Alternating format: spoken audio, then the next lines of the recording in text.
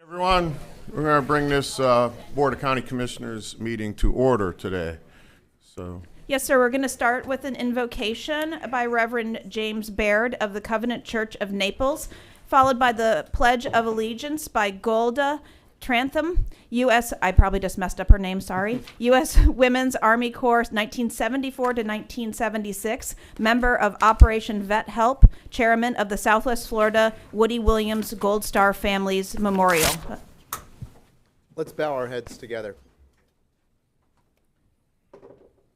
Dear our Lord, Father, Son, and Holy Ghost, today we ask that you would bless this meeting.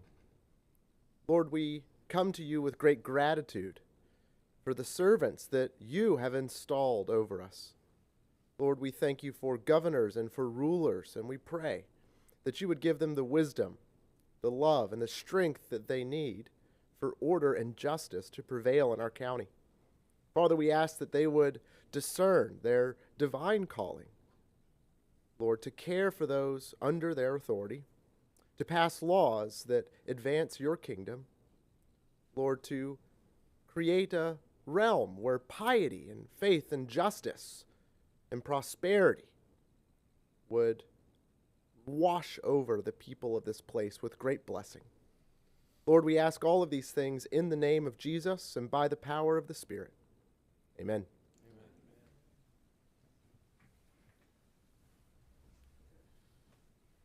I pledge allegiance to the flag of the United States of America and to the republic for which it stands, one nation, under God, indivisible, with liberty and justice for all. I believe, Goldo, you wanted to say a few words? Thank you. I just wanted to bring attention to the fact that we are in the process of bringing a memorial to honor our Gold Star families in Southwest Florida. We've already started the kickoff, and all we wanted to do was bring everybody's attention to the fact that we have one of the largest veterans populations in Southwest Florida, but we don't have anything to honor our Gold Star families. And at this time, look for us. We'll be around letting everyone know what we're doing and where we're going with it. Thank you very much. Thank you, Goldo. Ms. Patterson? Yes, sir. Agenda changes for January 27th, 2026. First, we have an add-on item 10B, which is a discussion regarding the Veterans Community Center. This is being added at Commissioner Saunders' request. Continue item 16G1 to the February 10th, 2026 BCC meeting. This is a recommendation to approve updates to the airport leasing policy, airport minimum standards, and airport rules and regulations. This is being continued at staff's request. We do have an additional continuation that is not on the change sheet, late breaking, and we'll update the change sheet accordingly. That is to continue item 16D1. This is a recommendation to approve the after-the-fact electronic submittal of the Retired and Senior Volunteer Program 2026-2027 continuation application to AmeriCorps under the Corporation for National and Community Service in the amount of $100,000. Allow the county manager or their designee to serve as the authorized representative for the grantor's electronic submission system, e-grants, throughout the grant period, and authorize the necessary budget amendments. This is being moved at staff's request. We do have a couple of agenda notes. The agreements for item 16C1 were uploaded on January 23rd after the agenda was initially published. And a correction for item 16B7, the recording fee will be paid by Pelican Bay. Funds are available in Fund 3041. We do have a time certain item 11A, to be heard at 10 a.m., and this is a recommendation to accept the CVB governance restructure study and direct staff on next step actions. We have court reporter breaks scheduled after the time certain at 10 o'clock and again at 2:50 if necessary. With that, County Attorney. Good morning. I have no changes. Thank you. Commissioners. Mr. Saunders? I have no changes and no disclosure. Commissioner Hall? No changes and no ex parte. Commissioner Castro? Same, no changes, no ex parte. Commissioner McDaniel, same. Well, I have no changes, but I do have on item 8A and 8B meetings. I'm sorry, wrong time for that. It's okay. Rookie. Rookie. Yeah. All right, all in favor of approving, signify by saying aye. Aye. Opposed? Passed unanimously. Commissioners, that brings us to item 3, awards and recognitions. We have several today. Our first, our 20-year attendee, Colleen Carlin, Code Enforcement. Congratulations, 20 years.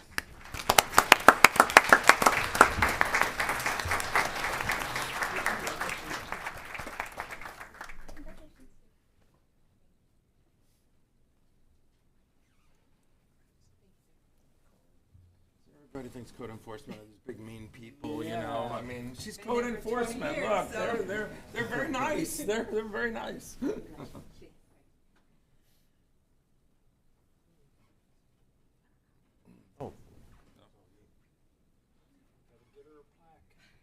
go. Sorry about that.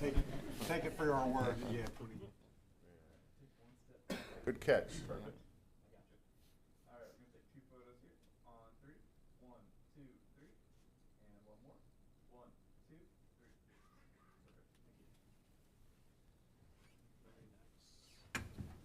Next up are our 30-year attendees.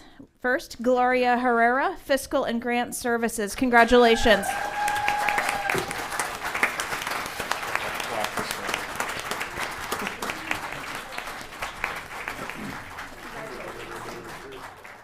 Yeah, that's what I was like. Oh, why is that sitting there? Who's running the office? I mean, Yeah. Money's here. Absolutely.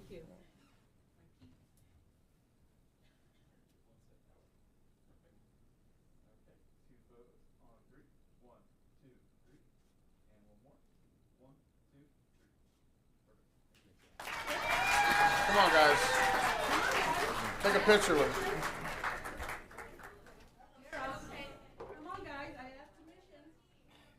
Had to do it today. They don't follow direction.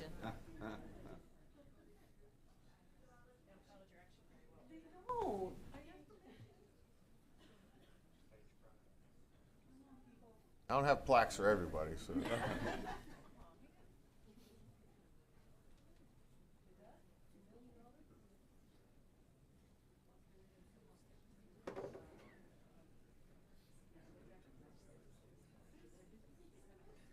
Oh yeah, yeah. Yeah, so- Yeah, tighten. Oh, yeah. Also, the taller people in the back. 2 rows. There you go.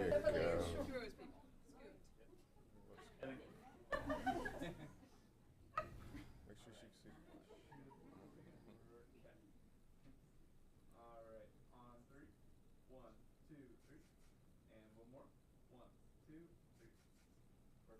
Congratulations.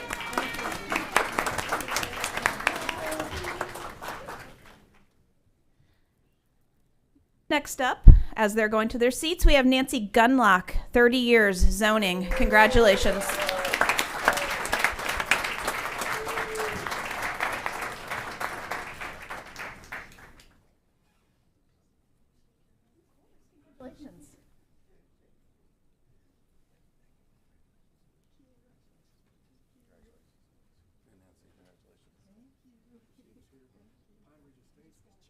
Oh, you're good.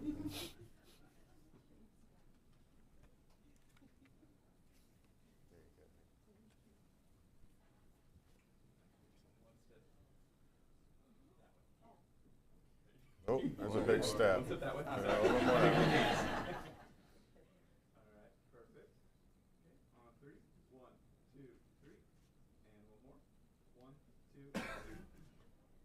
Let's, Nancy, whoa, let's get the community development, Mike, come on up.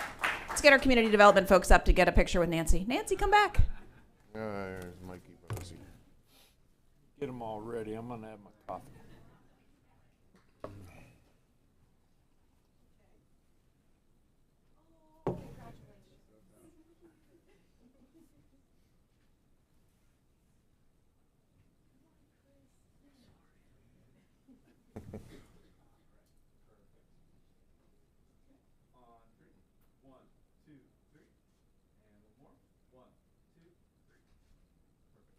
Yeah.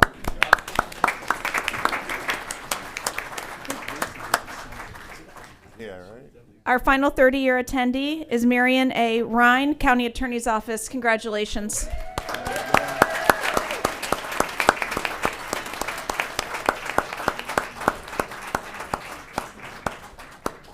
Once we get her picture, if the County Attorney's Office staff wants to come up and get a picture, come on up.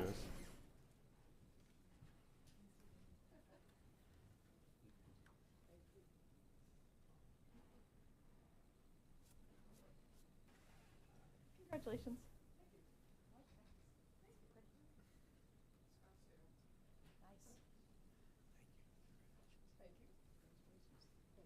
Congratulations.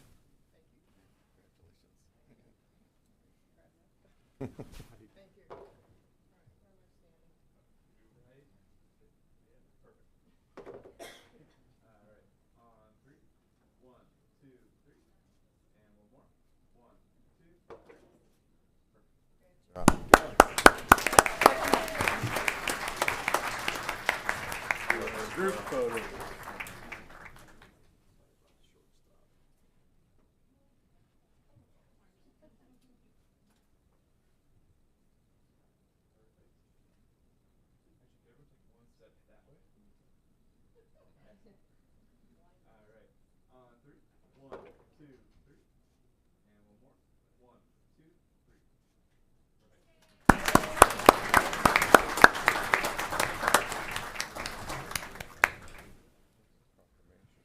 That's it. Oh. Commissioners, that brings us to item 4, proclamations. Item 4A is a proclamation designating February 6, 2026 as National Wear Red Day, to be accepted by Tracy Duhaney, Board Chairperson, American Heart Association, Southwest Florida. Congratulations.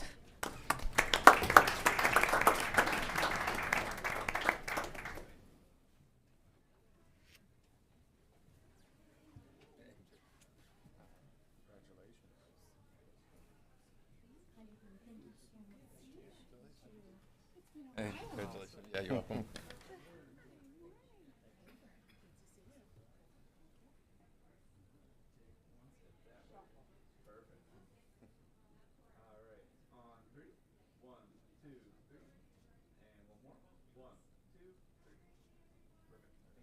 Any funny device or she was reference to?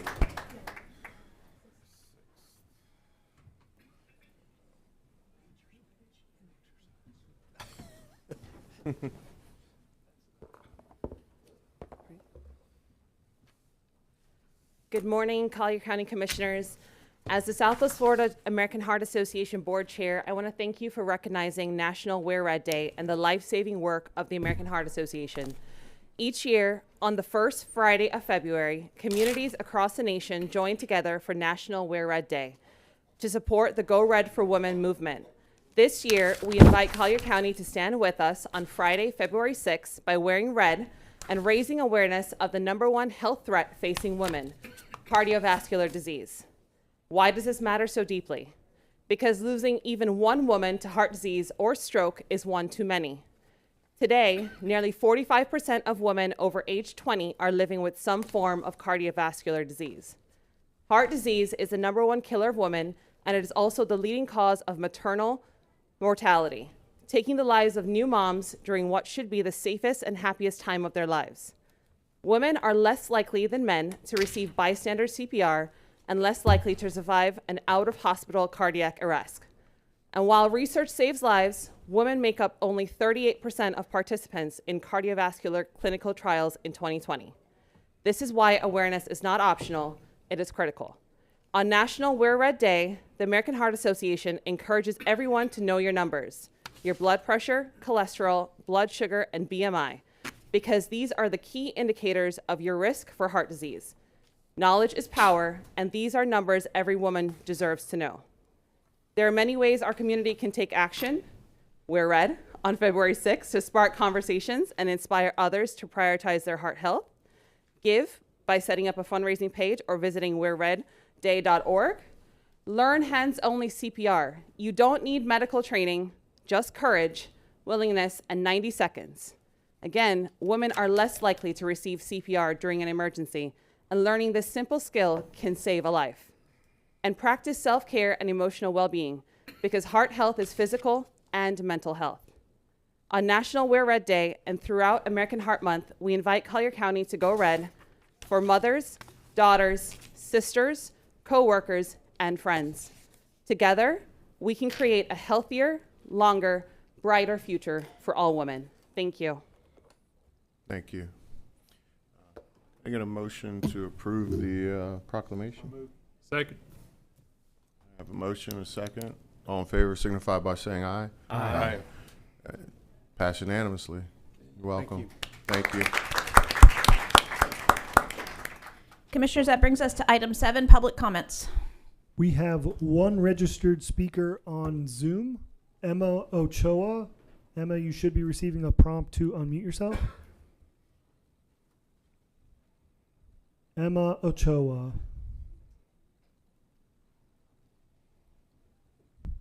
One last call, Emma, if you can unmute.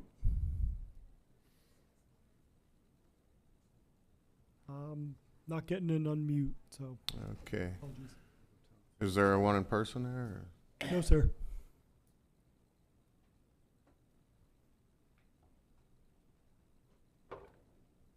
No, there's no one in person. Okay. All right. County We'll see manager. if Emma comes back. Yep. Move on next item. Very good. That moves us along to item 8. This is the Board of Zoning Appeals. We do have items 8A and 8B, which are companion items.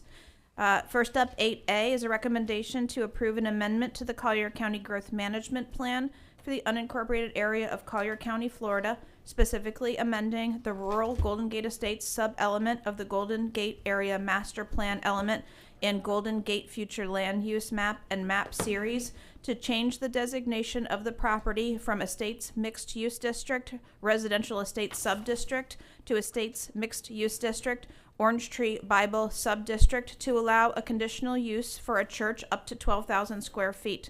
The subject property consists of 4.20 plus minus acres and is located at the northwest corner of Shady Hollow Boulevard East and Immokalee Road in Section 10, Township 48 South, Range 27 East, Collier County, Florida. Furthermore, directing transmittal of the adopted amendment to the Florida Department of Commerce, providing for severability and providing for an effective date. Its companion item is item 8B. This is a recommendation to approve a conditional use to allow a church on property zoned estates pursuant to section 2.03.01B1C1 of the Collier County Land Development Code on property located at the northwest corner of Shady Hollow Boulevard East and Immokalee Road in section 10, Township 48 South, Range 27 East, Collier County, Florida, consisting of 4.20 plus minus acres. With that, we'll do ex parte, and then we will, and your disclosures, and then we'll swear everybody in. All right. Well, this is where my paper comes in. That's right. Commissioner Saunders. Thank you, Mr. Chairman. I have meetings and some correspondence in reference to both 8A and 8B. Commissioner Hall. Thank you, Chairman. I have meetings and calls. Commissioner LaCastro. Meetings and emails. Commissioner McDaniel. Thank you, Mr. Chair. I have meetings and calls on both 8A and B. And I also have, I have meetings on both A and B. Very good. If all participants could please stand to be sworn in by the court reporter, that includes any that will be giving public comment.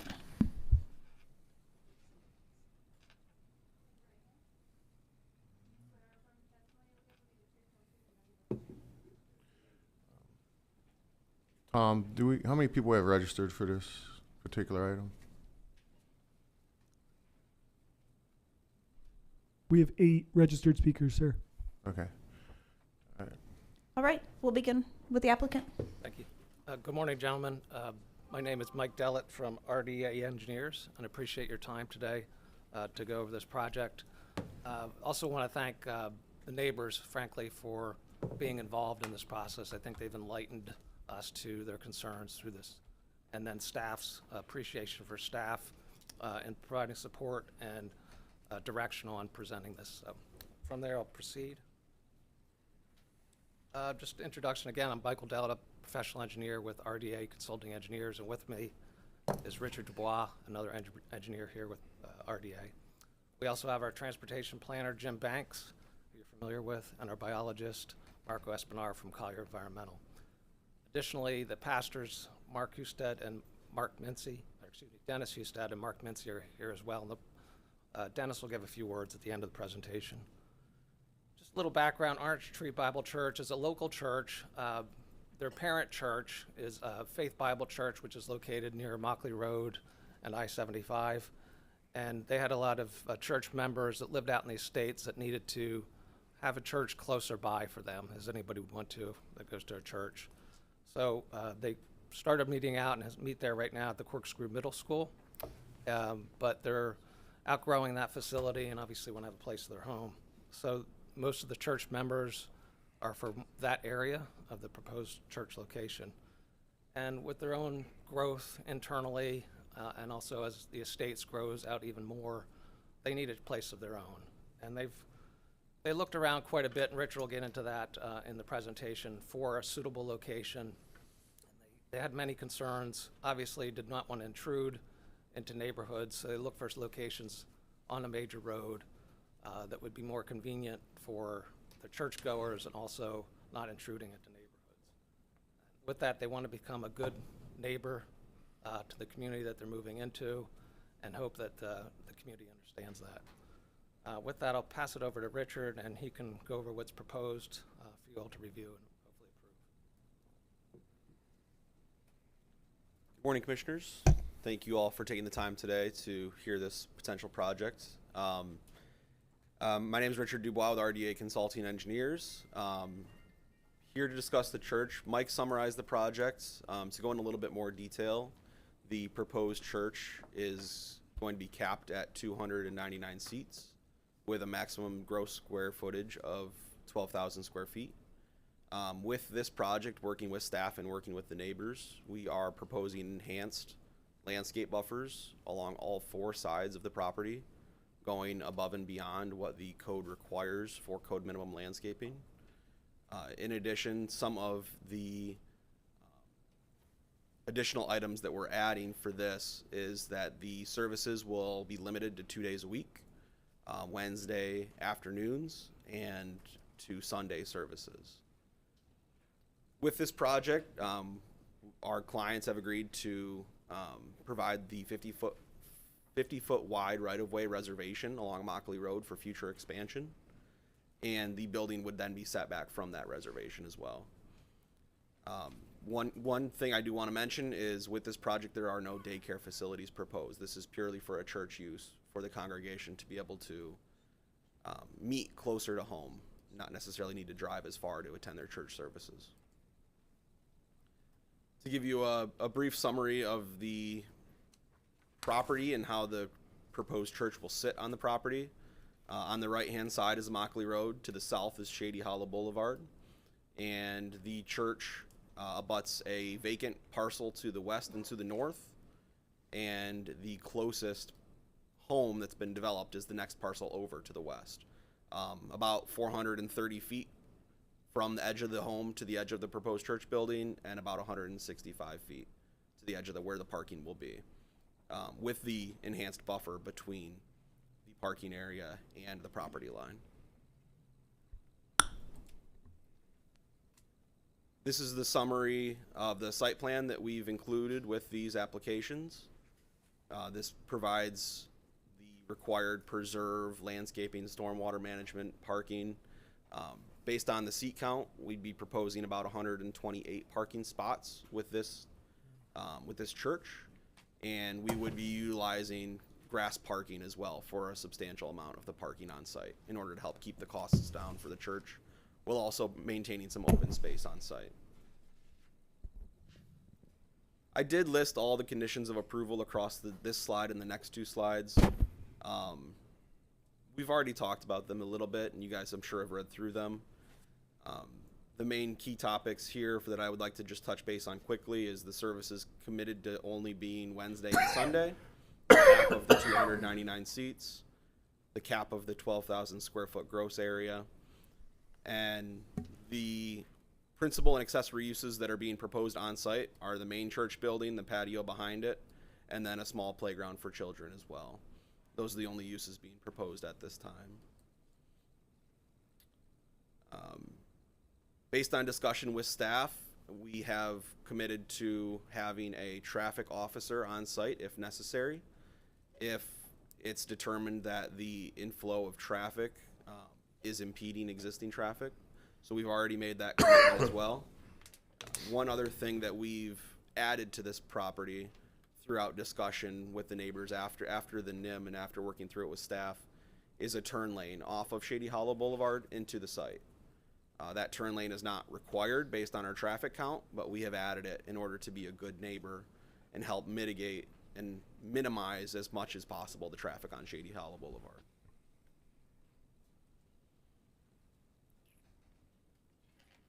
Then the last thing I'll touch on in the conditions of approval, the lighting on site. We have made the commitment that it would be dark sky compliant lighting and that the pole heights would be capped at 15 feet height in order to help minimize impact to any neighboring parcels. Again, that is above and beyond what the code typically would require for a development like this, but we're trying to come in and be good neighbors with the properties that are next door. To touch base quickly on the location, our clients looked into many locations for this development. In this area, as we all know, most of it's zoned estates, and any estate zone property would require the same conditional use and GMPA process in order to develop a church on that property. One thing that's continued to come up throughout our NIM and throughout our planning application meeting was that there was a parcel to the east on the other side of Immokalee Road that would be suitably zoned for this development.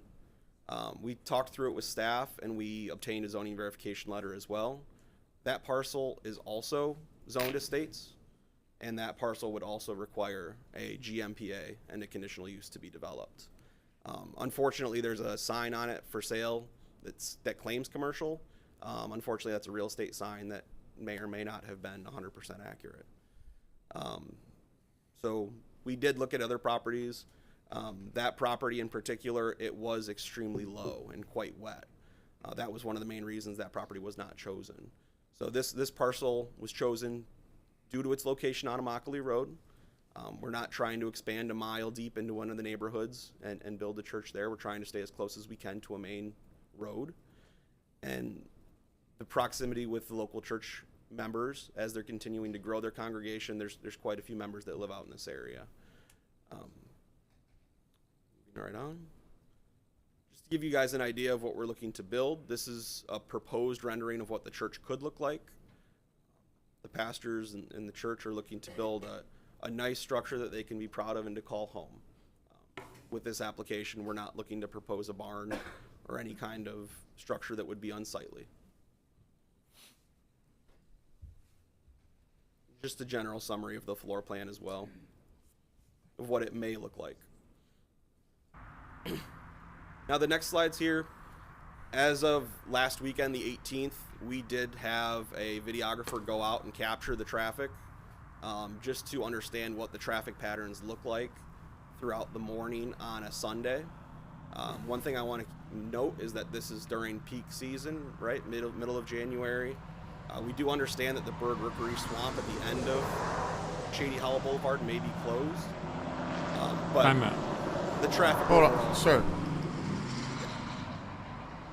Oh, your video is not That's playing. Your video. Yeah, and it's people are thinking of planes flying into the building, so... Yeah. No worries, let's mute it. That's even better. Perfect. No planes, hopefully. So just to quickly summarize, I'm going to show you guys some quick clips. 10 o'clock, 11 o'clock, and then just before noon of what the traffic looks like along Immokalee Road and Shady Hollow Boulevard as well. This isn't cherry-picked videos. We're here providing videos on the hour. The traffic overall is quite light, and this was on a Sunday.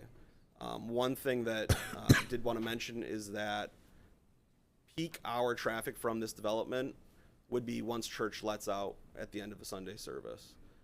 The typical peak hour traffic on Immokalee Road does not coincide with the traffic that would be seen from this project. Just a quick summary as well. I can skip through it quickly. It's just a quick minute of traffic on the hour. I watched the video myself sped up. It was pretty much the same throughout the 3-hour stretch where it was all extremely light traffic. No standstills. Vehicles would be able to make turns off of Shady Hollow Boulevard onto Immokalee Road, either going northbound or southbound with minimal problem.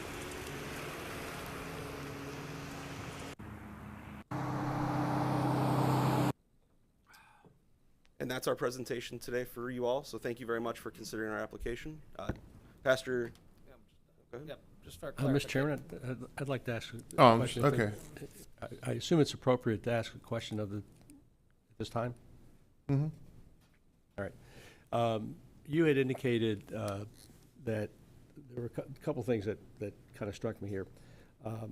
This is what you said, that there's no plan to have a daycare facility, or there's no other uses planned at this time.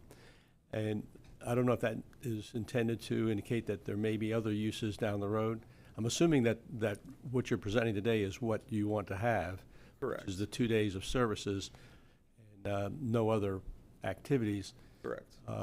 And the reason I raise that question is and this is a question for the county attorney, there are opportunities to engage in activities or have other services that are compatible, I'm not sure if that's the right word, where you don't need to come back for a change. And I want to make sure that we're limiting this to the uses that have been outlined today, that there's not going to be an opportunity to come back and say, well, a daycare facility, and I'm not saying you would do this, but just, down the road 20 years from now, there may be somebody else that's running the show there, that they can't come back and simply say, well, a daycare is a compatible or customary use of a church, and therefore it's a use that is permitted. That's what makes sure we're limiting this.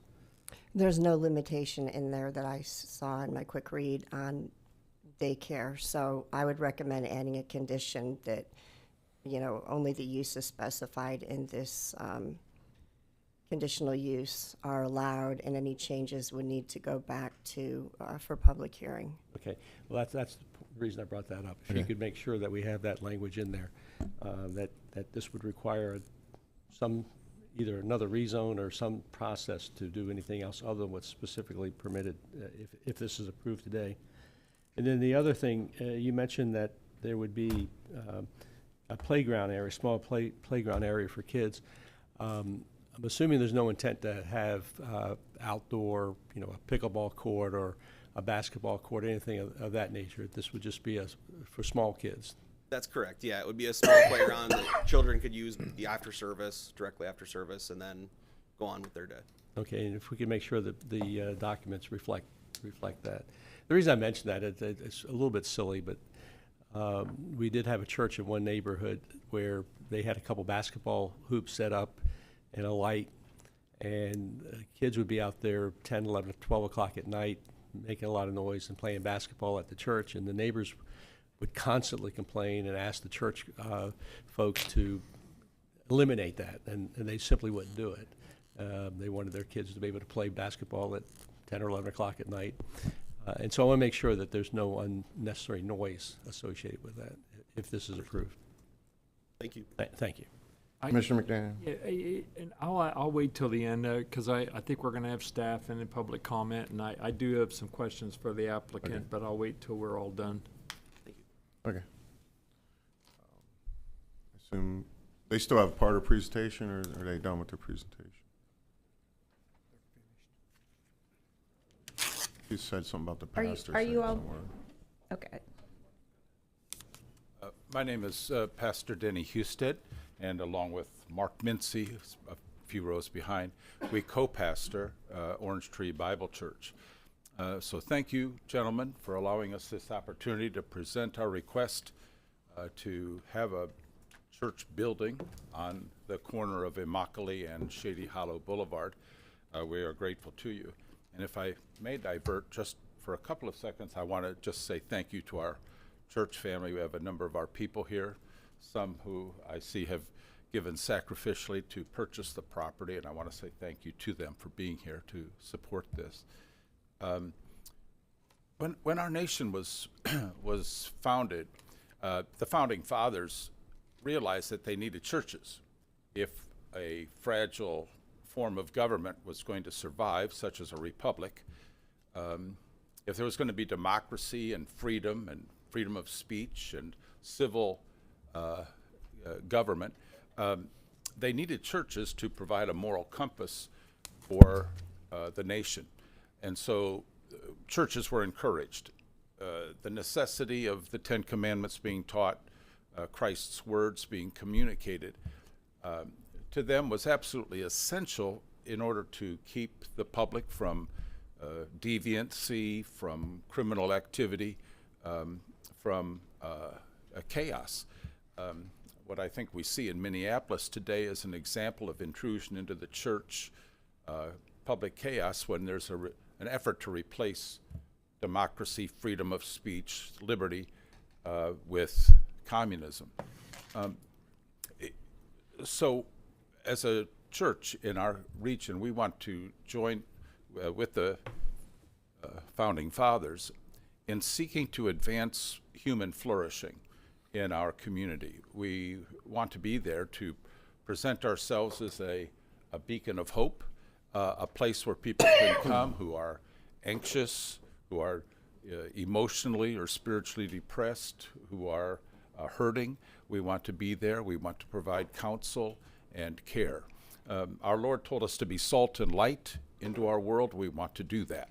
We want to be able to communicate the truth that is found in the Bible, and we believe that a Christian foundation in our communities is essential for human flourishing. So we think we serve a vital role, as the founding fathers thought, to be lights into our communities.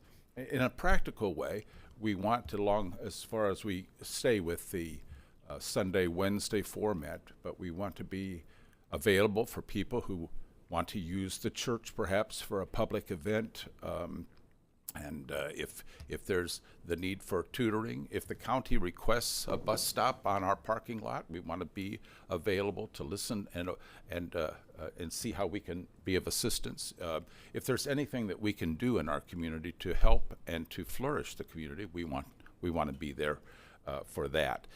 So we want to say thank you for the privilege of being able to communicate our desire. And if I may say, I think our community right now of Orange Tree area and the estates is very short of churches. We have very few in the area, especially public buildings. It's very light, and so we want to be a lighthouse into our community. And I am thankful for your consideration. Thank you. Thank you. Does that complete your presentation as a petition? Okay. How about county staff? Mr. Bosey.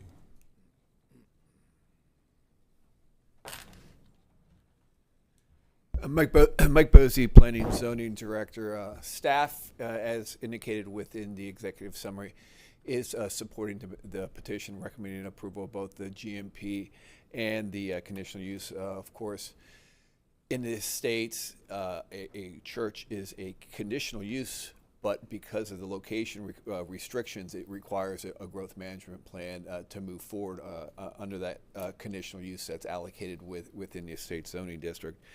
The Planning Commission did hear this, made recommendation against for denial to the Board of County Commissioners 6-0. Their main concern was the public testimony that they heard described the activity of the Rookery Bird Sanctuary that sits to the west of the parcel at the terminus of Sleepy Hollow. The weekend being the most active time for those facilities. That with the local traffic and the church traffic, it was there was concerns about ingress and egress. Staff did take those into consideration in speaking with our transportation planners. We haven't had an opportunity to do operational analysis. That would happen during an SDP. But from our overview, we do think that there still can be a safe condition. And we looked at that rookery, the bird rookery, and there's roughly about 30 to 32 parking spaces at that location. We don't think that that is a volume that was going to create a great public concern or traffic safety. There was a number of modifications that came out during the Planning Commission. The applicant's team mentioned it. I think one of the most significant was the turn lane on Immokalee Road into it, a decel lane that they are volunteering, as well as originally the setback from the 50-foot right-of-way that is being requested for a future Immokalee expansion as well. That they're going to be providing that, but also being set back 75 feet from that. For those reasons, staff is recommending approval, and we would do any questions that you may have directly related to our executive summary. Mr. Saunders, you have a question? Yes, sir. Pastor Houston indicated in his comments that this would be obviously a very nice public facility for the churchgoers there, but he also mentioned a venue for public events. And again, I'm concerned about opening the door here. It's one thing to say this is going to be a church that has a service on a Wednesday from 5 to 9 and a service on Sunday from 9 to 1 or 2, whatever the hours would be. But then to add to that, open for public events, that raises a little bit of concern. And so obviously there are going to be weddings and all those things that go along with the operation of a church. But I'm a little concerned about the general term public events, and maybe it may be one of those things where Pastor Houston might have to kind of define that a little bit. But I don't want this to be opened up to where there could be events anytime, any night, any day for, quote, public events. So how do we make sure that that doesn't happen? And as your earlier discussion with the county attorney related to, having an additional restriction, condition number 19 that states that activities related to this condition use for only those activities that have been identified within the conditions of approval, meaning that the hours of operation being Sunday 7:30 to 2 and on Wednesday 5 to 6, those are when the church activities can move forward. The normal days of operations would be Sunday and Wednesday. Those will be the days that they're restricted to. Anything beyond that they would be eligible for related to some temporary use events. Any facility such as this would be eligible for 42 temporary use events throughout the year, but that requires a application to growth management, coordination with the safety service providers to let them know that it's going on. There's restrictions in terms of how long those events could happen. So there are inherently restrictions that could that are being incorporated to the conditions of approval. Anything beyond what's within these conditions of approval, outside of a temporary use permit or a temporary event, would not be authorized by this ordinance or by the resolution. And it's the county staff that issues those permits for special events. Those do not come to the commission. No, those are issued by growth management. Yes. Commissioner, in light of the conversation, I would also recommend under condition 5, at the end, it identifies that the other organizations and clubs can use the facility during the hours of operation. So we would add at the end of number 5, during the hours of operation, which would tighten it up to make sure it would be, there's no wiggle room. Thank you. Commissioner Hall. Thank you, Chairman. Mr. Bosey, what is the allowed density now for the residential mixed use per acre? Within the estate zoning district, it's 1 unit per 2.25 acres. Okay. And the mixed use would be how, Well, currently right now, mixed use is not a use that's allowed within the estate zoning district. I was wondering about that because it says that they wanted to change it from residential subdistrict to the mixed use. Okay, I got it. I misread it. And then secondly, I certainly don't want to be the event police for a church, but weddings and funerals and an occasional revival could certainly be expected. I understand that the revivals would be, have to come forth for the week's use, but I don't see where weddings and funerals would have to have special permission, because that's a normal use of the church, and it's certainly not traffic intensive. But it's something that's special to people, and that they want to use their church for those events. And so I don't think it's going to be necessary. I don't want it to be necessary where we have to be the big event police for what society wants and what people are expecting from their church. I just wanted you, what's your thoughts on that? I would say weddings, funerals, those may happen outside of the Wednesday and Sunday, because right now, as it's written, the hours of operation are strictly for this for the church for activity to happen there is Sunday and Wednesday. So if they want churches and weddings to happen, say on Saturdays as an appropriate, that should be added to this to this list of activities, that weddings and funerals can happen on a Saturday or various other days, which are, because those are customary activities that are associated with the church. But the way that these conditions have been crafted, they really say to restrict the activity is only Sunday and Wednesday that activity is going on within that church in terms of the public accessing. I personally would like to see that added as just a normal use, to where we don't have to be determining whether somebody has the right to get married or somebody wants to bury their loved one. That's just a normal operation of the church, and it's certainly not going to be traffic intensive. I understand what Commissioner Saunders is saying about, the public use. There's a ditch on both sides of the road. He's talking about one side of the ditch, I'm talking about the other. There's balance in both of them, and that's what I'd like to see happen. Commissioner McDaniel. Yes, thank you, Mr. Chair. I think Pastor leaned out over his skis a little bit in an endeavor to be nice.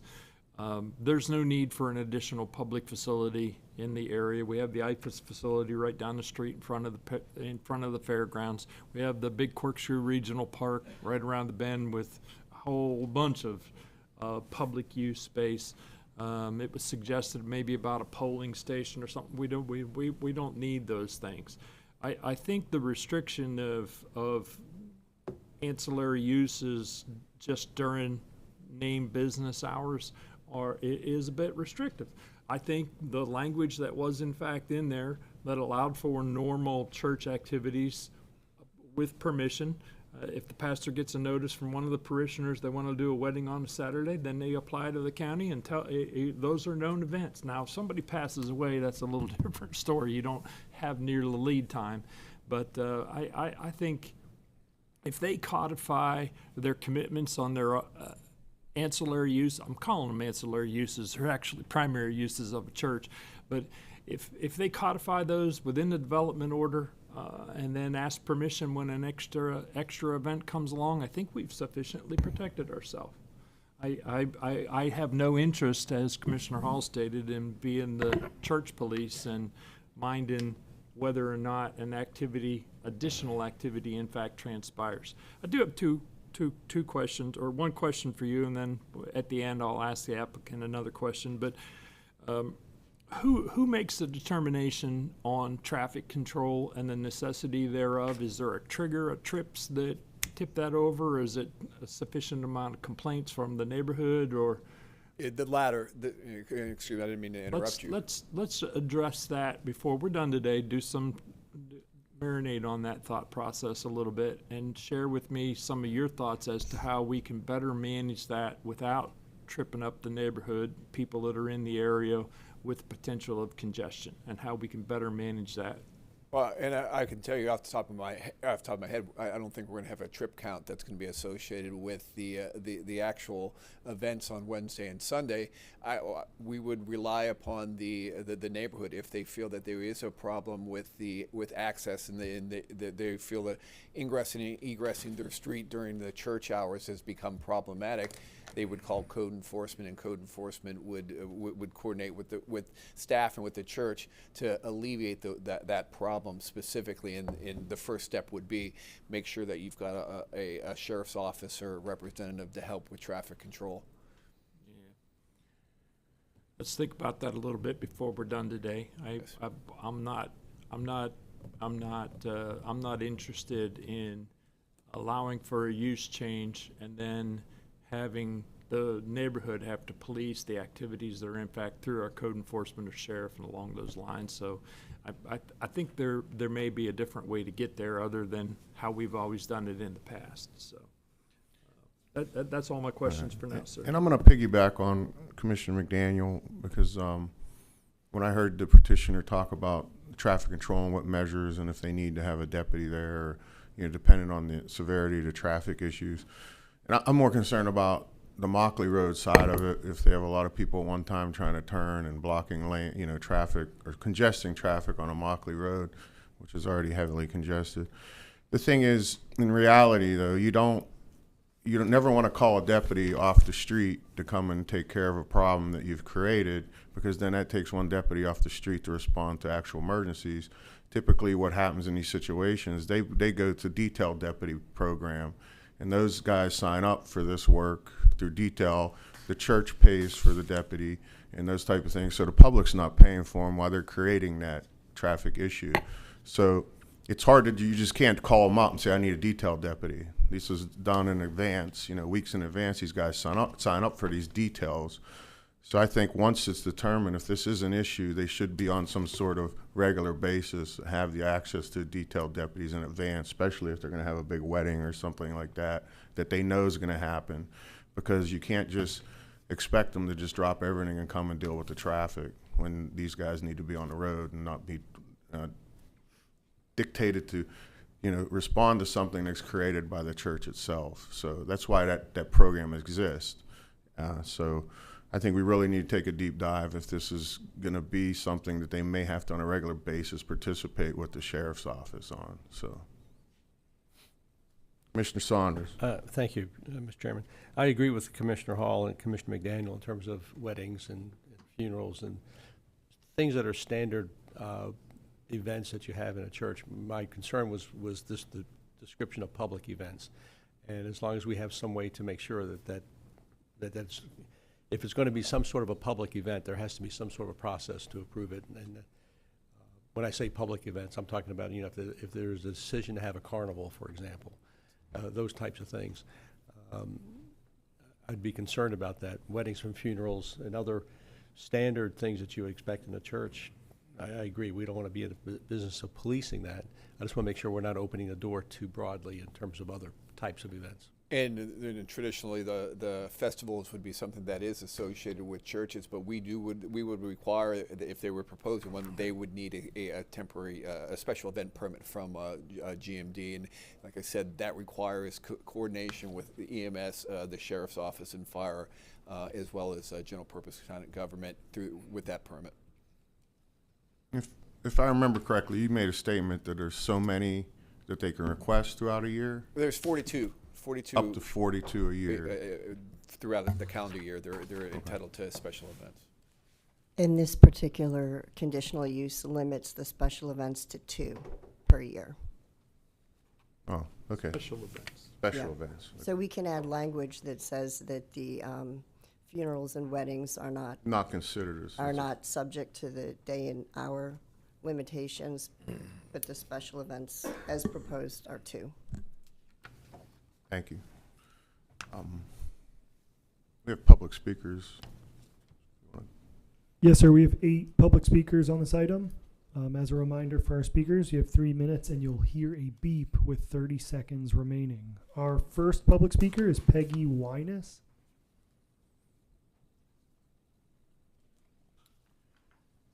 Good morning, gentlemen. Good morning, Peggy.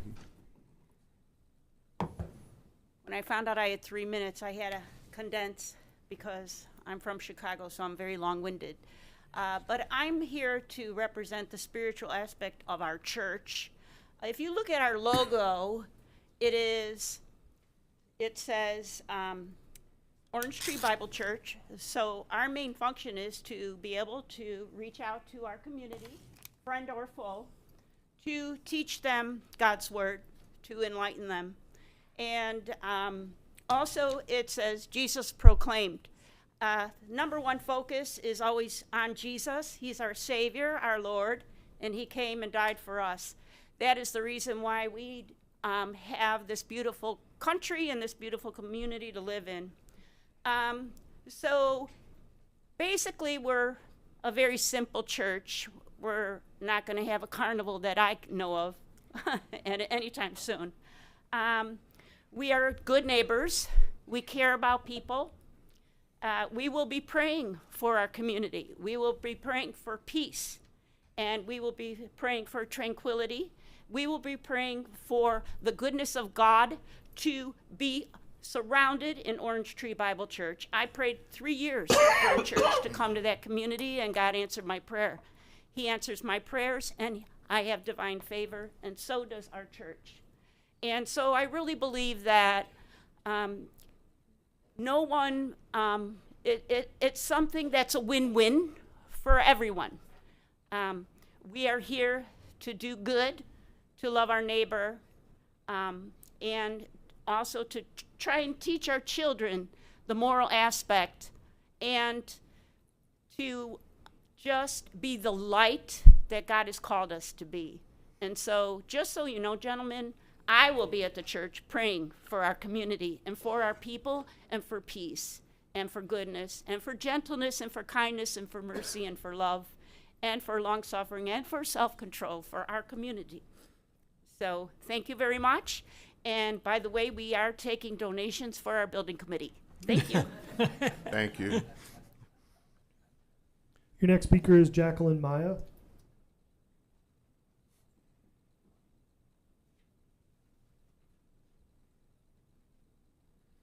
Good morning. Good morning. I agree with what the staff has recommended, and I ask for approval to build this house of worship for our community. I support having the location and not having to drive to the parent church, Faith Bible Church, located in Mockley and 75, as mentioned earlier, which I was a member at for many years. I reside in the estates, and this would benefit all of us, including myself. Thank you. Thank you. We'll have speakers queue up at both podiums. Our next public speaker is John Snowball, and he will be followed by Colleen Arroyo.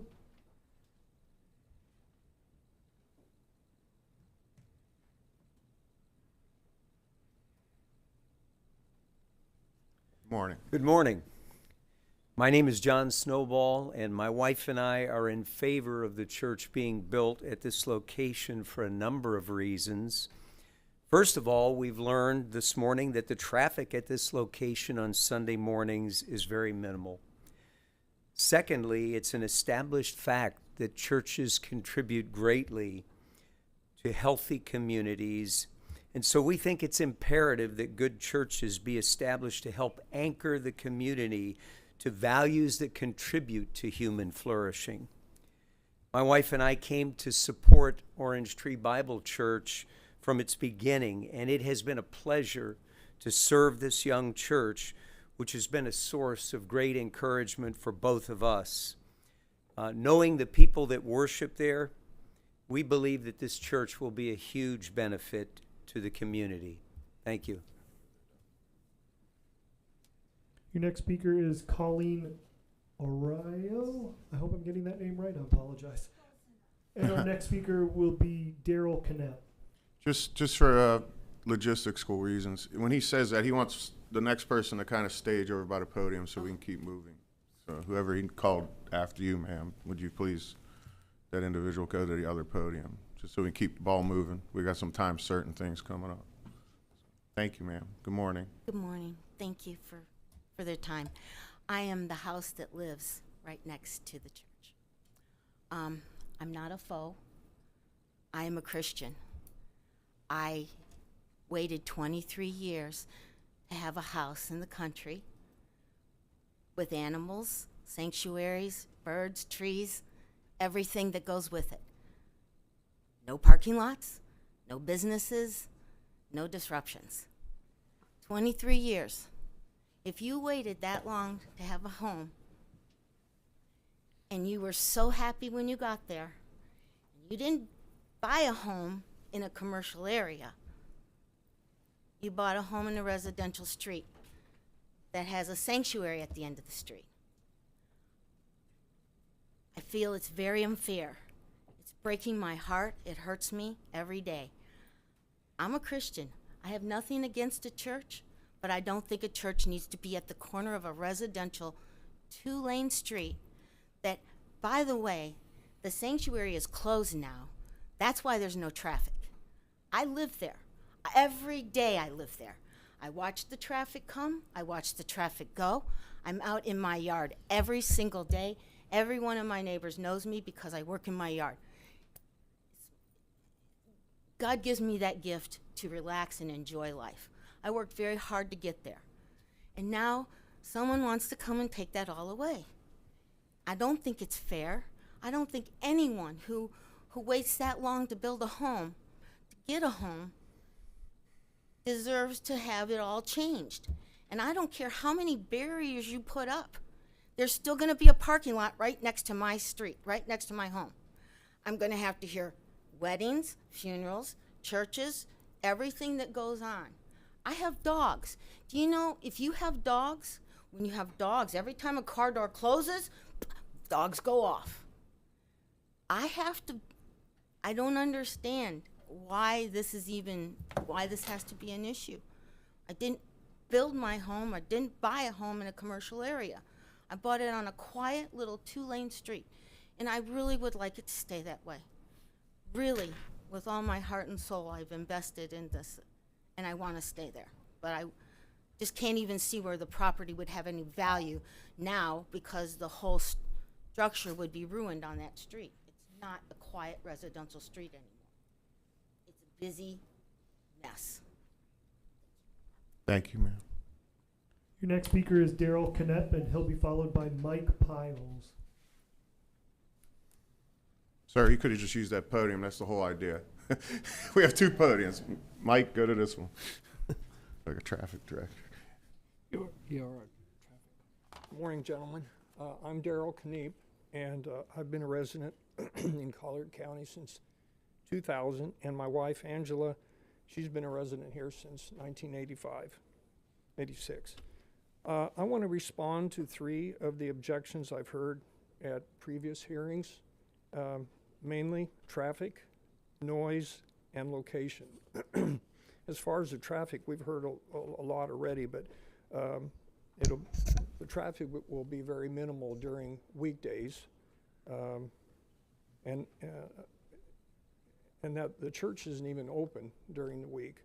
So as we've heard before, it's only going to be Wednesday evenings and Sunday mornings on a regular basis. Besides that, there would be very little time except for these special occasions like you've been talked about.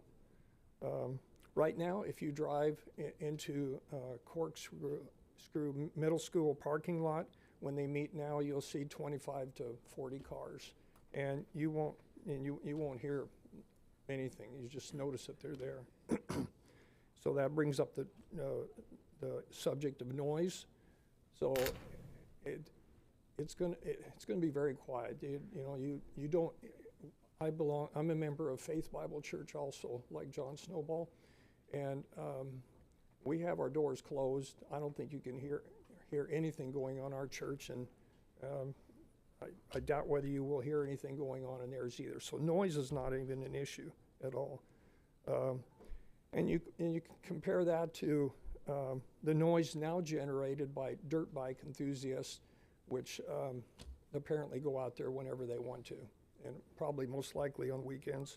But that would be quite a bit more noise than what you're going to get from the church. The location, which is another objection. At one of the meetings I was at, they said, why do you want to have a church in a residential area? Well, to any observer looking at where the churches are now located in Collier County, you're going to notice almost all churches are in a residential area. So In my opinion, none of the objections that I've addressed here are any reason to deny the church position to build a building that is residentially aesthetic to the area, and which it will not be a big building with a tall steeple. So that was one of the objections to ones too. Thank you for hearing me. Thank you very much. Thank you. Our next speaker is Mike Piles, and he'll be followed by Charles Norman Pulliam. Good morning, gentlemen. I'm a resident on Shady Hollow Boulevard. I live at the house at the end of the road as the road enters the bird rookery. I'd like to make a couple of comments on the video that supposedly demonstrated the traffic condition. First, there was no video, as I understand it, of Wednesdays, which a Wednesday evening service, I think all of you probably know what's happening to the volume of traffic on Immokalee Road. It is bumper to bumper. It travels fast at that stretch of the road. This intersection also has a turn lane that is used as a U-turn because the street immediately south of Shady Hollow you cannot turn onto that residential street off Immokalee Road. You have to come up to our street, make a U-turn, and drop down a block. As for Sunday morning, the Crew Sanctuary is closed right now, and there's a reason it's closed. They're undergoing an expansion. When I bought my lot out there about 12 years ago, they were getting about 30,000 visitors a year into the rookery. The current numbers we've seen have been around 50,000. Most of that traffic is on the weekends. The rookery is closed right now because they're reconstructing the boardwalk entrance into the rookery. They're also expanding the parking lot. There was a mention that there are 32 parking spaces there. The Crew Sanctuary had objected to the expansion of the parking lot because they did not want to increase the traffic into the rookery because of the burden on the wildlife. But the county prevailed upon them to expand the lot because of the number of traffic lined up parking along the ditches on the dirt part of the road on weekends because of traffic overflow. I used to walk on Shady Hollow Boulevard for exercise, and there are no sidewalks or anything, so I would walk on the pavement. And one of the things I would do to occupy myself during this walk was to do a car count.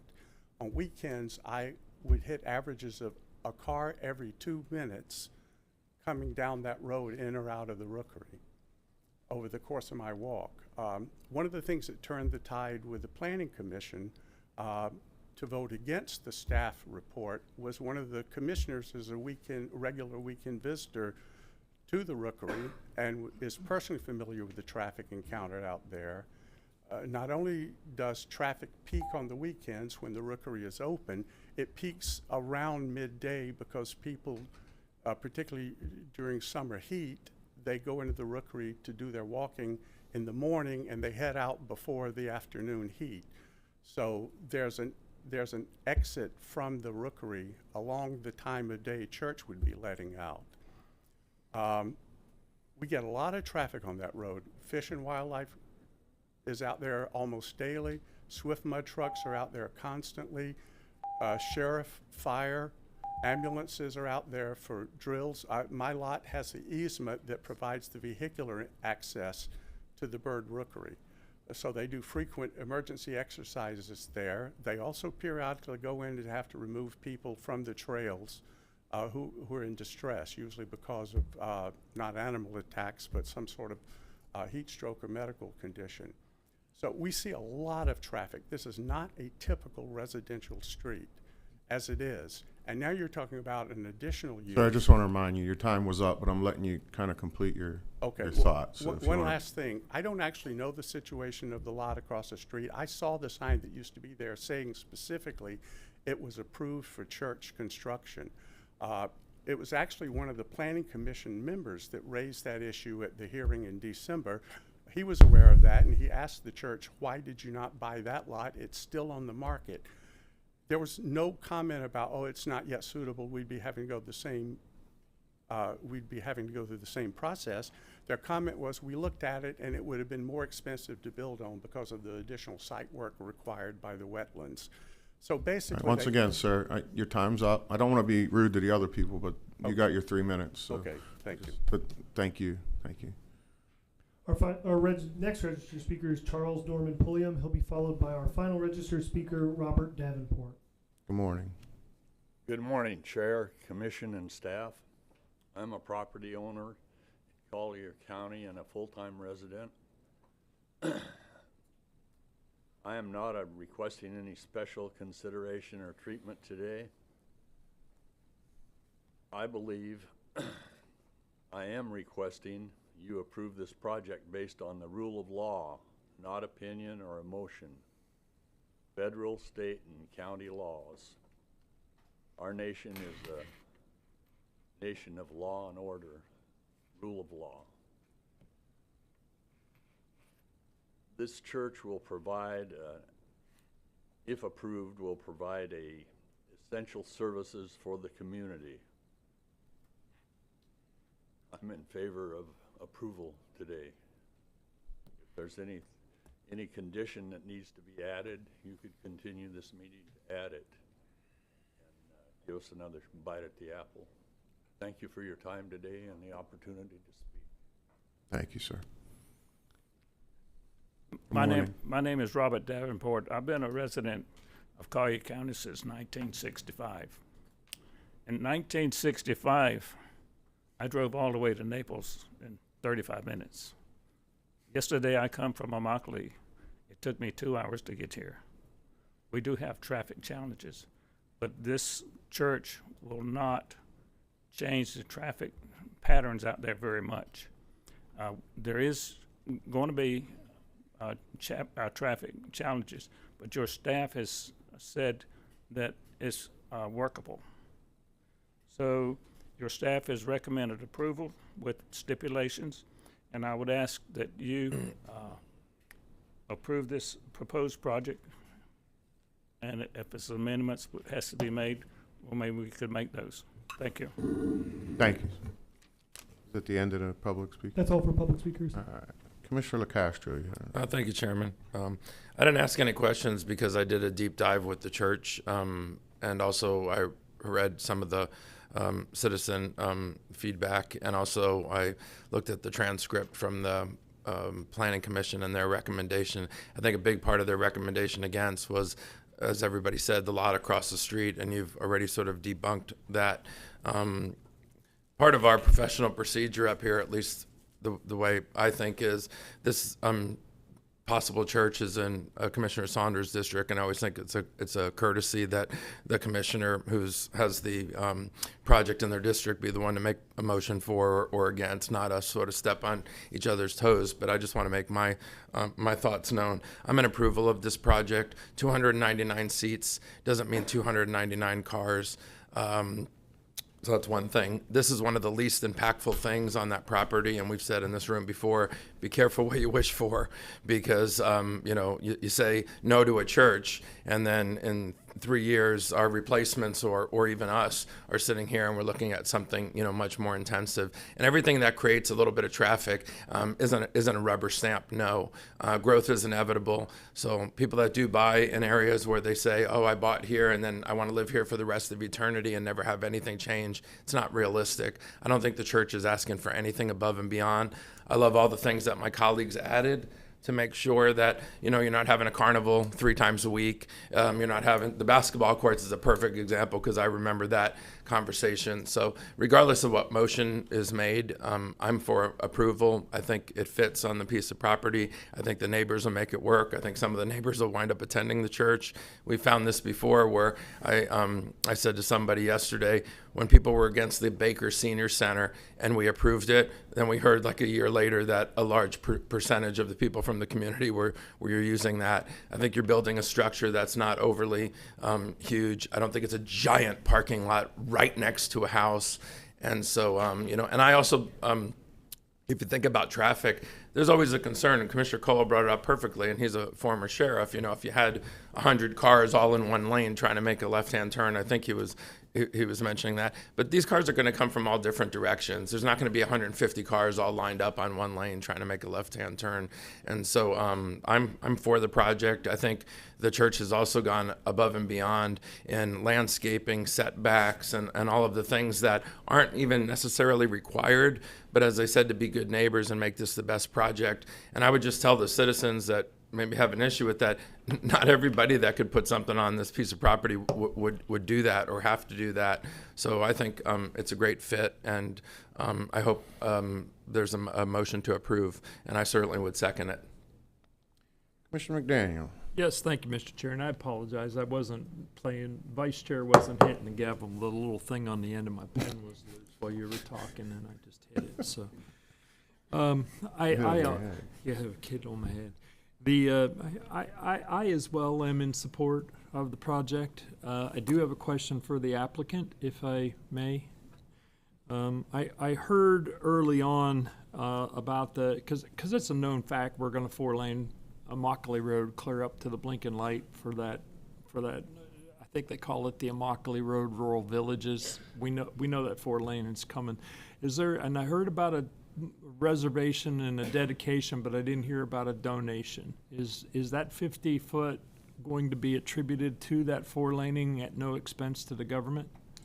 So no, the 50-foot right-of-way reservation is being set aside, I believe, and the county attorney can confirm this, that the purchase price will be locked into the values at when the GMPA and conditional use was approved. Is that correct? It's actually the date before approval. Okay. Is the evaluation. Get in the huddle over there and talk about the donation as well as the dedication and reservation. That I think would be a very good thing for the community at large. We all know there are issues out there. I happen to serve on the executive committee and the board of trustees of the crew.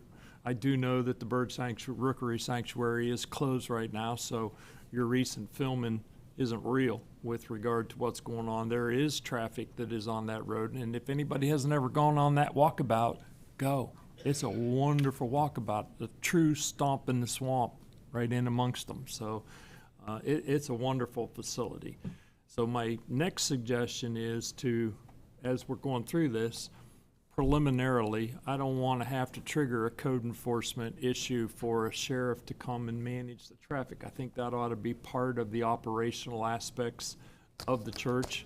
And then at some stage, and I know there's an expense associated with that, but that's going to help mitigate the traffic. That's going to help offset the unknowns once that rookery, the bird sanctuary rookery gets opened back up. Those issues can be mitigated and handled in advance. So I think that and as you said, Mr. Chair, I've done it in my other businesses. You can apply for, the fellows sign up for it. You don't have to have a deputy with a gun standing there. It can be one of our community service officers that's managing it, and you just in fact do that.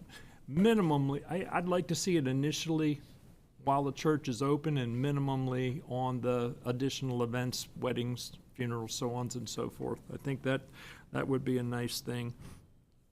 I didn't really think that the county attorney's suggestion on the limitation of the additional events in number 5 was requisite. I think if I understood you were suggesting that we limit all special activities to their hours of operation. That's just for other organizations, non-church organizations.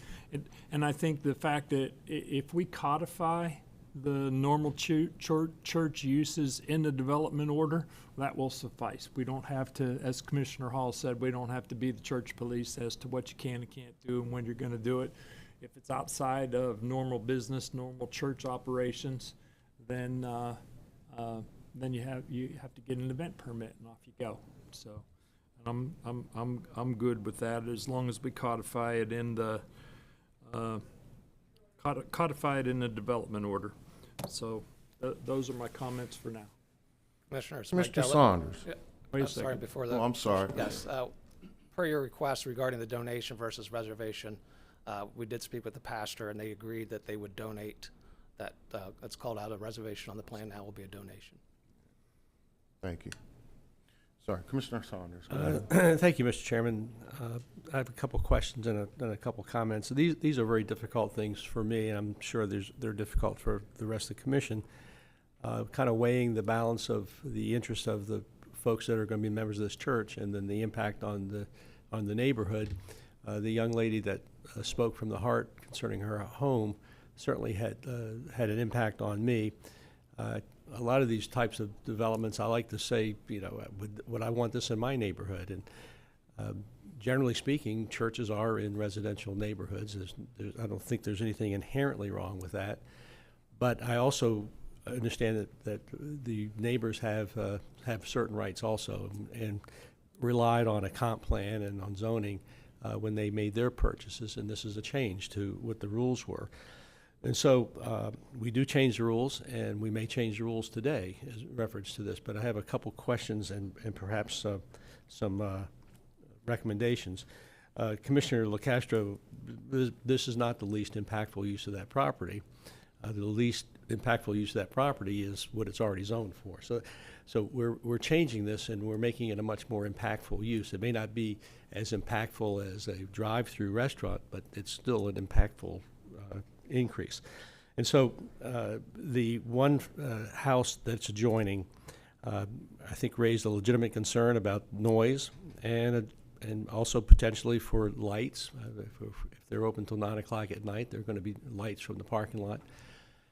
What is the distance from the parking lot? You had a slide up, I think it was 160 some odd feet from the parking lot to the neighbor's yard, or was that to the neighbor's house? Yeah, so it was about 164 feet to the neighbor's home from the edge of the parking lot. Okay, and how far from the parking lot to the lot line of the neighbor? There's 75-foot wide lots, so it would probably be around 80 feet or so, I would imagine, from the parking lot to the property line. And how wide is the buffering going to be, and what kind of buffering you're going to have there? So on the buffering on that side, on the west side, we are maintaining 75 feet of native vegetation and then adding buffering plantings to those. I believe it's a type B buffer. If I recall correctly, I could pull the slide back up as well, but I believe it was 6 foot tall shrubs at the time of planting. And one thing I do want to summarize, if we could pull the presentation back up really quick. The location here for this. So here's the exhibit we show. So that 165 is measured from the parking lot. We have this lot, empty lot, between us and the adjacent neighbor that's built. So there is a lot here as well. And then that home is there. So that buffer. That lot that's in between, that's a single family. There's a single family lot as well in between the church property and the existing home that's developed. Correct. So there is a lot as well between this project and the closest home. Is there any potential, I don't want to run up the cost for a church, and none of us like to vote against churches. Is there any potential for a wall along that side of the property to buffer the existing house and the future house from the light and noise from the parking lot? I don't believe the church would be opposed to that. Regarding the landscaping, so the landscaping to the west will have the 25-foot type B buffer material, and shrubs will be maintained at a minimum of 72 inches in height. Right. So typically when we're doing enhanced landscape planting plans, which is what we're proposing here today, at the time of installation, the opacity would be very similar to a wall itself. Okay. I appreciate that, but it won't be the same as a wall, and the noise resistance won't be quite the same as a wall as well. We would have no objection to either a solid wall or a solid fence, some sort of actual solid material. A solid wall along that property line? Is that, so you would agree to that? Yes. All right, Mr. Chairman, members, I don't like, I've gotten to a point where I just don't like changing the comprehensive plan. People rely on it, and we've done that a lot, and I've voted for it quite a few times. We've looked at the public benefit. Generally speaking, it's been a lot of workforce housing that's come along with these comprehensive land use changes. Churches are, I think, are a real positive, and I think with the addition of that wall along that property line, I think that does alleviate a lot of the concern that was raised by the property owner. So with that additional condition, I will support this. Thank you, Commissioner. Commissioner McDaniel.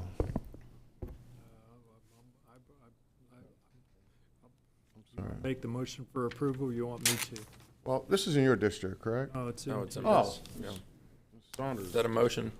Was that a motion with, That was not a motion, but obviously it's going to pass 5-0, so I'll make a motion to I'll approve second. that. all right. And do we need to have that language that we were discussing? With those stipulations that we talked about the donation of the right-of-way, the Yes. requirement of the sheriff's department maintaining traffic, and all of the other commitments within the All of DOT. them. And All the of the condition 5 for the non-church people for I'll second activity. that. Now, the wall, I think, would be what, about a 6-foot wall, I think, was that pretty standard? What we talked about? Standard. All right. All right, so I have a motion and a second. All in favor signify by saying aye. Aye. Opposed, same sign, same sound. It passes. All right.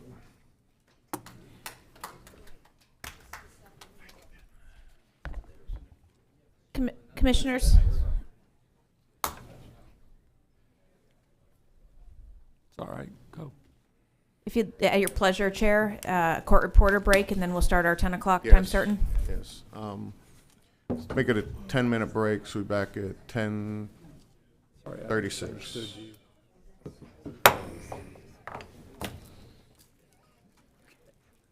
I'm not going to be offended. Good. I'm trying to help you guys. Yeah, I understand. I'm happy to have the help. Thank you. It's gonna be 4 lane. Good to see you. I think so. How are you? All right. Yes, sir. Commissioner? Robert? Hey. Already? Thank you. You realize Bert went that far up? Good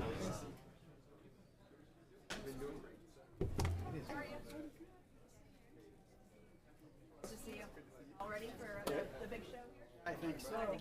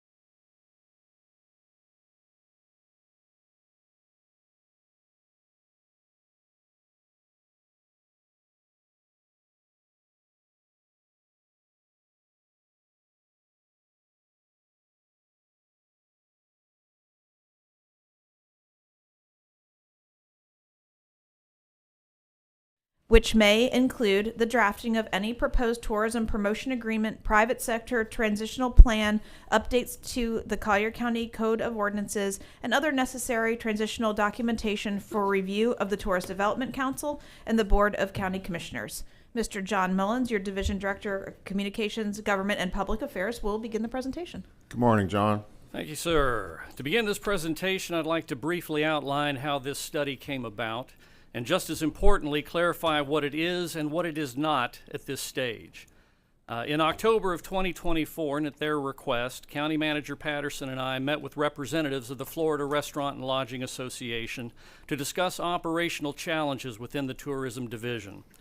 Those discussions focused on issues such as travel approvals for industry events, procurement processes, staffing levels and hiring, and other day-to-day operational constraints. And as the county manager explained that many of these functions are governed by the same policies and procedures that apply to all county divisions, that led to a broader conversation initiated by the manager about how our tourism operations and organizational structure compare to other Florida destinations and peer markets nationwide. The fundamental questions became whether we're competing with private sector destination marketing organizations with one arm behind our backs secured by bureaucratic red tape, and whether there's a better way to optimize tourism development performance and increase market responsiveness. As a result of that discussion, the county manager authorized a study to examine alternative governance models for tourism optimization in the marketing and promotional realms, including the potential benefits of transitioning from a government-based tourism division to a hybrid or private sector DMO. And Mr. Wirt and Mr. Lambeth will speak in greater detail about those findings here shortly. Now, as you know better than anyone, local government administration requires many hats: ensuring public safety, delivering essential utilities, managing growth and infrastructure, providing services to residents and visitors, and overseeing programs that support our seniors and veterans. Local governmental bureaucratic management of national and international marketing campaigns may not be the best fitting hat. In fact, on a whim, I reviewed the course offerings for a public administration degree at FGCU and found no coursework focused on the topics of tourism, marketing, or promotion. Those disciplines fall under an entirely different academic track called hospitality management, highlighting the specialized expertise required in this highly competitive field. If the board agrees with the study's recommendations, today represents the first of at least 2 discussions on this topic. As outlined in the executive summary, our purpose today is to present the study results, discuss the perceived benefits of the recommended model as compared to our current governmental structure, and gauge the board's interest in directing staff to take the next steps. Those steps would involve developing materials, policies, and procedures necessary to potentially transition only the marketing and promotion functions of the tourism division. Should the board be receptive, and with your guidance, the next phase would address key implementation questions, including what would a private sector governing board look like and who would serve on it? When could a new DMO realistically become operational? What would startup costs and operational funding mechanisms entail? How would the physical and operational transition be managed? What administrative actions and board approvals would be required? What performance measurements should be included in any contract for services with a new entity? And how would transparency and accountability for TDT expenditures be maintained or even enhanced? Now, while some of these questions may venture into unfamiliar territory, they are not uncharted. State and national models already exist, offering proven best practices. We can also seek guidance from leaders who have successfully navigated similar transitions and apply their experience and hindsight to our advantage. If the board agrees with the recommendations in the executive summary this morning, we will continue to work with our contractor, engage industry stakeholders, and consult with the county attorney and the clerk to develop these components and return to both the TDC and the board for review and final consideration. And with that, I'll turn the presentation over to Mr. Wirt and Mr. Lambeth, the researchers and authors of this study. Thank you, John. Thank you, John, and good morning, commissioners. Very nice Morning. to be with you this morning. And for the record, Jack Wirt. I'm a almost 25-year resident of Collier County here. My company, Wirt Marketing Group, is based here in the Naples area. And just happy to be able to show you the results of the study that we did on behalf of Collier County. Also, you heard John Lambeth's name. John and I partnered on this project together. He and his company Civitas has done a lot of work around the country on exactly the same kind of study that we've done and the process that this might lead to. So, John, why don't you just lead it off here, if you could? He's joining us online here with some background on Civitas and how you fit into this whole project. Thank you very much, Jack. Good morning, Mr. Chair, members of the board. Thank you for letting me join virtually today. Just a bit about our background. Our company, Civitas, is really the nation's leading firm in working with destination organizations, primarily focused on two issues: funding. We do a lot of work in helping destinations achieve their funding goals, and organizational structure. We have worked around the world with destinations. We've worked in all 50 states with over 200 destinations, and this year are celebrating our 30th year in existence. And we were very excited when Jack approached us to help with this effort, and we'll be very pleased to share some of our findings and some of our results today with you. Great, John. Thank you. Through John's introductory remarks, you kind of know where how we got to where we are right now. This was a study that was initiated by the county manager back in March of last year, and John Lambeth and I have worked on the project ever since, going through a number of different steps. The overall scope was really to look at exploring alternative governance models. And you'll hear me refer to the Tourism Division sometimes as a Convention and Visitors Bureau, which is what they are.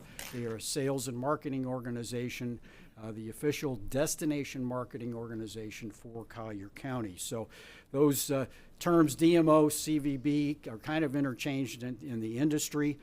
So you'll sometimes hear one or maybe both of them in part of my presentation. The overall purpose of the study, as I said, is looking at other governance structures, addressing the benefits of possibly transitioning from a non-government destination marketing organization to something else, and then to provide some recommendations to improve efficiency, flexibility, responsiveness, and engagement with our tourism partners here in Collier County. Early on, as we started our study, we identified several benefits that could happen as a result of moving away from a government model to a non-government model. First and probably foremost, we wanted to, and everybody in the industry is looking for ways to optimize visitor spending in our community, streamline and improve operations.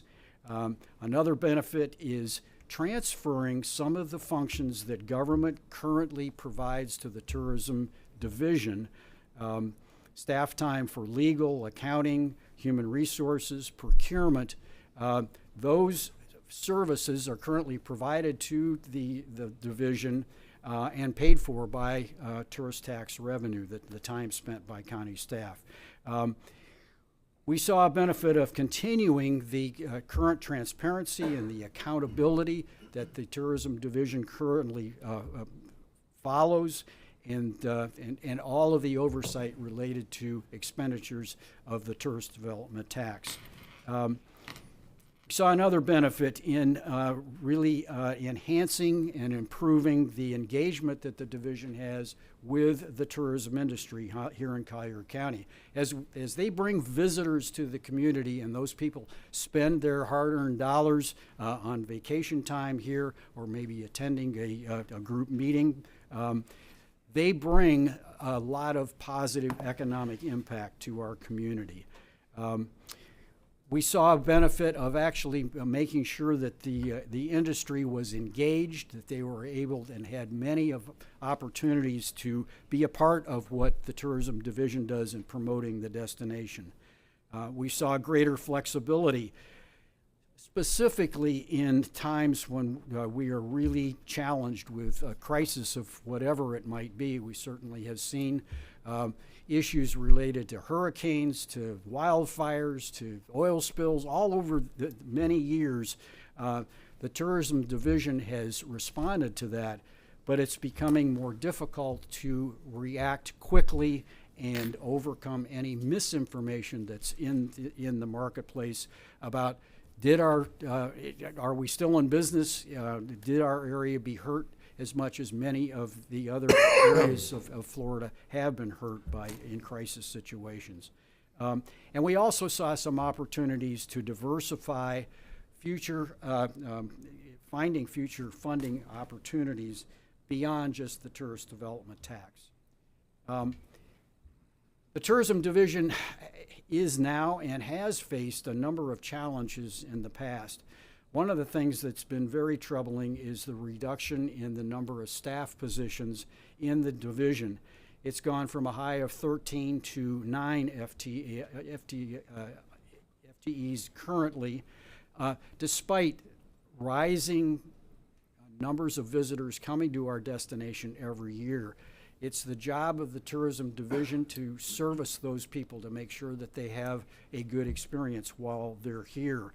And that's hard to do if your staff continues to reduce. Recruiting has been a challenge. So when we did try to replace the organization positions, we found that the wage scale for Collier County positions is not competitive with the public sector. And that's where the majority of the people would come from, not from other government organizations, but from the private sector.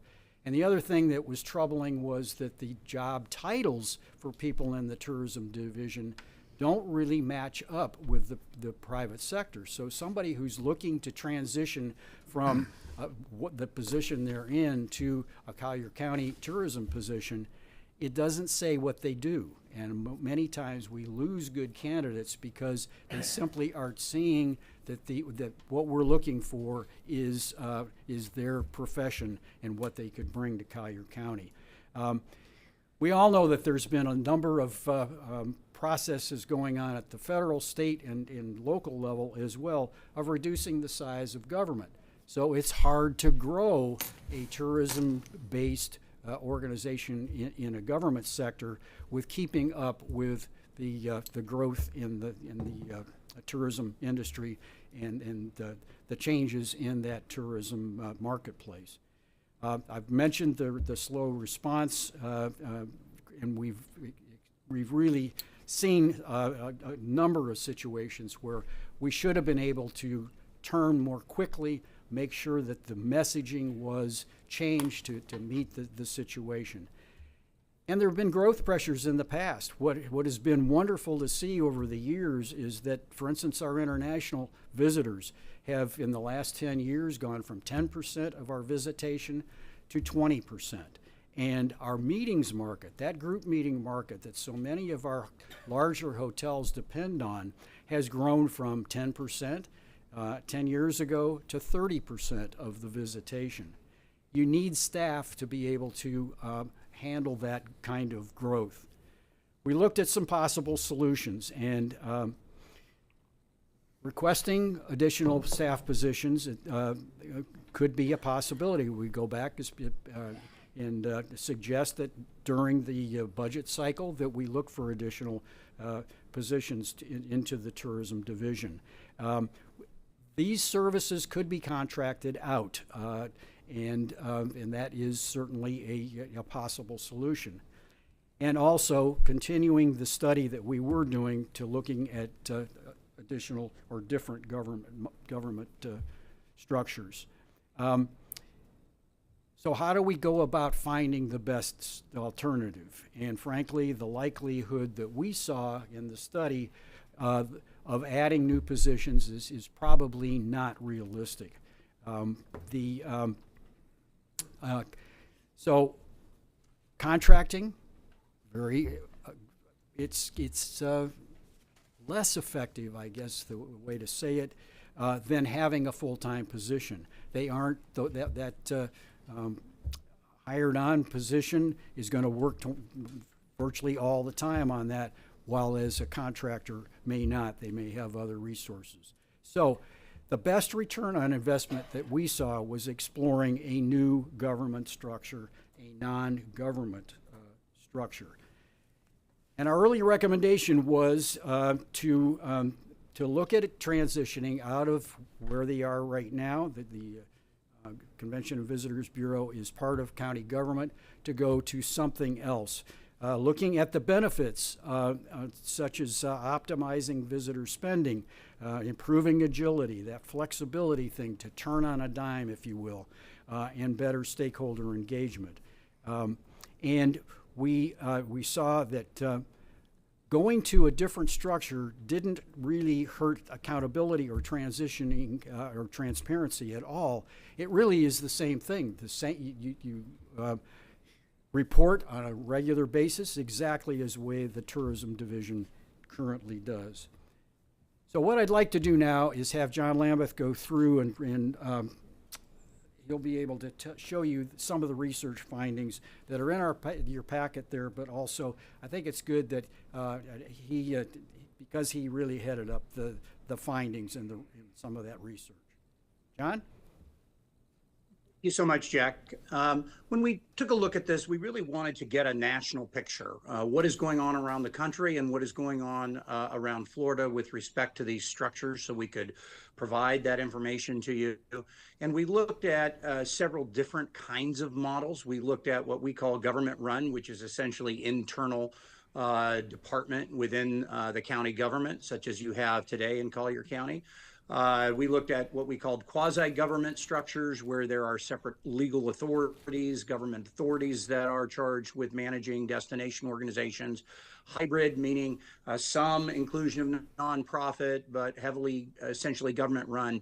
And by far the most common, which is a private nonprofit corporation running a destination organization. By the way, we, in addition to the work we do for destinations, we do a significant amount of research on the industry, and we track 1,412 destinations across the U.S. Those are both government and nonprofit. For the nonprofits, we pull all of their 990 information, which is their tax return information. And if you're familiar with the tax returns that nonprofits have to file, about 2/3 of that information is financial, but there's a significant amount of non-financial information that's included. And we categorize all of that. We have that in a very large database that gets updated every month with new filings with the IRS. And so we can track with great precision what kinds of organizations are out there, how they're structured, and how they continue to operate. Of course, well, you can see on the chart there, 84% of U.S. DMOs and about half of Florida DMOs are nonprofits. The government DMOs across the U.S. are really concentrated in several states. Florida is one of them. There are a handful of other states that have a large section of government DMOs. All the rest of the states are, by and large, predominantly nonprofits. And within that nonprofit category, there are 3 different choices that might apply to a DMO. A C6, which is what the IRS calls a business league, a C4, which is a social welfare, sometimes referred to as an issues corporation, or a C3, which is a charitable organization. And by far, the most common of that are the C6s. In fact, of all DMOs across the whole country, 75%, so 3/4 of them, are 501c6s. Very few C3s and C4s, 6% that are C3s and 3% that are C4s. And the reason for that is those organizations tend to be more charitable in nature. They really are about the public welfare, public good, where C6s are more focused on industry promotion, industry health as organizations. We did take a look at 2 case studies, both that have made this transition from a governmental entity to a private nonprofit, and in both cases they chose C6s. These are some of the things that they told. I interviewed both CEOs that went through this process, including the CEOs that have since moved on, but have been in these organizations. Both cited improved speed to market and talent recruiting, blending very well with what Jack had described as some of the current challenges. They recommended the need for strong support for the transition, very good outreach and communication with stakeholders and government entities. And the last one I'll say is really the one I would emphasize the most, that there be solid transparency and accountability built into these districts. And the C6 model, one of the reasons it has worked so well is that there is transparency and accountability typically built into those systems. Transparency in the frequent reporting, and we would expect if you did go this direction that you would have very frequent reporting both to the TDC and to your board, both as you have today, of course, annual reports. And in addition, you would have an agreement with this organization and would have very detailed performance standards involved in that, such that you could keep this organization very accountable and make sure that it's reporting. And of course, on top of all that, the organization's financials are reported out each year. Their 990s, their tax returns are all public. So the information about how they spend money is public, where they get money is public, the salaries of the top employees are public. So there is a significant amount of transparency and accountability. Following that advice as part of this process, Jack really led a great effort of reaching out to a lot of folks, hybrid sessions where we did both in-person and Zoom meetings. People could attend either way, 12 steering committees through the process, one-on-one discussions with TDC members. And of course, we've been going through this hearing process for a while in terms of a committee, the TDCs, Resource X, all of these things, and now before your board to make sure this was a very open and accountable process. I only have 2 more slides, and I'll move through them quickly to keep this all moving. As part of our database, we did a research of organizations with similar budgets to your destination organization, and you can see them now here up on the screen. And we identified not only their budget, what state they're from, but also what type of organization they are. And you can see this is fairly representative of the rest of the country. You've got a few government organizations in here. You've got 1 C4 and 1 C3, and the rest are C6s. So it sort of bears out both within your revenue range that your current DMO is at, how these structures compare to the rest of the country. And finally, let's look at Florida in particular. Here we've identified several destinations around the state with varying budgets, but trying to get the best comparable set we can. And you can see in Florida, we have more government organizations. By the way, I think that's a trend that is likely to change over time. I think because of the success of the C6s, I think you're likely to see, you've seen several organizations in Florida already change. And I think you're going to see more of that likely into the future. But this just gives you an idea of how those organizations are organized, what their budgets are, and ultimately what their organizational structures look like. So with that, I will turn it back to Jack, and of course we'll be available for questions from the board. Great, John, thank you. So let's look at what our research indicated and how the current revenue and responsibilities might change going from a non-government organization. The county would retain the funding and the responsibility for beach renourishment, beach park facilities, the sports complex, the county museum operations, and the administration of the Tourist Development Council. The TDC itself would continue its role as your advisory group on all tourist tax revenue expenditures, looking at each of those and bringing back recommendations for your consideration. And the new destination marketing organization would continue as it currently is as the county's official destination marketing organization, handling marketing, promotion, group sales, events around the community through a contract with the county. This would require the new organization to put together bylaws, articles of incorporation, policies and procedures, IRS reporting, and audits. So we looked at then possibilities of future funding. Right now, the only revenue that the Tourism Division has is the Tourist Development Tax revenue. What we see in a new non-government setting is that it opens up a whole number of new revenue opportunities, expanded co-op marketing opportunities, partnering with our tourism partners, hotels and attractions and so forth, in advertising, going to trade shows and so forth. The issue on that has been, we've been doing that, but the revenue that comes back from the partners goes into the general fund. It does not go back to the tourism funds to reimburse expenditures. Membership or partnership, that's not something that's possible under a government entity. You can get revenue from that. And we've explored that with the industry through those hybrid meetings and so forth that we've had, and they seem very much interested in doing more with the Tourism Bureau. The opportunity to apply for grants, again, that's something that the current organization under county government cannot do. And also special event revenue, the same kind of thing as we've experienced and seen in our research through co-op, is that revenue is going into the general fund, not back to the tourism funds.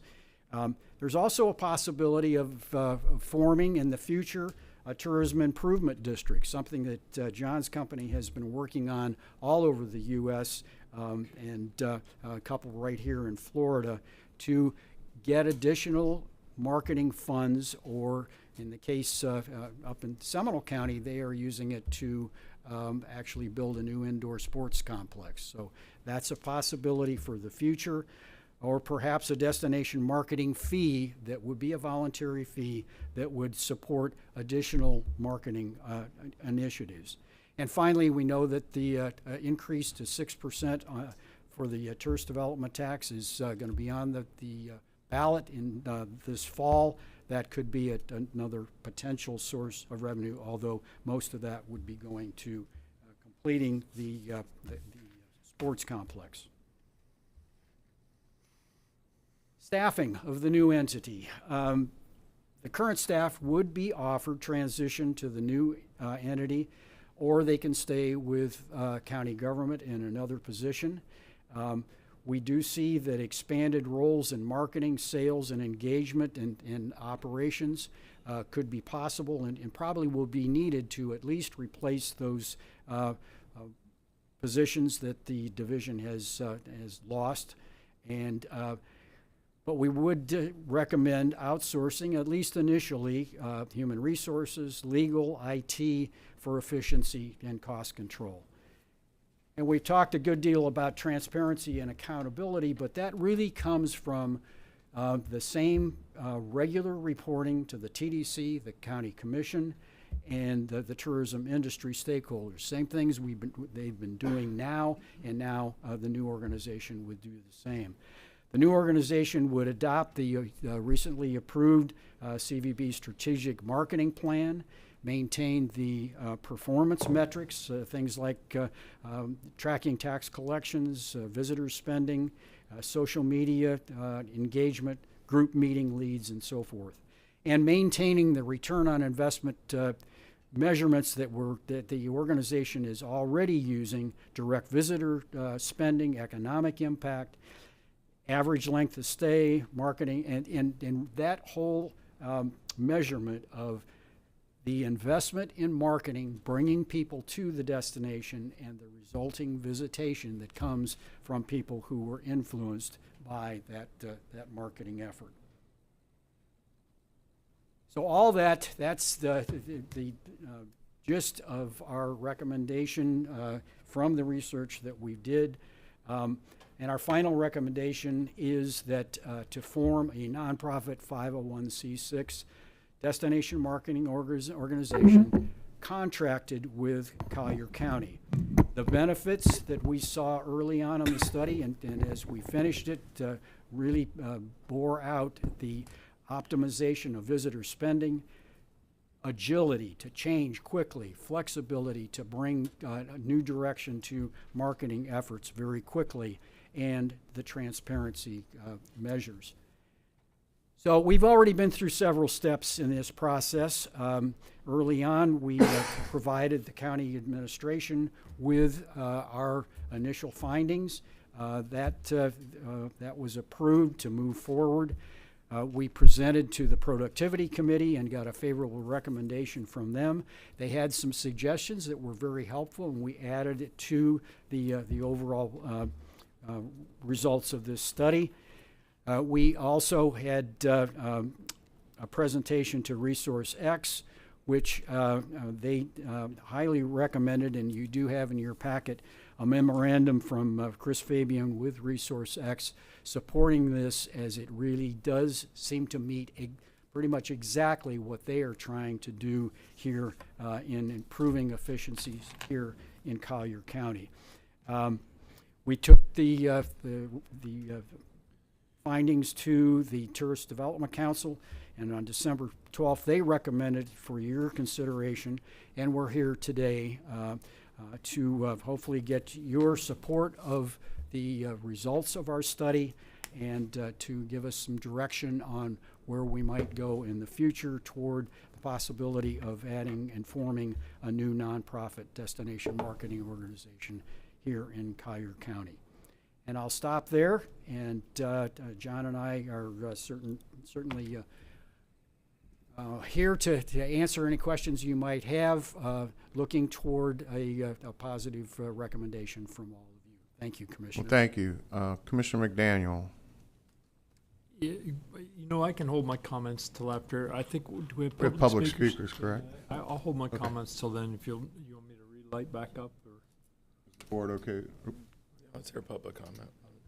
Also public comment? You like to Yeah, just one quick comment or question. In terms of a timeline, that last slide you had was consideration by the County Commission first quarter of 2026. You've got a lot of work to do. When do you expect the final product to come back to the board for final approval? With favorable direction today from the board, we can move very quickly. A lot of the nuts and bolts of forming a new organization like this, we researched. We have looked at the best of the best and the not quite as good, and we have a really good feeling of where the contract needs to go, how the board would be formed. We haven't done any of that, but we've got all of that data ready to go. So I think within the next 2 months, I think we could be back before the TDC and all of you with the plan that we see moving forward. And then we'd come back to the Tourist Development Council and to you for final work. Mr. Mullins, you want to finalize the status? Yeah, just to add to that, and I think Bartles and James said it best in the 1980s, we will sell no wine until it's time. So we'll take whatever time it takes to get this right, to get it into a position that the county attorney, the clerk, and others are comfortable with it. And then we will take it back to the TDC and to the board for final recommendations, edits, and approval. So there is no rush to do this. It doesn't have to coincide with the beginning of the next fiscal year or anything else like that. We will do it when it's ready. Thank you. Tom, how many public speakers do we have? Mr. Chair, we have 9. 9? Okay. Yes, sir. You still want to wait? either way, I can make my comments now or wait till afterwards. Okay. Whichever you prefer, sir. We just lit up again. I thought maybe you Yeah, wanted to talk. I thought we were going into communication, so I'll unlight. How's that? All right. Go ahead and start with public speaker. I will ask the speakers to queue up at both podiums. Our first public speaker is Diana Dom, and she will be followed by Clark Hill.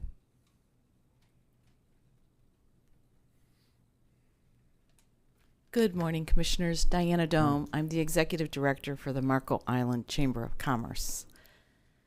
Tourism is not optional to the Marco Island business community. It is foundational.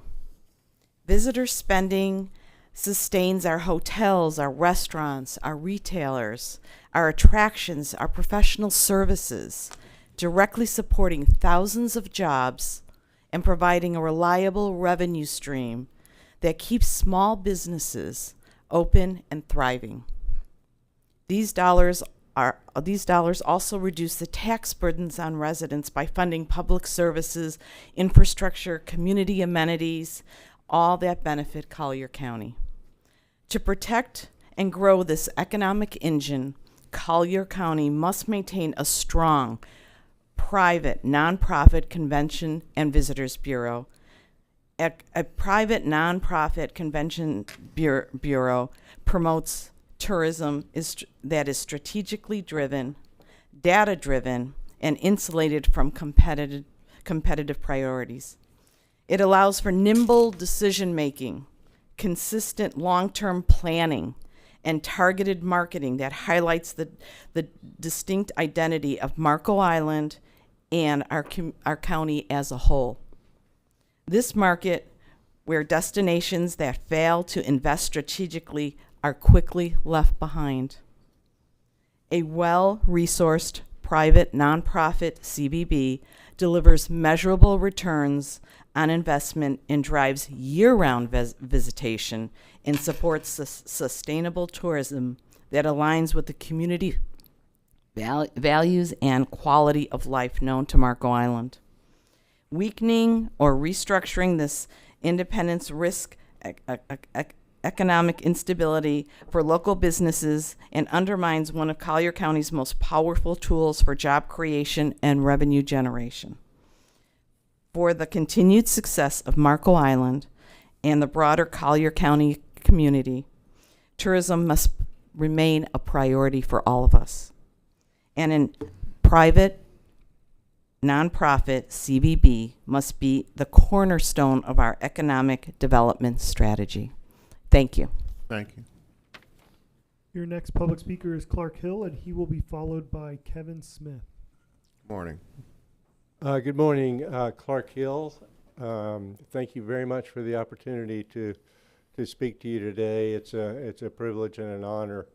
I've been a resident of Collier County now for 25 years. I opened the Hilton Naples Hotel and Shula Steakhouse in the year 2000. And I'm interested in tourism, but I'm also interested in our community.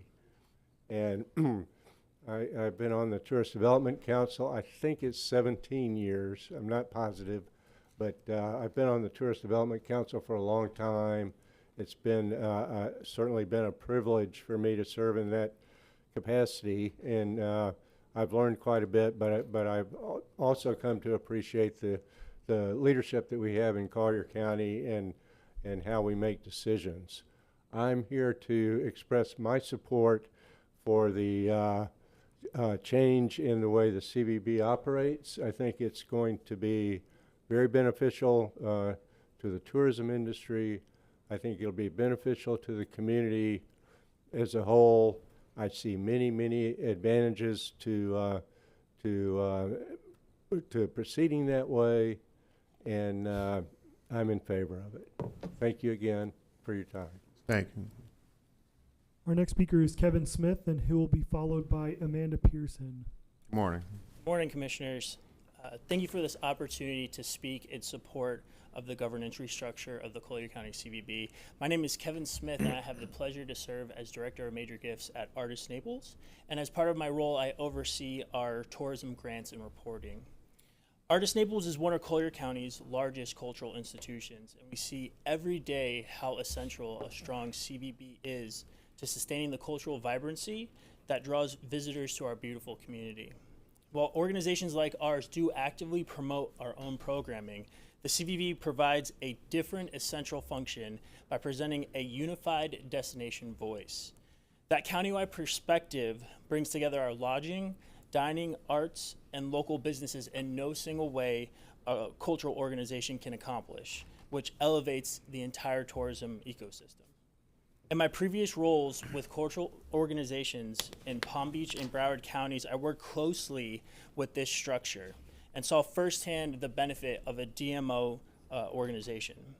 From my standpoint, the proposed restructure is both timely and necessary. It would provide a strong strategic destination marketing, continued partnership with arts and culture organizations, efficient, timely promotional support, transparent stewardship of our tax dollars. Tourism supports more than 27,000 jobs in our region, and cultural institutions like Artist Naples plays a meaningful role in why visitors choose us. To stay competitive, we need a DMO structure with tools, flexibility, and the responsiveness our peers across the state already enjoy. Thank you again for your time and consideration. Thank you. Good morning. Good morning, Chair and Commissioners, and thank you for the opportunity to speak today. I'm Amanda Sorry. Pearson. Oh, did I? He usually announces your name before you start speaking. Your next speaker is Amanda Pearson, and she'll be followed by Sharon Lockwood. Good morning. I was very excited. Good morning. That's all right. Amanda Pearson. I'm a member of the UAC Council, and just want to, continue the comments today. But I will speak quickly because it sounds repetitive after what I've heard today. So, tourism is not just an economic driver in Collier County. It's one of our most vital industries. It supports more than 27,000 local jobs, fuels our small businesses, and provides revenue that helps keep taxes lower for residents. And it's important to remember hoteliers don't create the tourist development tax, our guests do. Hotels simply collect on Collier's behalf. Without hotels filling these rooms, these tax dollars would not exist. During the fiscal year, our industry will again generate millions in tourist tax revenue. That revenue is why this conversation matters and why we must ensure these dollars are working as hard as possible for Collier County. The independent study spoken about today makes one thing clear: Collier is failing behind its competitive set. While we rank third in tax collections among our peers, we spend just 22.8% of those collections on advertising, compared to a 44.3% average among our competitors. At the same time, we've added over 1,600 new hotel rooms between 2024 and 26, with more coming. Increased inventory without increased promotion puts occupancy, jobs, and revenue at risk. Under the current government-run model, the CVB is understaffed, under-resourced, and constrained. Staffing has dropped from 13 to 9 full-time employees since 2022. Payments and approvals are slow, and opportunities with Visit Florida, including the $200,000 in matched advertising funds after Hurricane Milton, were missed due to structural limitations, not the lack of need. This is why it's important to act now. So across the county, 84% of DMOs, across the country, 84% of DMOs operate as nonprofit organizations, including many of our closest competitors like Sarasota, Tampa, Miami, and Palm Beach. A nonprofit DMO would deliver a greater efficiency, faster marketing response, and improved agility during storms and market shifts. It would reduce the county's administrative burden by shifting staffing, procurement, HR, accounting to a specialized entity, and allow public dollars to go further. Transparency would not be lost. It would be strengthened through audits, IRS filings, county reporting, and commissioner oversight. Most importantly, this model allows us to diversify our funding, enhance partner programs, and create real collaboration with industry and community stakeholders without increasing pressure on taxpayers. Our expectation of the new DMO is simple: be nimble, be accountable, be competitive, and be effective. So Collier remains a premier destination, not a complacent one. I respectfully urge you to support the transition to a nonprofit destination marketing organization and invest in a structure that protects tourism revenue, jobs, and our county's long-term economic health. Thank you for your time and leadership. Thank you. I just want to remind people that you have 3 minutes, and I know it's compressed and you're trying to get through it fast. We do have a court reporters trying to capture all your words, so just keep mindful of that. So the cadence may have to be, but thank you. Our next speaker is Sharon Lockwood, and she will be followed by Randy Smith. Good morning, Commissioners. I'm Sharon Lockwood. I'm the Area General Manager at the JW Marriott Marco Island, but I'm here today as both an industry representative and someone who participates in the steering committee to explain why this study matters to the tourism industry and why its recommended direction aligns with today's marketplace, especially as you consider a vote on this initiative. This is not about changing Collier County's mission. It's about strengthening how that mission is delivered. At its core, this is an optimization question. The county has done good work, but the real question is whether the current structure remains the best tool in an environment where destination marketing is more competitive, more specialized, and moving faster than ever. The study gets this exactly right. The governance model is a means to an end and not an end itself. The market reality is clear. Tourism is not standing still, and neither can we. We compete daily with destinations that can hire specialized talent quickly, pivot in real time, and respond with agility when conditions shift. Increasingly, those destinations operate, as we've talked about, through a nonprofit DMO structure. Not because they're less accountable, but because they're built to move at the pace of the market. This isn't unique to Collier County, as we've heard. It is across all of Florida and the country. Structure matters because the demands have changed. Modern destination marketing requires speed, flexibility, and deep expertise, especially in digital performance, media strategy, crisis response, and real-time reputation management. Our current structure includes built-in constraints around staffing, job classifications, and rapid response during disruptions. And those are structural limitations, not a criticism of the people who are doing the work. And that's why it's equally important is what does not change. The county retains full control of the TDT funds. The Tourism Development Council continues its advisory role. Transparency, reporting, and accountability remain intact. Public oversight stays exactly where it belongs. From the hotel industry's perspective, this isn't about shifting control.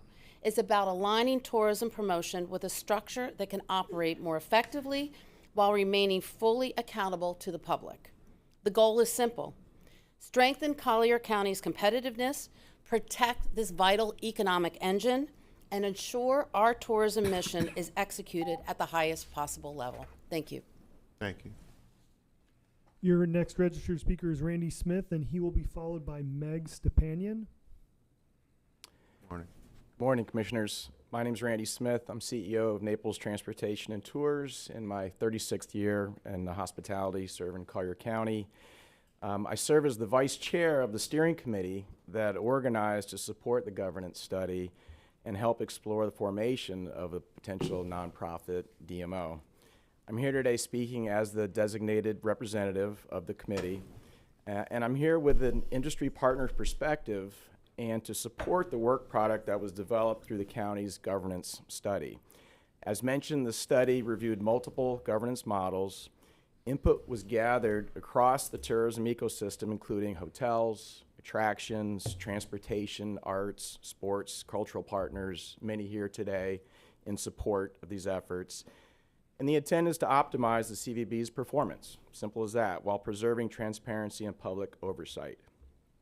As you've heard today, I'll make it quick. Throughout the study of the process, the same themes came up again: staffing constraints, market responsiveness, talent recruitment challenges, and crisis response speed.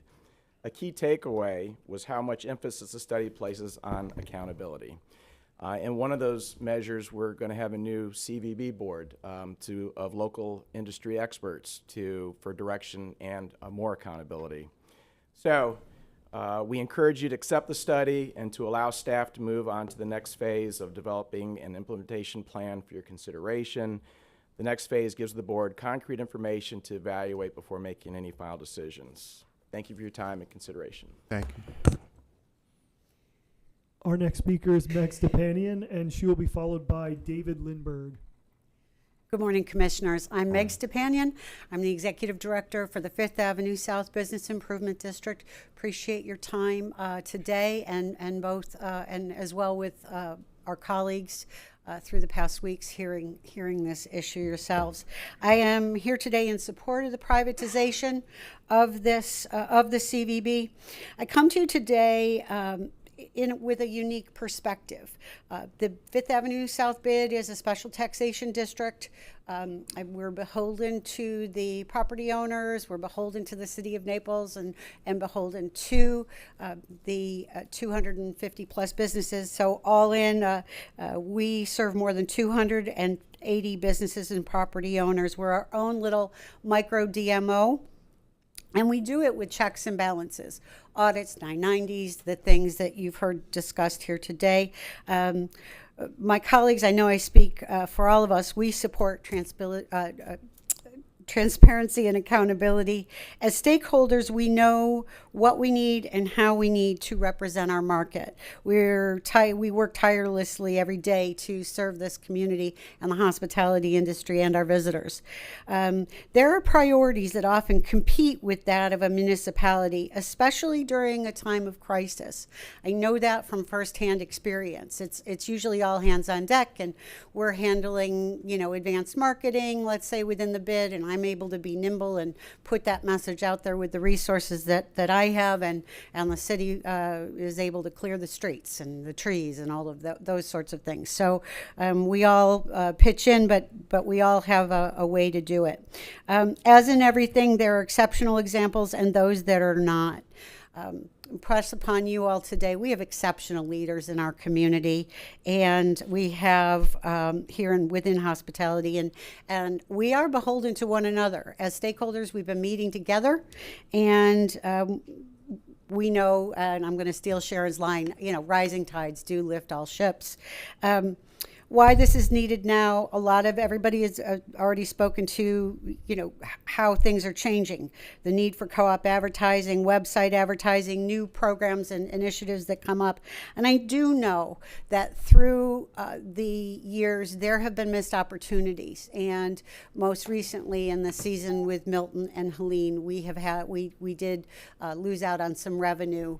And again, through no fault of anybody's own, but the engine works a little bit differently. And again, you all have different priorities, perhaps when there are storms that come through or weather situations that happen, economic times that we need to be out there marketing, hey, we're open. So again, it just allows us that opportunity. This market continues to fall behind its competitive set, and those families serving within the hospitality industry, your constituents, we need to be able to protect and grow this essential resource effectively for our community. And thank you for your consideration. Thank you. Our next speaker is David Lindberg, and he'll be followed by our final registered speaker, Chris Lopez. Good morning, everybody. Thank Morning. you so much for the time here today. My name is David Lindberg, and I am the sales director and tournament manager for the Chubb Classic presented by ServPro, the PGA Tour Champions event that's taking place here in just a little less than 2 weeks at Tiburon Golf Club. As you can imagine, we are ramping up for the tournament, but wanted to stop on down here for a little bit to just voice our support for the change for the CVB and for their organizational structure for it.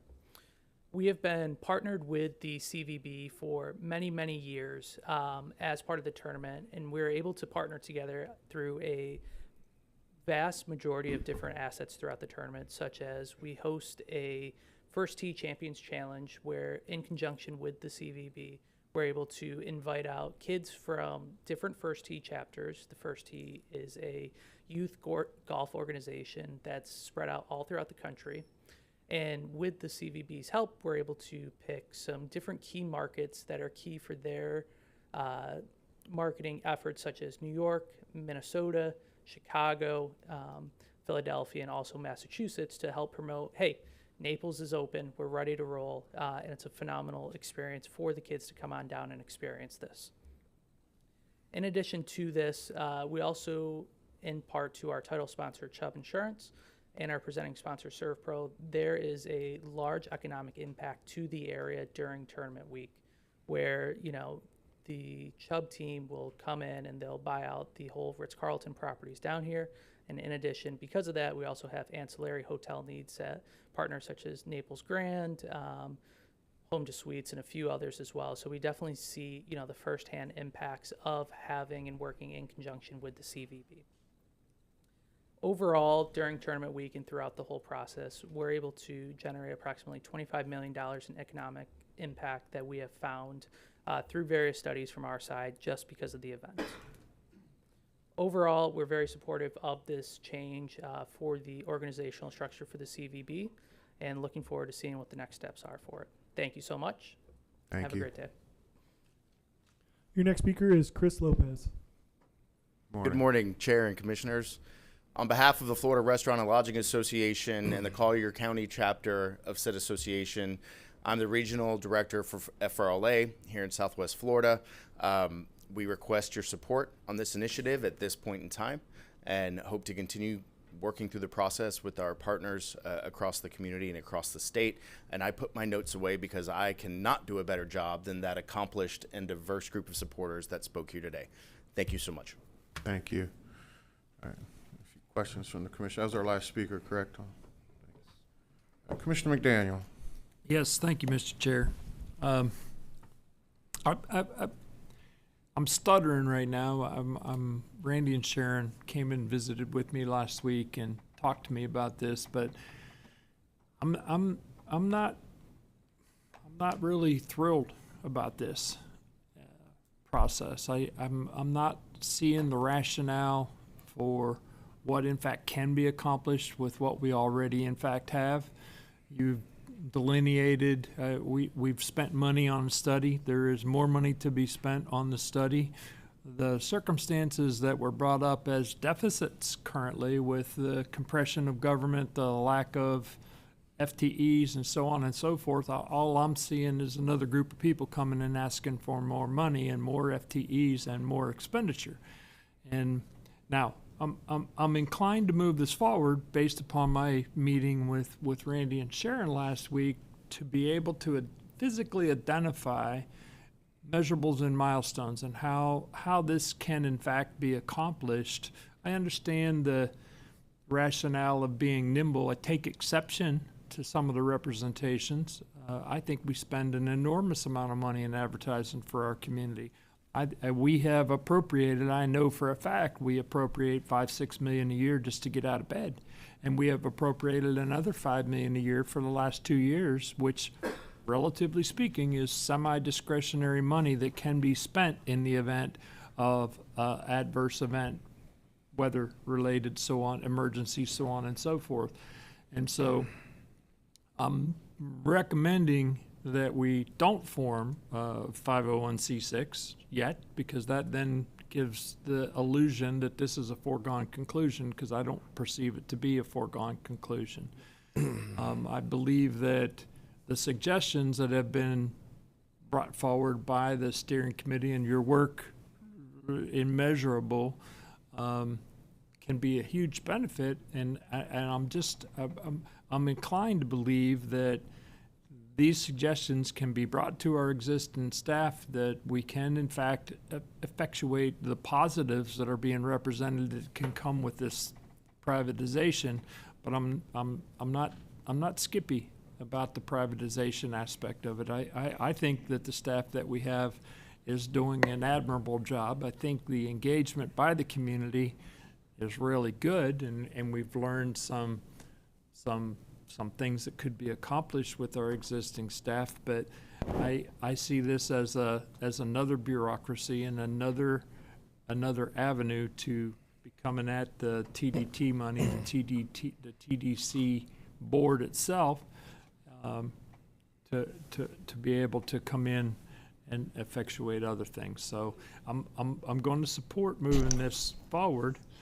If in fact it is the wish of the board to do so, just to get the balance of that data so that I can see the transparency, so I can see the measurables and milestones, so I can see the accountability. I don't think we have non-accountability now. I don't think we have the circumstances that have been represented here. I think actually, Jack, in that one slide you showed that our tourism is up in the international markets, and so I believe the efficacy. Now, can it be better? Maybe. It potentially could be. I'm not saying that it can't be, but I'm I'm inclined to take the recommendations and implement it with the current staff that we in fact have, and not be moving to another organization, which is what's in fact being represented. If I could just answer part of the just to be clear, really what we're looking for today is a recommendation from you to accept the results of the study. The study itself is complete. Yeah, I got that. What we're looking for, first of all, accept what we have right now, and then give us some direction as to what you'd like to see next. We'll go back and jointly work together with staff and so forth to deliver that. So we'll come back to you with what you ask in addition to just accepting the study today. I understand, and forgive me for interrupting, Jack. I didn't mean to interrupt you. I was told we were coming to accept the report, as it has in fact been done, and then move forward with the next steps. And part of the next steps was the formation of a 501c6, and some other things that were in there, not just an acceptance of the report. So I said what I said already. Commissioner Castro. Thank you, Chairman. I'll just start off with two little lighthearted things, because sometimes it just feels very tense in this room. Number one, you can tell Jack is semi-retired because he's not wearing any socks. So that's one thing. Got a little footsie. The second thing is, I hope the Ritz-Carlton bosses were listening to the young man who came to the podium, because did you see how he worked in a huge advertisement and all of his sponsors? He sounded like a NASCAR driver. You know, I'm really proud of the Mobil, Chevron, McDonald's, Burger King, Ford, Mustang. So great job there, actually squeezing those in. Now to the meat. I'm not stuttering, okay? I think coming back gives us a deeper dive, and so I think we'd be foolish to hear this study and then go, eh. And I've talked with both people on both sides, and I don't disagree necessarily with what Commissioner McDaniel said, but as you reiterated, Jack, this is to move forward to give us that deeper dive, and I actually think you're going to come back with information that's going to make this at least even more favorable to me. One of the things that I asked is, are we inventing the wheel here or reinventing it? And the reality is, there's a lot of you guys have done a lot of work to show that other counties are way ahead of us and have done this and have had success. Now that doesn't necessarily mean apples to apples. So you might come back with details where we say, you know what, it's been awesome for other counties, but for us this wouldn't be better. It would just be different. And sometimes different is great to try, but I want to hear that next level. So, I'm not confused or uncertain. I fully support this. I don't think it's about what we spend, and to the point that was made is like, we spend enough. You could overspend, but the reality is, what are we spending it on? And I think taking this to the level that you're briefing us on, if it comes out with a favorable vote, if you wind up coming back in a couple months, I think this gives us a more strategic position to not just spend money, but I've used this term before. I don't want to spend money. I want to invest it. And I think somebody said there's missed opportunities. Nobody's fault, but I think when you come back, it would give us that increased data that I'm sure we're all looking for, and that's what this meeting's about. I agree, we're doing an admirable job, but I don't want us to do an admirable job on anything. I don't want to do an admirable job when we fix a road. I don't want to do an admirable job when we approve affordable housing. I don't want to do an admirable job on beach restoration. I want to do a phenomenal job. And if we're doing admirable on anything, that's why we re-examine it. So, to use an example, we voted at our last meeting that we're going to do a deep dive on the sports complex. We all agree, wow, FC Naples, and we have the boss right here. What a great first season. Everybody's happy. The stands are full. But was that admirable or was it phenomenal? So just like with any business, and I look at this as a business venture, you take a report card, you take a look, and if it shows we've done a phenomenal job in tinkering it with any way, might not be an improvement, okay, we're smart enough then to take a look at it. But I'm looking to accelerate what we're doing.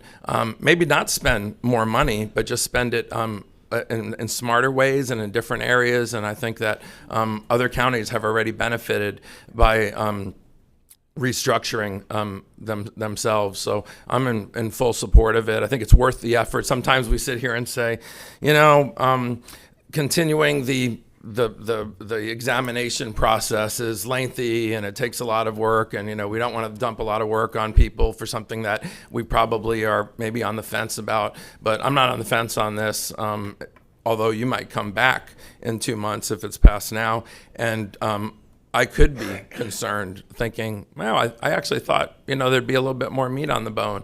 But I think it's worthy of exploring, and to have an end result that would be even doing a better job than what we've done. And I agree. I think we've done an admirable job across the board, but I think there's potential to catch up and leap over some of these other counties that I think right now are kind of lapping us. But because we're Naples, it just always feels great around here. We live in paradise. But really, when you drill down, that can change very quickly if we're not on the ball. And I think you guys are headed in a good direction to give us better feedback for an actual vote on if we want to move forward with sort of this reorganization. So I fully support moving forward. Commissioner Hall. Thank you, Chairman. I, for one, like the idea of getting out of the marketing business as a government. I've had a lot of discussion about this topic, and I was glad to see that the study's finished. And I was really glad to hear that if we do this, we don't have to create the wheel, that it's already been done by other government entities. I would like to take, if we do this, I'd like to take what works well for them and use that, and then take the weaknesses and eliminate them. And I think that we can do that. I would, if we do move forward in the discussions, in talking with the clerk, there has been room for fraud in these type of entities across the state. And I would like to take a real deep dive into what was allowing, it's like mail-in ballots. Or it's like passing the football. There's 3 things that can go wrong, or there's 3 things that can happen, and 2 of them are bad. So I'd like to take a look at that and make sure, if in moving forward, that we address that. In the spirit of smaller government, I like this idea of merging and creating an entity that would get us out of doing something that we don't do best. I think there's a lot of room for discussion, and I am not a fan of bureaucracy. If we do go forward and we do let this be created, there's a rule of thumb that I use in business, and I've said it before, but it applies here. You can have control or you can have growth, but you can't have both. So in doing this, I'm willing to relinquish some control that we have as a government to get something that's in a better capacity, trusting the growth that could come. But I wouldn't be willing to give that control up willy-nilly.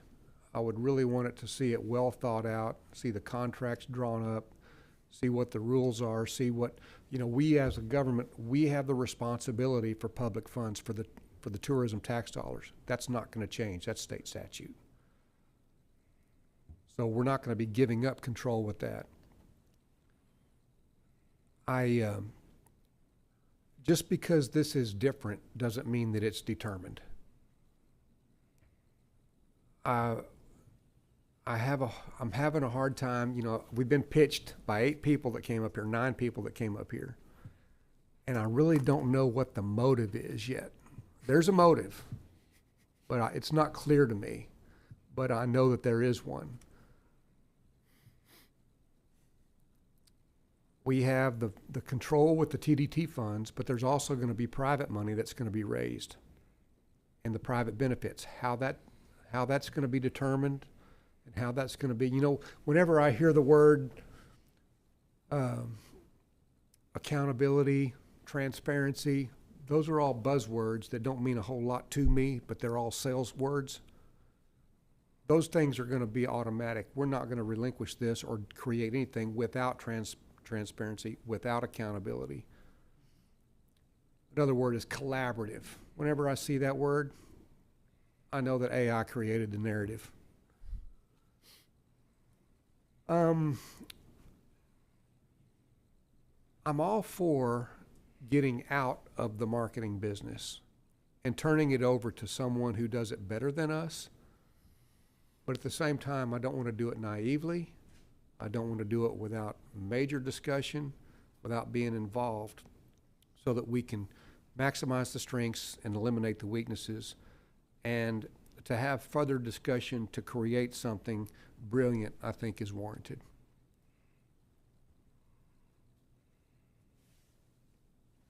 Done. Thank you. First, Mr. Saunders. First, I want to thank the folks that put all this together at this point, and for the presentations from everyone. It was very professional, very persuasive. I'm going to support moving forward with completing some documentation. I understand that we will have one more bite at this apple before a final decision is made. And so as part of that, I do understand that there has been some fraud in some other jurisdictions. I'd like to make sure that when this comes back, that we do have some information from some of the communities where this has been successful, just for comparison purposes. And I know it's part of the study, but just part of the presentation in terms of the documentation. I think this is going to be a much more efficient way to proceed. And again, I thank our staff and the other folks that have put this together. I'm going to take off on a little bit of a tangent. I'm going to reserve the right to do that. Jack Wirt sort of opened the door to this. He doesn't know what I'm going to say, but he doesn't know what door he opened. But on one of your slides, you had more revenue, the sixth penny tourist tax. So I want to spend a minute talking about that, because I think that's important going forward for a lot of reasons. This board has made 3 votes in reference to that tax. The first was to pass a resolution indicating that we would finish the fields at the Paradise Coast Park, work on trying to get the field house completed. So this sixth penny is going to help finish that economic engine that I think is very important to a lot of people. The board also voted to put the sixth penny on the ballot. And we're in a kind of a no tax era, but the board voted to do that, 5-0, recognizing that the tourists pay that tax, and the likelihood of it passing in a referendum is, I think, pretty great. Then the board did a third thing, which is the most critical part right now, and that is the board appropriated $150,000 for an educational campaign to educate the public on the benefits of the passage of this referendum. There has to be a campaign to make sure that this passes. And I've asked the Chamber of Commerce, the Florida Restaurant and Lodging Association through Chris Lopez, if they would be interested in helping fund a campaign, an advocacy campaign. We can say, here are the benefits of voting for this. Here's some of the stuff that we will do with this. But we can't say to the public, we want you to vote for this. The Chamber of Commerce, the Restaurant Association, private organizations can do that. There are folks in this room that can raise some money for a campaign, and I think we need a couple $100,000 in addition to the $150,000 that the county has to run a really good campaign to make sure this passes. What that will generate is over $11 million a year into the distant future, a substantial portion of which can be used for advertising, beach renourishment, as well as completing these types of projects that will help generate more tourism. So what I'm issuing today in my little tangent on a different topic is kind of a call to action. There are folks in this room right now, there are folks that are going to listen to what has occurred today in reference to the expenditure of tourist dollars for advertising, are also going to be the people that can help fund a campaign and make something happen in that regard. I'm going to start with a couple meetings at the end of February in my office, just putting together a small group to talk about coordination. But I would urge the private sector to come together, see if you can raise some money, and run a professional campaign to make sure that this tax passes. And with that, Mr. Chairman, I support moving forward with this. Thank you. Commissioner McDaniel. Yes, if you would, whoever's running the slideshow, bring up your recommendations, because those recommendations that were on that slide look to be different than what's been recommended by our staff. Yeah, I like the recommendations that have come forward from our staff, not these. I think this is premature. I think there's more data and analysis that needs to be done before we start moving into these recommendations. The recommendations that came from on the agenda item that I have talk about moving this forward, assimilating more data, bringing forward agreements, bringing forward initiatives as to how these adjustments can in fact be made. But I think some of these things are out there a little bit more than what are in this recommendation that came to me from our staff in this agenda item. Commissioner Hall. Thank you, Chairman. I wanted to, I got some feedback from Chris Fabian at ResourceX. Actually, I got a lot of feedback from him, and I just wanted to kind of go over just some of that as the highlights. When it comes to creating this thing or getting out of the marketing business for us, it aligns with priority-based budgeting's core philosophy that says govern where we must, enable where we should, and outsource where it increases value, and partner where it expands impact. And as we move forward, I want to keep that in mind, where we can partner where it expands impact. One of the things is it expands available resources with the private sector. We've mentioned that. Priority-based budgeting also supports the shift because it directly enables better service outcomes at a lower cost and with greater strategic flexibility. And as looking at the chart, when I looked at Sarasota, they have the same amount basically of TDT funds that we collect, but yet their budget with the 501c6 structure was they were almost $5 million cheaper than what we were in their budget, and that was encouraging to me. One of the other things that he said that Chris, when he said at risk, there's significant staffing constraints, which we've addressed that with our current model. And this would allow strong contractual oversight, which I mentioned that earlier. And from the PBB lens, from the priority-based budget lens, accountability is not dependent on whether our staff are public employees, but it's rather whether if the performance metrics, the reporting structures, and the oversight mechanisms are robust and enforceable. And I want to make sure going forward that if we do this, that we have enforceable actions based on the contracts that are coming up. I kind of get excited about creating this, but at the same time, I'm very reserved and cautious moving forward, because I think us as a board, I think that the tourism committee, and I think the staff that we have, I think that we're all very capable, along with the clerk's office, of working together and really coming up with something that's halfway decent. So basically, in best practice of responding to operational and environmental realities, we meet two of the challenges that Mr. Wirt mentioned a while ago. These highlights in the study says that we can reduce our staff and we can become increasingly competitive in the talent environment when it comes to destination marketing. And I just wanted to kind of highlight some of the, he gave me 5 pages of stuff that basically all says the same thing, but ResourceX was very pro moving forward in this, but at the same time being cautious with different items to think about. So I'm finished. Thank you. Commissioner LaCastro. Thank you, Chairman.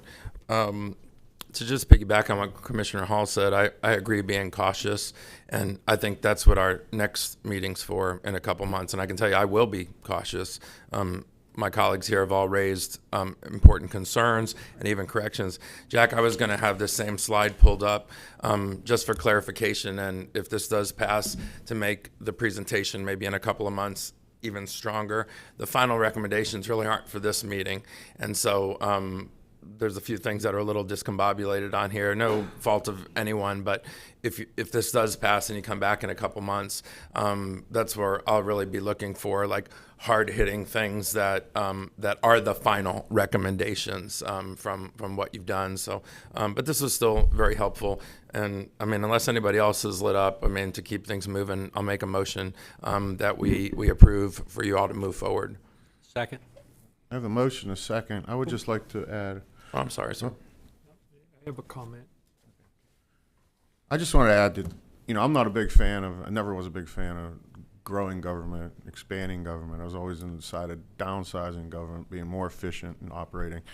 And, when I first saw this, how many months ago, and I thought, well, here we go, create another bureaucratic level of our government that, it's going to create more, I don't know, more things that we have to follow other than just the what we already have on our plate when it comes to tourism and how we do the money and how we spend it and the statutory strings attached to it.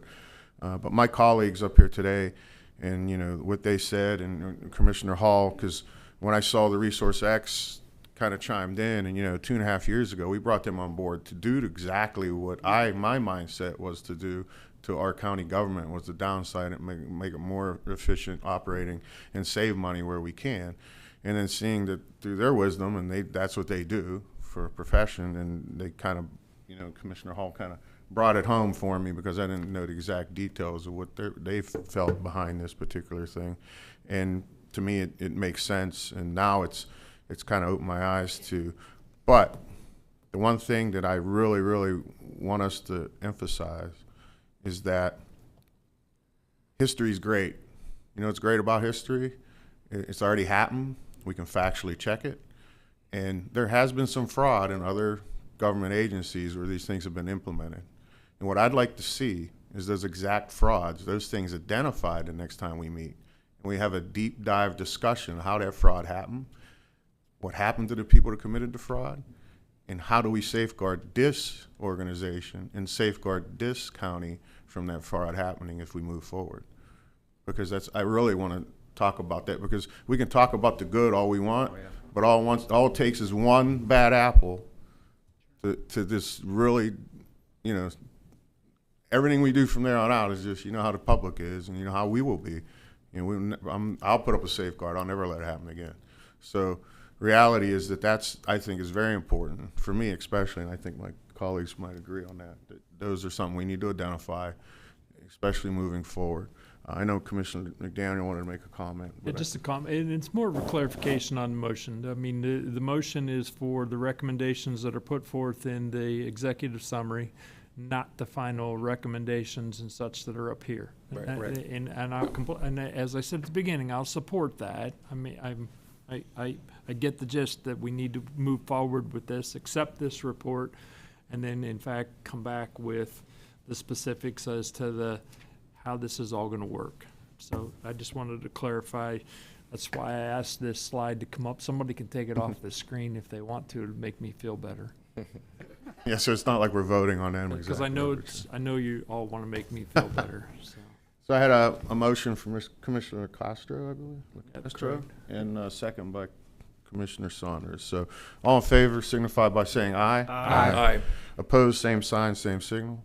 Oh, it passes 5-0. Thank you. Look forward to hearing your report.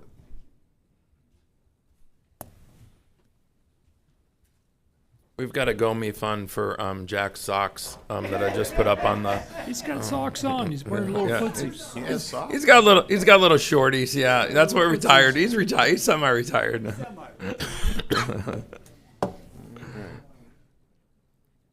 Commissioners. County manager. That brings us to our advertised public hearing, item 9A, which is the AUIR. After that, we have two commissioner items. I feel like it's at the board's pleasure. We can probably get through the AUIR fairly quickly. If the court reporter needs quick 10 minutes, I'd like to take that, and if the rest of the board's okay, if we can just work through this and maybe forego a lunch. Really? Feels- I'm yeah. eating in 3 days. I'm joking. I'm fine. All right, so let's go Sounds ahead and good. take the 12:11. Very precise. I stole a minute from her. I looked up. It was 12, My I said. mother's dead. 11:36 or 10:36. We sit down for Thanksgiving dinner. I'm sorry, I haven't eaten in 3 days. That was a standard line. No matter what. He'd get up from the table and say that. What we could do is just say, we're gonna do this, and we can talk about it more at the workshop. Hey, Chris, thanks for that. Got any odds? Detailed email you sent to that. Got odds on it? No problem. Thank you, Commissioner. Just do an overview.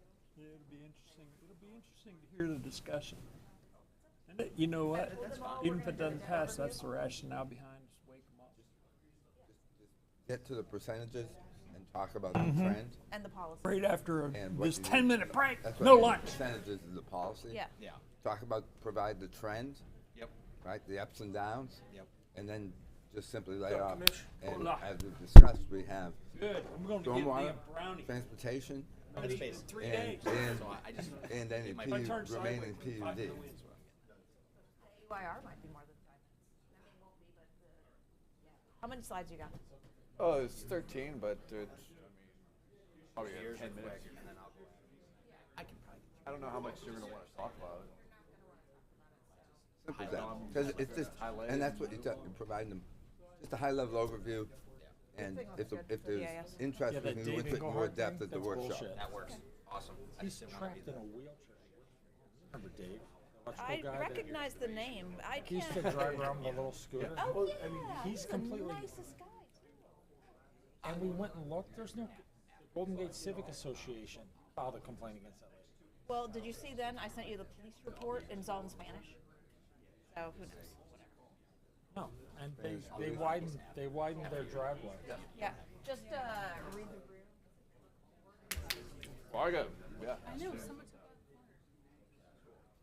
Oh, you're welcome. When.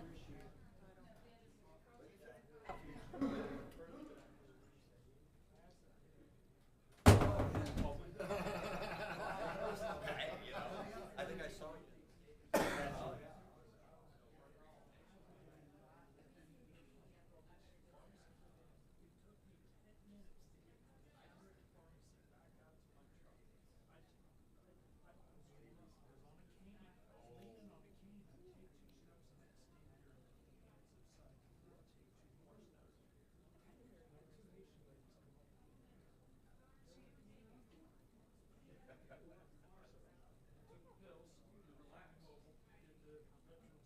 We got Cliff.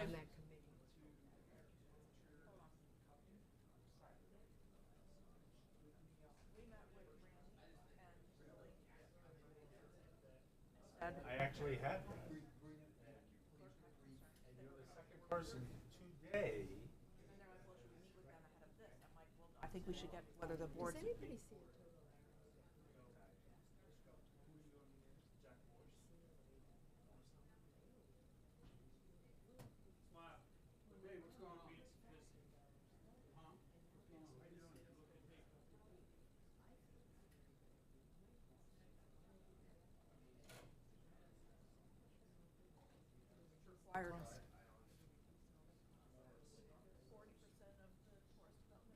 By statute required to go for that's a statutory thing, although they are attacking it off.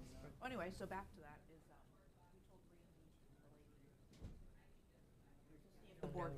Always so good, If thank they're part of the steering committee, we told them to see if the board even had an appetite for this, and if they do, then we have a lot of work to do. We have a lot of work to do with. We have a lot of work to do with you and with Jeff. So it wasn't they were told not to talk to you, but there was no point in trying to set up a meeting.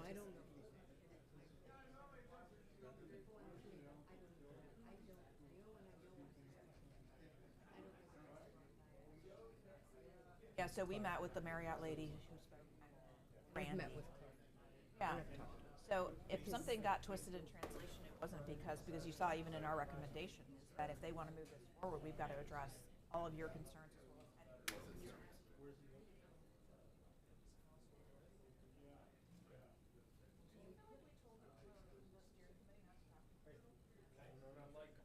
told them just Cash is best. appetite for this, and then they needed to. 100%. Okay. Want to make sure.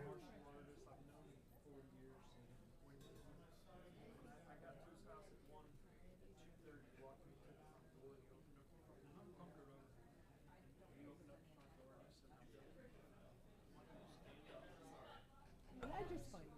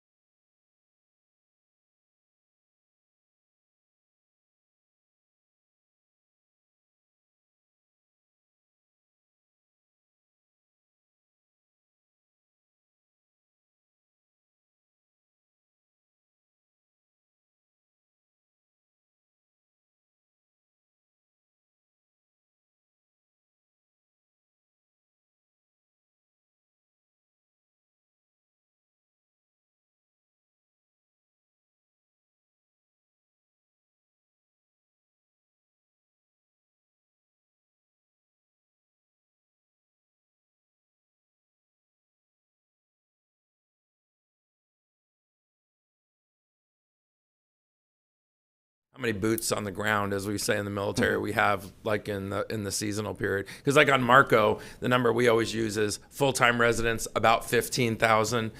In the height of season, 50+ thousand. Do we have a guesstimate of that in the county of how that 413,000 changes, plus or minus? Well, we projected a 20%. A 20% increase, so you're right around 82,000 to 85,000 additional people at any one time. Okay, we get asked these numbers a lot, and they're they fluctuate a little bit, but this is like you said, this is pretty close. Yes. Okay. I have a follow-up question to that also. Then, are you considering what we refer to snowbirds, people that already have homes here, already have residence here, but come here on a part-time basis? Is that the 20%? Or are we talking overall visitors to our hotels? That includes your seasonal residents. Anyone who spends less than 6 months here would be included within that seasonal increase, as well as your traditional vacations and other visitors. So yeah, it includes everybody above our permanent population, the folks that live here over 6 months of the year. Like 80,000. It adds 80,000 ish. Yes. Ish. Yeah. Yes, that's our numbers, and our numbers are verified through water usage, sewage disposal, trip counts on our road system. We use that every year to verify that we're at the right ballpark, utilizing that 20%. Yeah, I think it's a little more than that, but why does it feel like 80%? Yeah. Because on Marco, they talk about how they explode from 15 to 50. Marco's much different than Collier County as a whole. Marco has much more seasonal held residents than Collier County as a whole. But like the city of Naples, they will have almost a doubling of their population just because of the uniqueness of that population. City of Naples not quite as great, but has similar type of tendencies. Okay. Quick question. Go ahead, Commissioner McDaniel. And maybe you're going to get to it, but how do you were the one that brought up the CIGM? How do these numbers match with it, and are we staying as current with the CIGM data as we possibly can? So those two questions. We utilize the CIGM data more for the long range planning aspect of not only population but land use accommodations. We don't bring the CIGM down to the 5 and the 10 year windows. In a sense, we'll do a comparison. But we don't utilize the CIGM to influence these numbers. We're obligated to utilize the BA numbers unless the Board of County Commissioners propose to the Department of Commerce an alternative methodology, which we've talked about at various points in our discussion with the Board of County Commissioners. But it's somewhat comparable. The CIGM has allocated probably about a 5 to 10% higher number over a 5-year or a 10-year period than what the Bieber median numbers have progressed, but not a huge disparity. 5 or 10% of 400 is a lot. And the second part of my question was, are we keeping the CIGM up to date? Yes, we are. We updated. The last we updated is 2023. And I know that there is an update that's currently working within the water and sewer district, for their purposes, their projections moving forward. And I just spoke with Mr. Farmer, and I'm anticipating another proposal that's going to be coming in within the next couple weeks. So I'll be able to brief you on that as well. Okay. All right, so how much do we build? I always like to use libraries because they're really straightforward and easy. It's what's our new population, what's the level of service, and what's the capital improvement needed. The population is 29,700 people projected over the next 5 years. The level of service is 0.33 square feet per person. You multiply the 29.7 versus the 0.33, that answer is 9,801 additional square foot required within our libraries. That's how we maintain to make sure that infrastructure and our services are provided for. Now, some of them are a little bit more detailed and complicated, but the libraries provides a good example of how we track and how we measure our population expectations against our levels of service to determine how much improvements that we do need. But it's not only population, like I said, but it is the key metric within the level of service standard. Exceptions, roads and bridges, traffic counts collected multiple times a year. Also, we've got a trip bank reserve capacity in terms of what makes up that concurrency management system. Your water and wastewater, it's historical demand usage plus population projections, plus some additional capacity reserve. Back in 2001, we had an incident of overtaxing our sewage, one of our wastewater facilities, and because of that, the board directed utility staff, and utility staffs have always put in a little extra capacity to make sure that we always have that necessary service available. Stormwater is the basin studies of the water management plan, which set the baselines, and of course solid waste is your landfill disposal capacity, which we know within the next 5, 10, and 15 years is going to be something that's going to be talked about very frequently with this Board of County Commissioners. So far, this is what the outcome of your Category A facilities are with those population projections. For the next 5 years, we expect a $3,092,419,800 proposed CIE, and just for full transparency, it's about $712 million shy of what we need for that total $3 billion project. So we are a little short on funding, but that is not a unusual function within the CIAAUR. And what that is what that's saying is the projects that are sitting in our 4th and our 5th year, there's going to be a need to identify additional revenue sources, but as they become closer, we make sure that revenue source has been identified for them to maintain with their position. I believe Commissioner Hall, did you want to ask a question about this? Yes, just real quick. Yeah. Mike, how is level of service determined? Like, is there a level of service book that you pull out of, or is it something that when we started doing this, An app. we just There's an app on your phone. I don't have that app. The Board of County Commissioners, you guys set the level of service for every single one of these facilities. And Bad that's not answer. So how did it originate? Did we take the population that we had when we figured out that we were going to go this route and divide the library square footage by our population and come up with 0.33, or that's a good approximation. They established before I was here, and I started in 2002. You're talking back in the 90s. In 1989 was the adoption of our plan. So the 90s when the formation of our capital improvement AUIR started, where they started establishing levels of service. Now, the levels of service for any road segment has changed over the years. Levels of service for EMS has changed over the years. There's been multiple modifications to levels of service over time. So for any one category, I think you'd have to look at it, and we could probably do a deeper dive in terms of what was it 15 years or 10 years ago, what was it 20 years ago, and you can have an evaluation. That might be something that the board would find useful for say next year's AUIR, to give you a little bit better understanding of how often each one of these components have changed and where they've migrated to or where they migrated from. so it's kind of a swag? Yes. If I may, it really depends on the category. So when you look at something like water and wastewater, there's a science, and there's been changes to those levels of service due to technology. Here's somebody talking in the Yeah. background.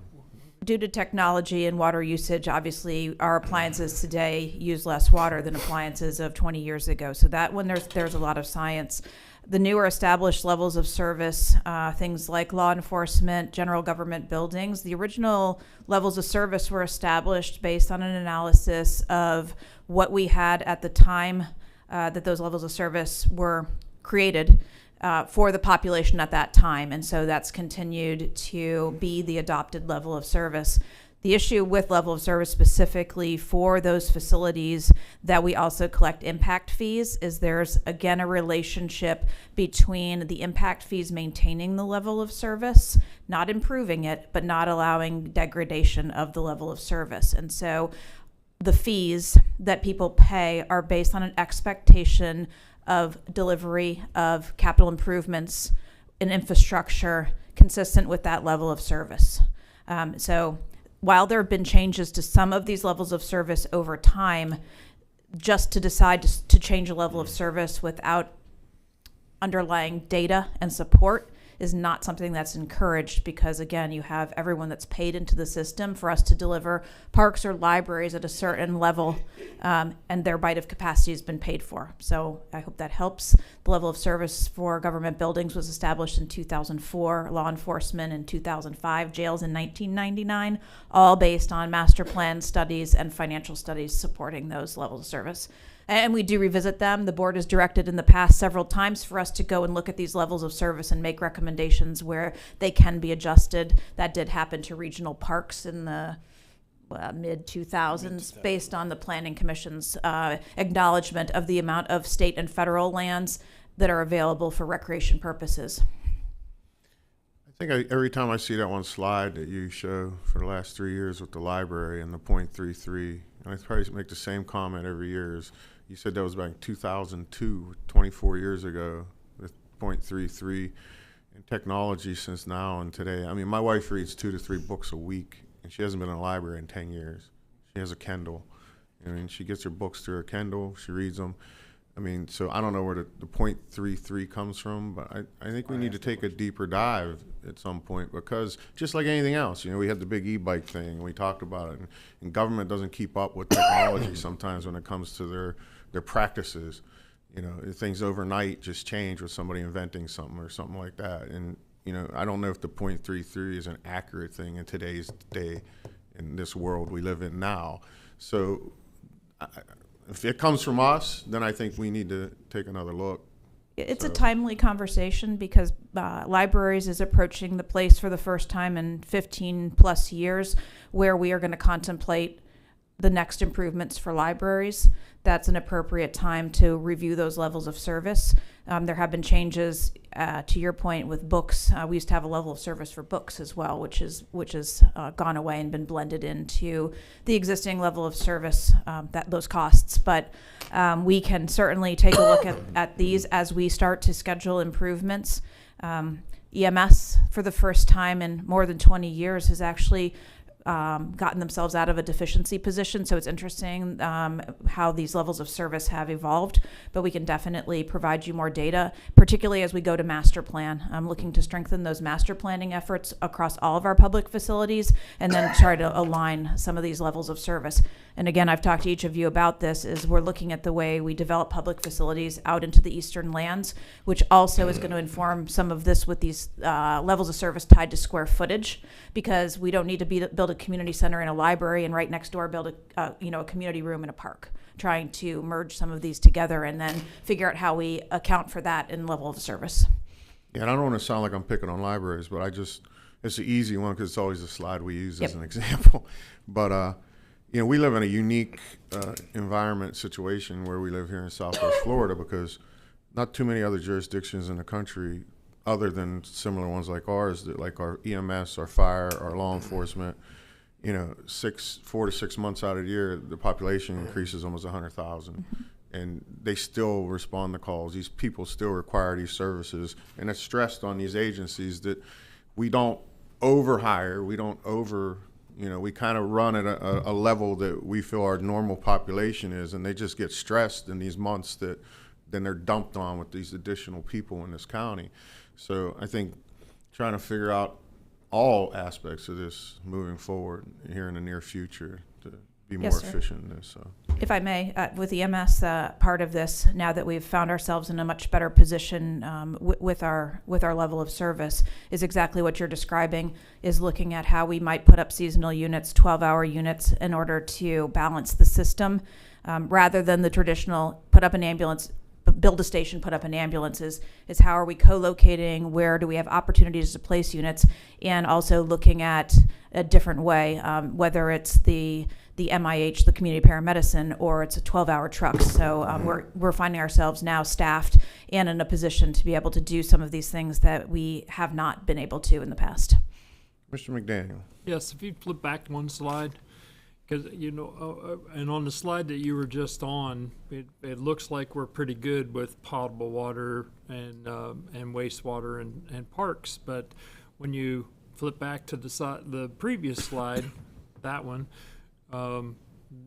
these items are exceptions to the AUIR, and I find that curious. I'm curious about how roads and bridges end up being an exception to our AUIR. When we use the term exception, I would say that they utilize population, but other additional factors to measure the demand that's placed against them. So whereas libraries just use the population as the straight a barometer as to how many square footage that they're gonna need to satisfy, road and bridges not only use the transportation or the population projections, but they look at the actual utilization of the roads and the volume, the capacity that's associated with them to make determinations of what the demands is and what the needs are going to be.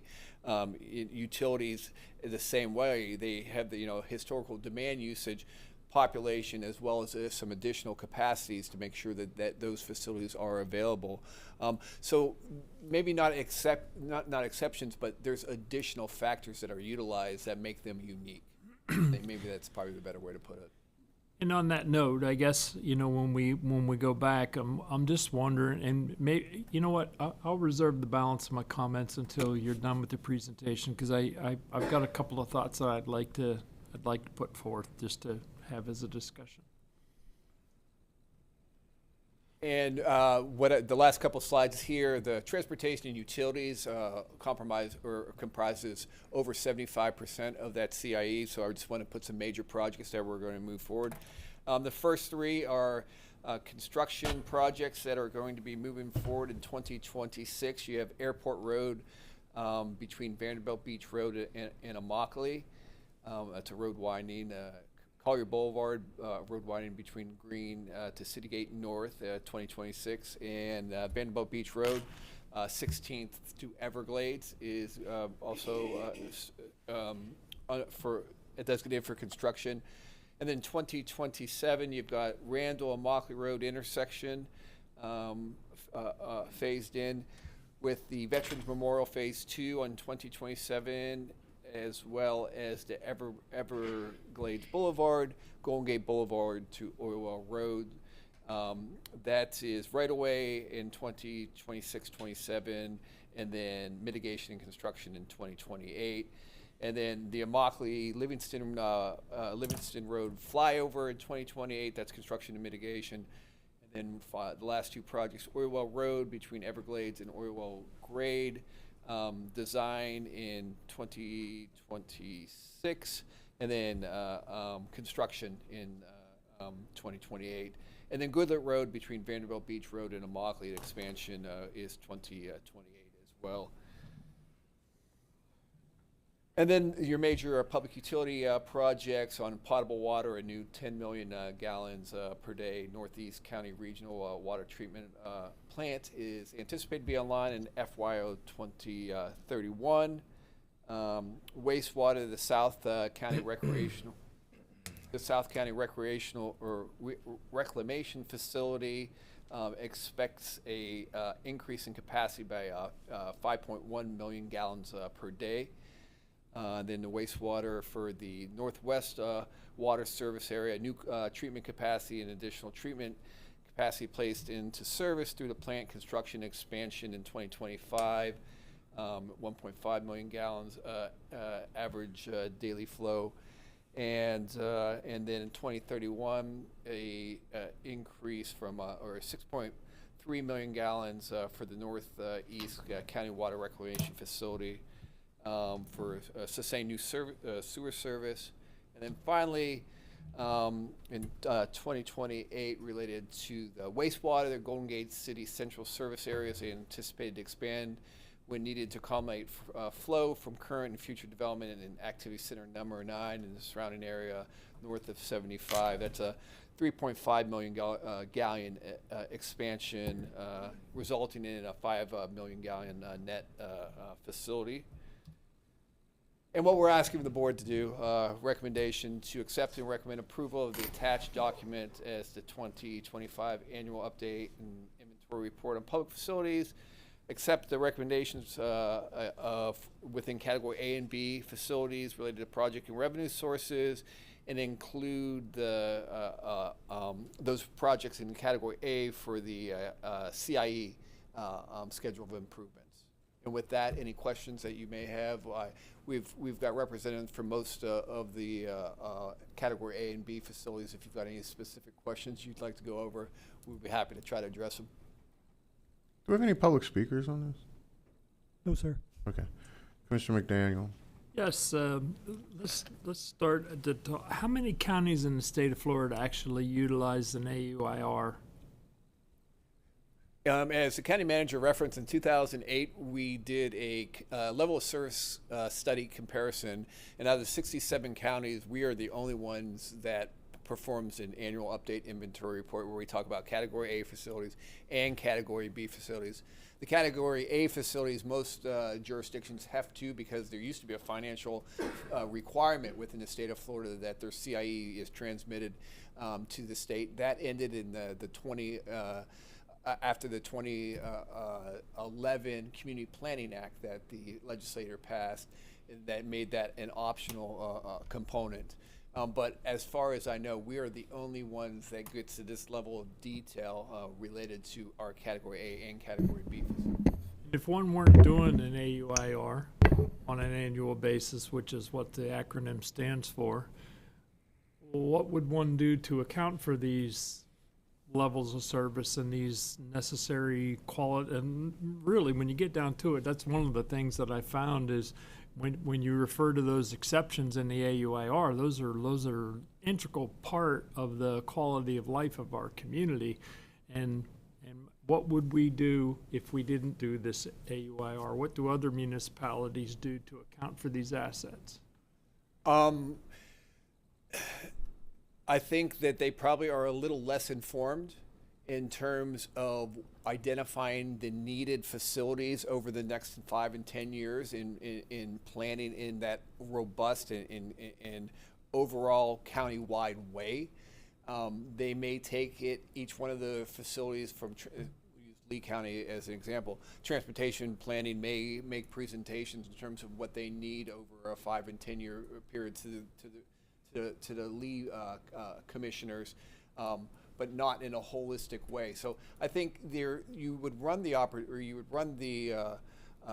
possibility that your growth of your infrastructure wasn't paralleling the growth that you were experiencing from a population standpoint, and because of that, I think you could run into some deficiencies and find yourselves at areas where those transportation deficiencies, those public utilities deficiencies, park deficiencies start showing up and impacting your population in ways that I'm sure that would have your emails and your phones ringing from your constituents, letting them know in terms of their perspective and how they feel about those type of situations and the capacities available. One of the thoughts that I had was, one more question. Are we statutorily required to conduct and perform the AUIR? No. Okay. And today it's done. I'm going to vote to accept it and move it forward and do the things as has been proposed in the recommendation, but I would like some contemplation on how do we get there from here. We already have deficiencies. You've shown close to $700 million in deficiencies in what I perceive to be as necessary quality of life circumstances. And while we're looking at these alternative methodologies to make these determinations, I think maybe we need to rise up a little bit other than to just the population of Collier County. We get beat upon on a regular basis because of housing affordability. and the influx of population that come here every morning and leave every night, are we accounting for that additional traffic with regard to our congestion management systems? And that's a great question. That's why that's why we utilize trip counts. That's why we utilize the volume and capacity. He said Yeah, that he was said a that great was question. good. Did you notice Just that? sucking up. That's not a Okay. great question. Strike that from the record, please. But it does, because if you were just on population and population alone and say a 20% markup, we would be able to accumulate our seasonal guests, but you wouldn't be evaluating and understanding the impacts that the 63,000 people that have to travel from outside this county to come inside this county to occupy their job and leave every day. You wouldn't know what that imprint was. You wouldn't know what the impact was on on the capacity of your road system. That's why we utilize extra measures in certain components of our AUR to make sure we're getting the full impact of demand that's placed upon them. I would contend that we're not.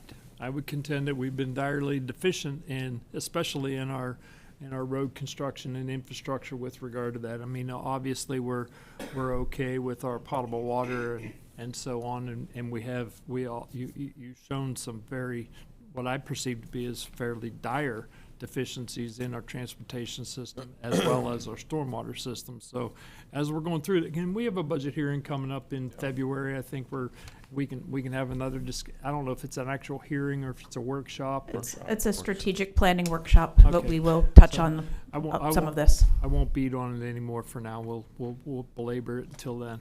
But once again, that you set it up. This is the whole purpose of the timing of the AUR when we present it to you in November, December, or January of the year, because we know in February you start those preliminary discussions with the county manager and Chris's staff, specifically so you could be informed of what were the capital obligations related to growth, and then the other issues that are obviously associated with your budgeting.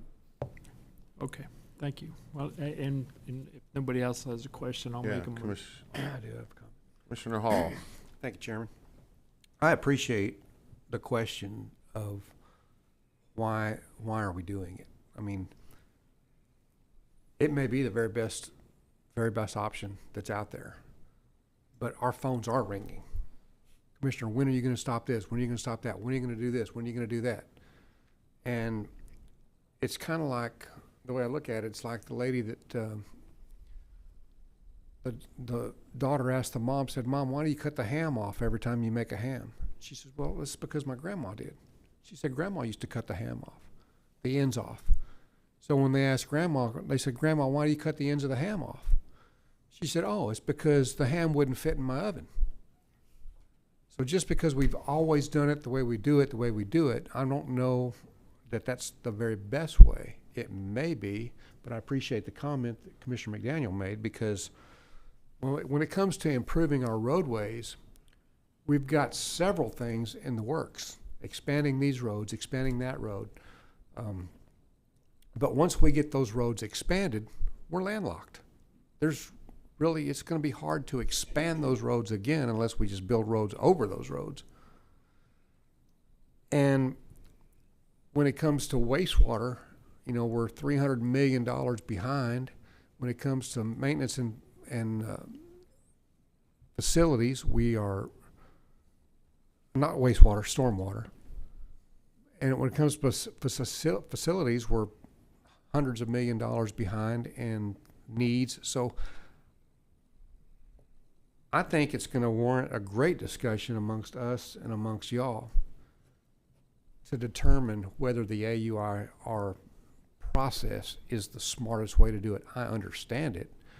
I don't want to change it. I don't want to just create another thing. But if we're the only county that does it, some of the other counties, I mean, they're a lot bigger than we are. They've got to have some method to their madness as well. So I appreciate the question. Commissioner Saunders. Thank you. Kind of a little story, but it's sort of indicative of what we've been able to accomplish in Collier County. This is going back a century ago, and I happened to be on the board at the time. We had the AUIR, and we had standards for parks. And one of the commissioners felt, well, we can change the definition of what's a park, and therefore we don't have to build any more fields or as many fields. So the idea there was, well, let's just say our beaches, our acres of beaches are our parks, and therefore we meet our AUIR. Of course, if you're a soccer player or a baseball player, that doesn't do you much good. And I think that, the fact that we're the only county that does this, I'm sure other counties must do something. But I think the AUIR and this whole process of having levels of service has really made this a nice community to be in, even though we do have some traffic issues. And that's been our guide to get there. So if we are going to replace it, that's fine, as long as it's replacing it with something better. Because you take a look around the state, and it goes just up to Lee County.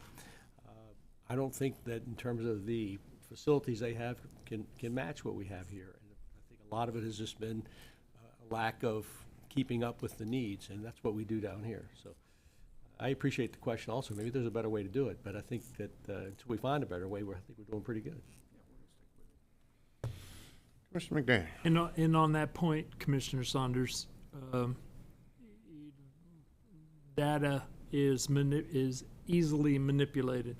You mentioned that somebody figured out we could build less parks if we counted our beaches into the LOS for the level of service for the parks, and we wouldn't have to build as many parks. And then there was another group that came through and they changed the level of service on community parks and rationale to regional parks, which then allowed for less funding being appropriated into the community parks and more into regional parks. And so then our community parks started to get not as much funding as they needed for maintenance and so on and upkeep. And so the question that I'm asking is not throwing rocks at anybody, because we've been doing it this way forever, is I would like, when we have our budget hearing coming up in February, I would like to hear how some of these other communities in fact manage these, what I perceive to be as critical life-sustaining quality of life assets that the county in fact owns.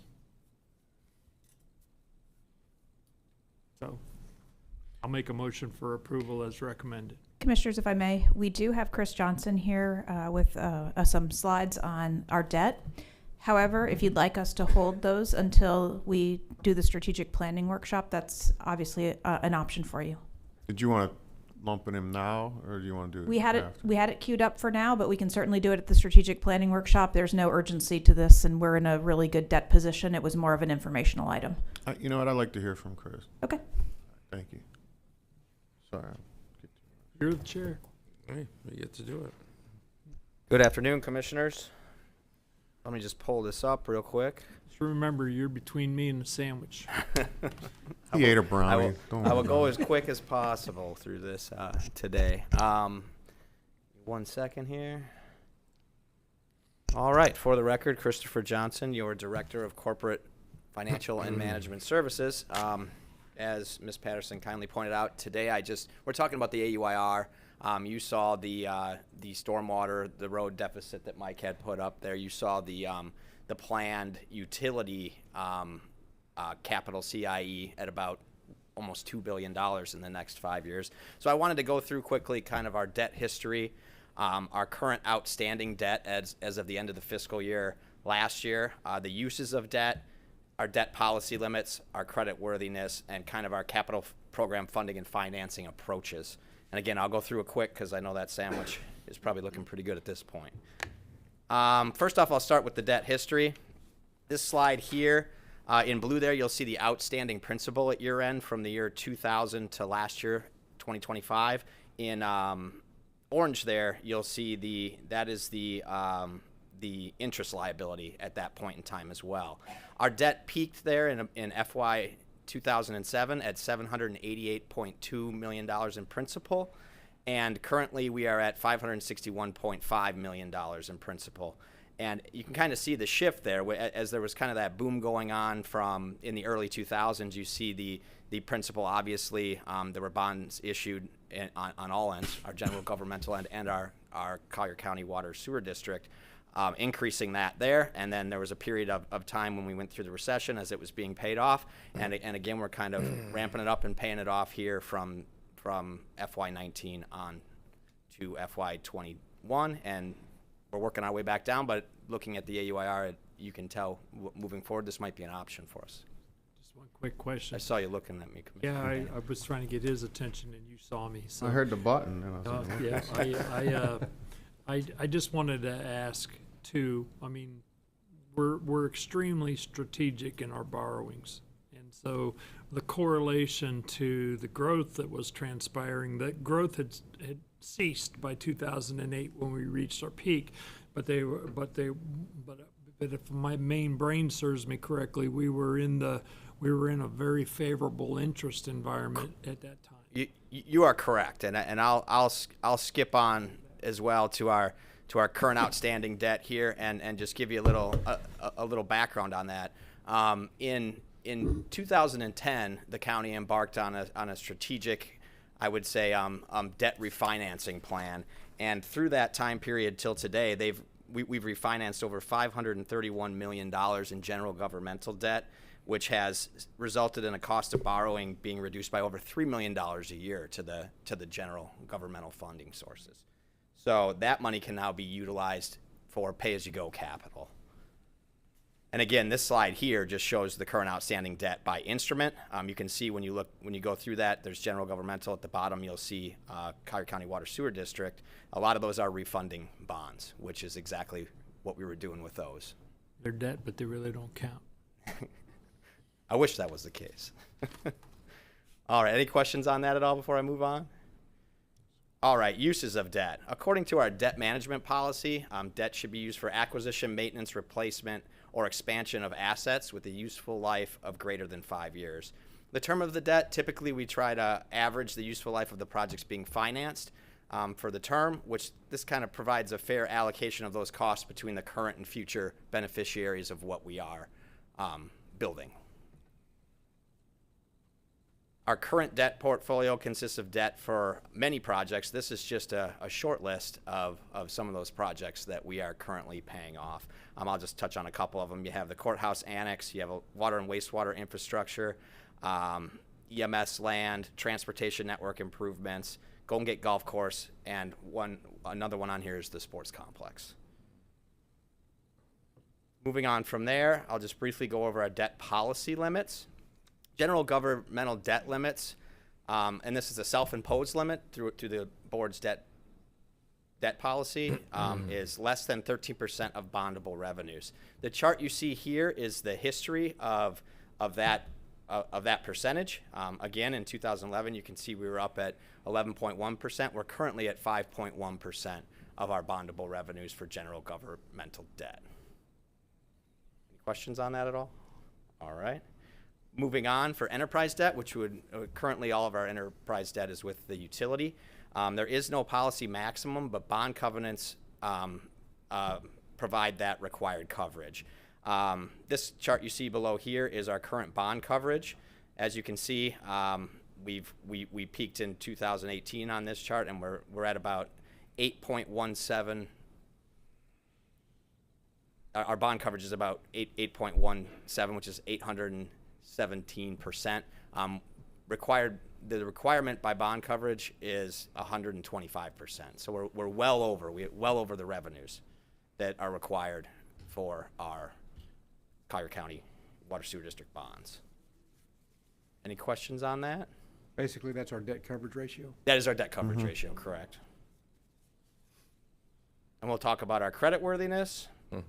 As you see here, this is the bond ratings by the three different agencies. Fitch Rating Service, Standard & Poor's, and Moody's Investor Services are the main three. These rating agencies have professional analysis to analyze the potential risk for an investment to invest in particular, for an investor to invest in a particular bond. They apply different parameters to assess the quality of the bonds through the bond rating chart depicted here. And I just want you to pay attention to the top here where you see the AAA, AAA, AAA, and the second level here, which is AA1, AA+, and AA+. Because the next slide here, according to our bond policy, our debt policy, the county seeks to maintain the highest possible credit rating without compromising the delivery of our services.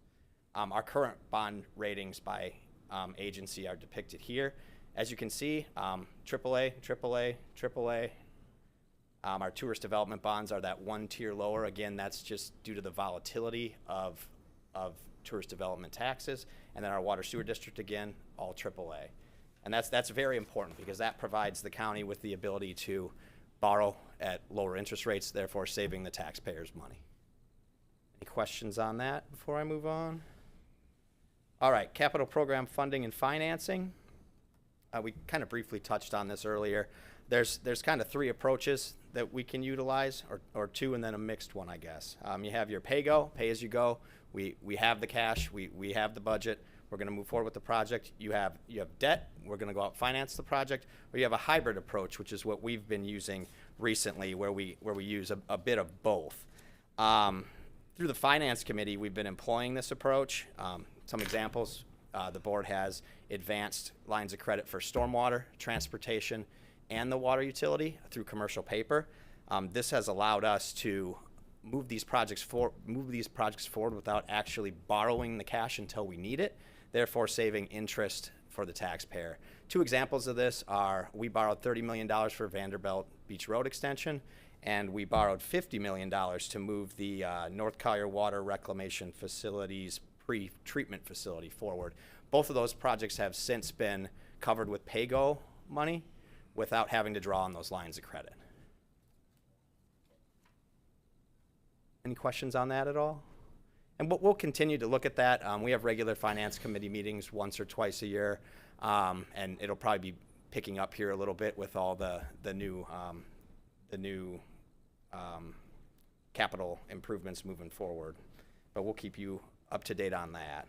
And then finally, my last slide here is new financing scenarios. This kind of gives you an idea of the debt service related to borrowing based on, if you look at that right under those columns there, you'll see 50 million, 75 million, 100 million, 150 million, and then the terms going down in the different colors. So for instance, on this chart, if we go all the way to the right, you'll see to borrow $150 million over 25 years currently would have an annual debt service of $10.2 million. Now, to put that in perspective from a general governmental standpoint, where we are currently at 5.1% debt ratio, with our limit of 13%, that allows us, I guess, capacity for between $540 million and $925 million, depending on the term and the rate. Any questions on any of that? All right, that was all I had. Thank you, Commissioners. All right, thank you, Chris. All right, so I believe you're going to make a motion, or you didn't make a motion for the AUI report. Yeah, I'm sorry. Yeah, I'll make a motion for acceptance of the AUIR report as recommended. Okay. A second. I have a motion and a second. All in favor, signify by saying aye. Aye. Opposed, same sign, same sound. All right, the ayes have it. It's passed. Commissioners, that brings us to item 10A. This is a recommendation to adopt a resolution establishing a framework to constrain county spending at current fiscal year baseline levels for fiscal year 2027, applying to county funding allocations, including those for constitutional officers, authorizing limited annual increases for operating and capital costs, and directing the preparation of an annual long-term capital and asset management analysis. This item is brought to the agenda by Commissioner McDaniel. Floor. Thank you, sir.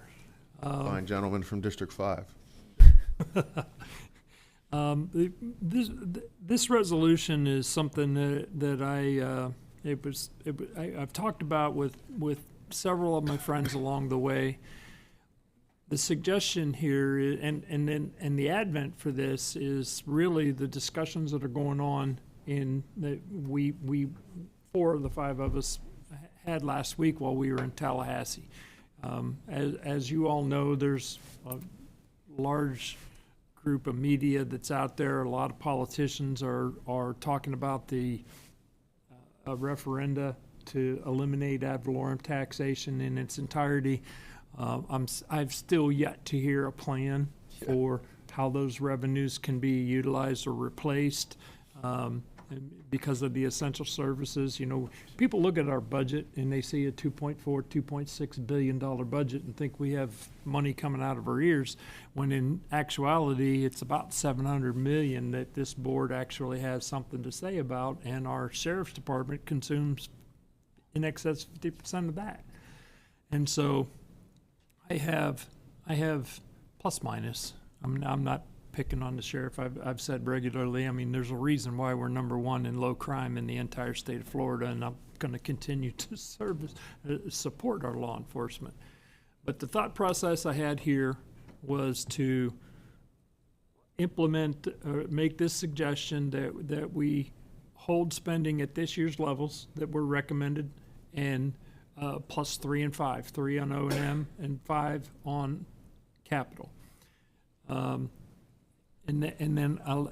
having that come as direction from this board. And then secondarily, as also part of this resolution was far more, what I perceive to be as a far more critical item, and that is the analysis of our assets. Collier County was not prepared for the management of our assets, the analysis on our assets, the useful life of those assets, what the monies that were requisite for theoretical replacement or for maintenance and or the inevitable replacement of assets when they had expired and reached their useful life. And I was told back in 19 when we established that 301 fund account that that data and analysis was in fact being performed. That was another administration, and we always blame the previous administration. The current administration's now sharing that data and analysis hasn't actually been being performed. And I think that is a critical component of how we manage this government. And so two parts: rein in spending, no matter what happens in Tallahassee, no matter what they decide to do with the ad valorem, holding our expenses at these recommended levels, I think, is an extremely prudent move for us, irrespective of what they do. If this board chooses in July, August, September, when we set the budget, if we do in fact decide to remain at rate neutral, the spread between these expenses and the revenues that are associated with it can be plowed over into reserves. Doesn't take the money away from our constitutionals, doesn't take it away from our administration. It just provides a mechanism for those additional requests to come back to this board for ratification as we go. So that's a quick synopsis of the two proposals that I put into this resolution. Anybody get any questions? I don't see anybody lit up. Everybody's lit up. I got a light. You waited too long to call for a vote. Huh? I just want to ask Chris Johnson, what will this ultimately mean as we go through our budget process? What this will do, and let me just, I thought I had something here, but it looks like it disappeared. Oh, here it is. Can you pull up the PDF? Essentially what we'll do is as we move forward through our, that one right down there, the timeline draft, if you don't mind. Thank you. I knew there would be an opportunity to pull this up, so I felt like I had to. We will take the 3 and the 5% moving forward as we go into our strategic planning budget workshop on February 17th. We'll have further discussions on this because I'll be able to put it into kind of my spreadsheet that pushes everything out. We'll be able to tell you guys where that'll leave us as far as planning goes, and from there, when we go into to adopt the budget policy, it would become part of that policy. We would base the policy around this resolution. So we are basically setting budget policy. A portion of it, yes, a piece of it with this resolution.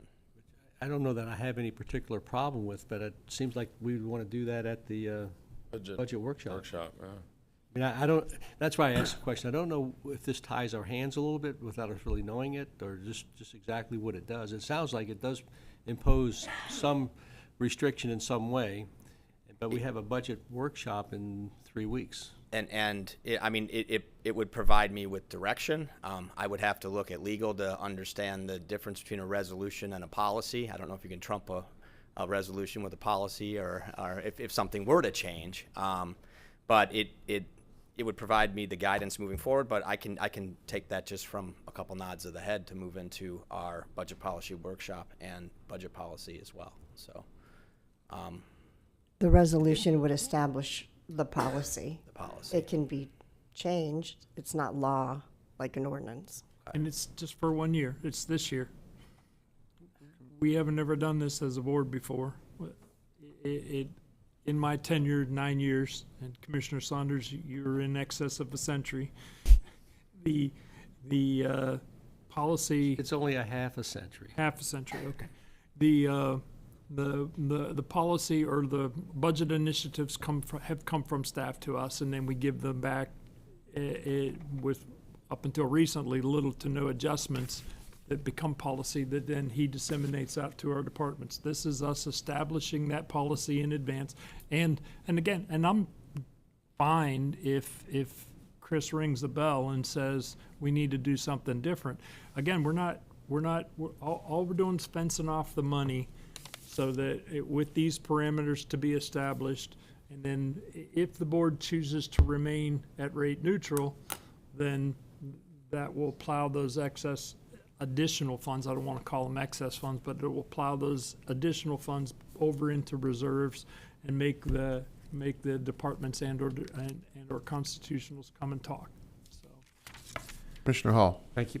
I'm all about limiting or setting the limit on our spending as far as O&M and capital, but I do not want that to be misconstrued as any budget policy direction. This is going to be my 4th year, and I've just about figured this out, that when we set budget policy, it happens. And I am not going to be a proponent of that. I want to have a real budget policy conversation and whatever we decide to do, but I don't want to give any direction as far as creating budget policy based on this resolution.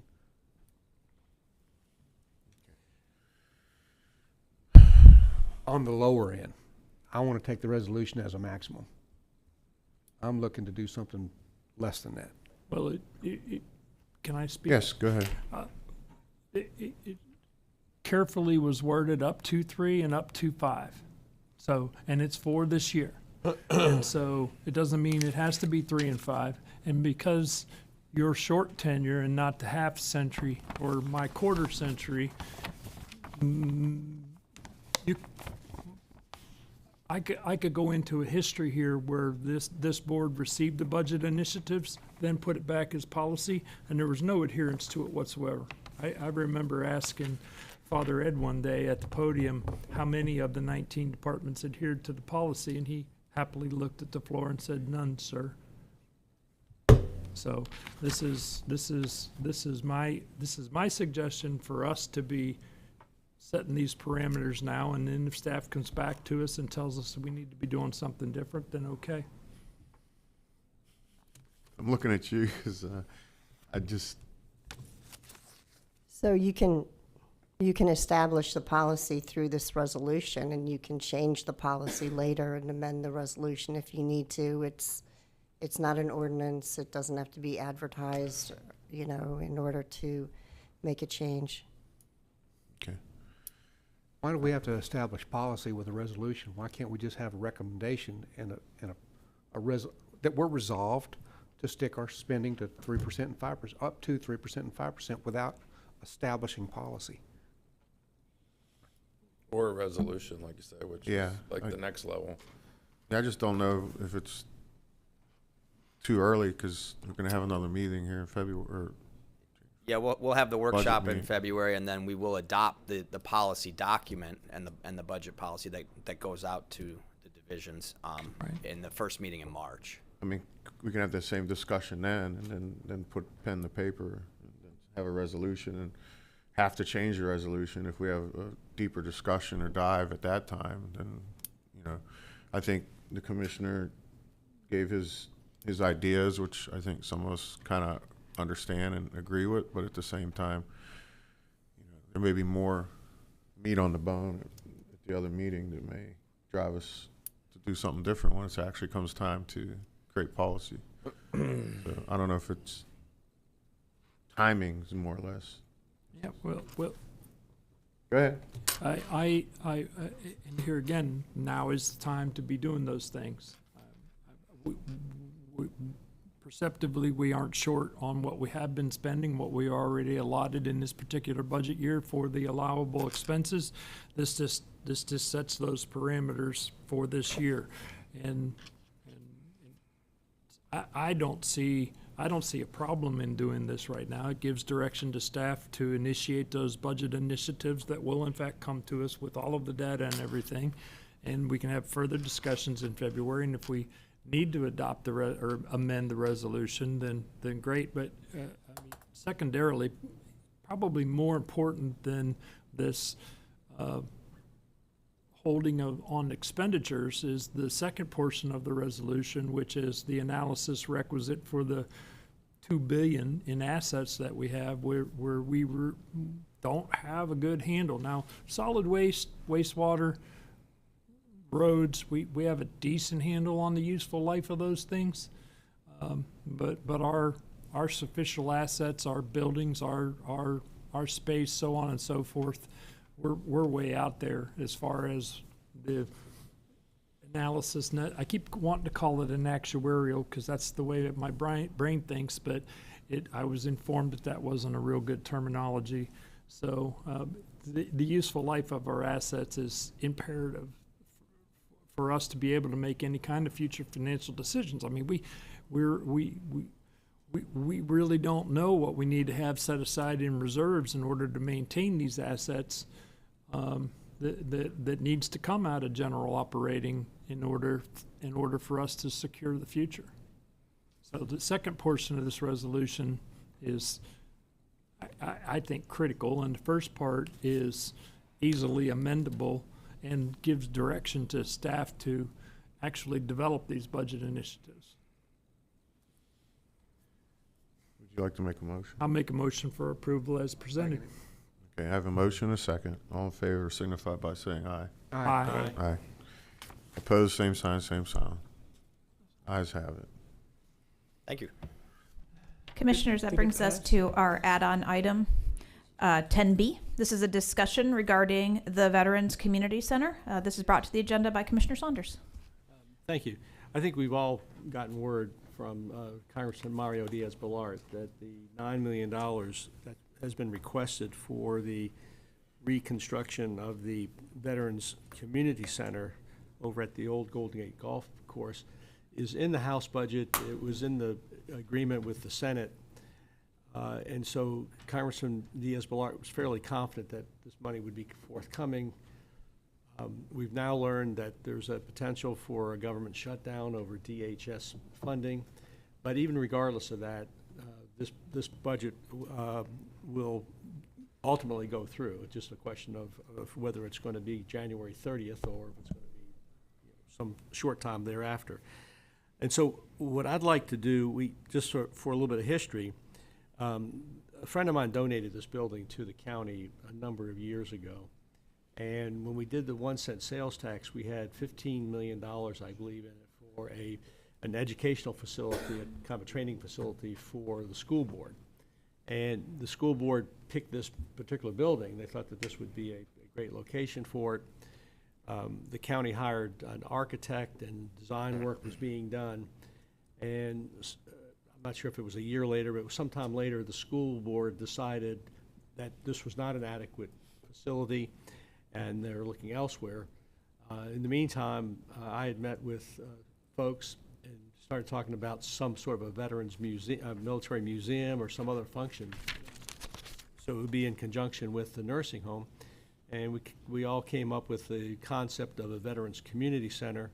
Mr. Mullins and I and Alexandra Scardino started working on what goes into a Veterans Community Center, because there are different types of Veterans Community Centers around the country, and they're all different. And so we met with different veterans organizations, we met with the VFW, and came up with basically a list of what types of offices and things would have to be in this Veterans Community Center to fully serve the needs of veterans in our community, along with open meeting space. And for I'll give you an example, I think we're all familiar with the breakfast that's served at the Fleischman Park on Saturday mornings by one of the veteran services groups. They're looking for a home. This would be a perfect location for that, because there, as you may know, there's a large open space in this building that would be ideal for large meetings and for that type of thing. So in response to the fact that we are fairly assured, there's never a 100% guarantee, but at this point we're fairly assured that that $9 million in funding would come in, I'd like for the board to direct staff to begin to put together the bid documents and things that are necessary to retain another architect and engineers and ultimately a contractor, so that when this funding does become available, that we won't be sitting here 6 or 8 months later still looking for an architect. And so I wanted to ask the board to give staff the direction to move forward with complying with the details of this grant, this federal grant program, putting together a bid package as required, and being ready to submit that for review by potential architects and bidders. It's really just kind of a direction to staff to move forward with this, to let the staff know that this is a priority of the board. Second. Or one of our priorities. I got a motion and a second. All in favor, signify by saying aye. Aye. Opposed, same sign, same sign. All right. Commissioners, Staff that- has the marching orders. Yep. That brings us to item 15, Staff and Commission General Communications. Item 15A is public comments on general topics not on the current or future agenda by individuals not already heard during previous public comments in this meeting. We have no registered speakers. Very good.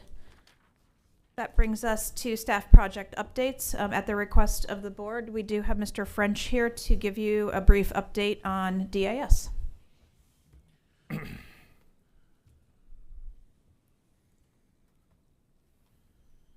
Meredith, I'll let you get it open. Good morning or good afternoon, Commission. Jamie French, your department head for Growth Management and Community Development.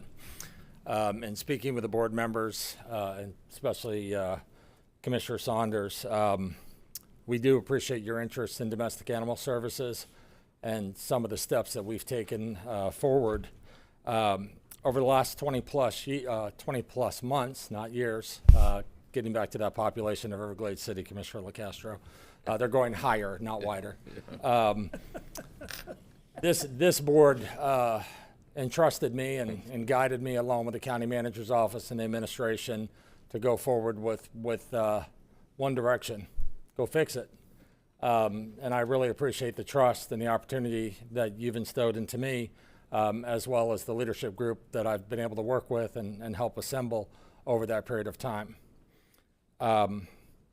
During that time, the facility has undergone significant infrastructure, facility, and operational improvements to really enhance the animal welfare, the safety of our employees, the safety of our volunteers, the cleanliness, and really more so the efficiency. The shorter period of time that we can keep an animal in that facility, the more adoptable they are, and in which case what it does, it creates a savings overall to your budget. And that's really what we've been focused on. So without further ado, we do have a presentation with the thanks and help, of course, of Meredith McLean, your DAS director, and Mr. Brian Deloney, as Mr. Deloney, Senior Deloney says, best engineer in the state of Florida. Yep, I got a thumbs up. On that big screen back there. We do appreciate the partnerships that have existed over this time, and I think we've got a little bit of a surprise at the end of this as far as some of the additional features that we'll be offering within DAS and our Parks and Recreation group. Meredith?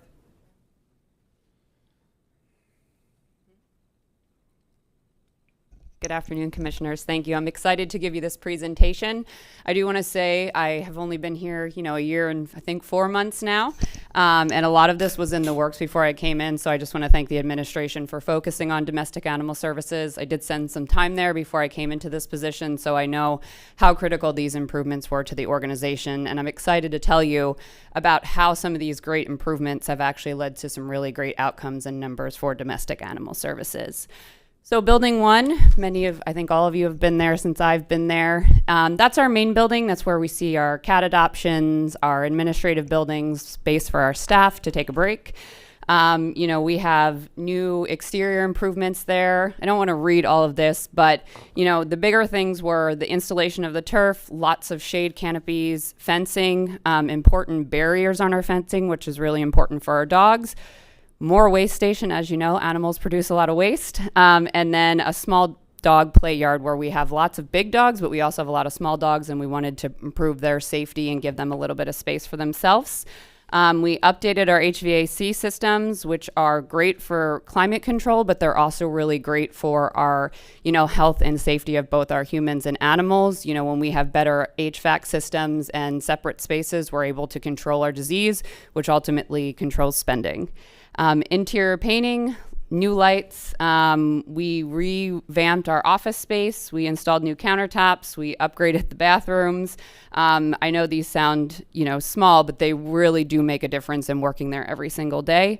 We got a new refrigerator for our staff, which they really appreciate. We updated all of our furniture, and then we updated our cleaning standards and procedures. So that not only helps the safety and well-being of our staff, but also the animals. As Mr. French said, the cleaner we are, the healthier our animals are, which means they stay with us less time. The other thing I want to point out there is in all of these improvements, we've seen a lot of great feedback from our community, and where people sort of thought we were that Sarah McLachlan commercial, and they didn't want to come into our facility, they come in now and they say, wow, it's such a clean environment. So we have more people coming through our buildings, which also leads to higher adoptions and outcomes for our animals. Building 2, we have a very large Sally Port, which is where we keep all of the things we need, and we need a lot of those items. So we were able to organize that, upgrade it. Staff knows where to go. They're spending less time looking for things. It's much easier to use. We got new washers and dryers. HVAC was added there.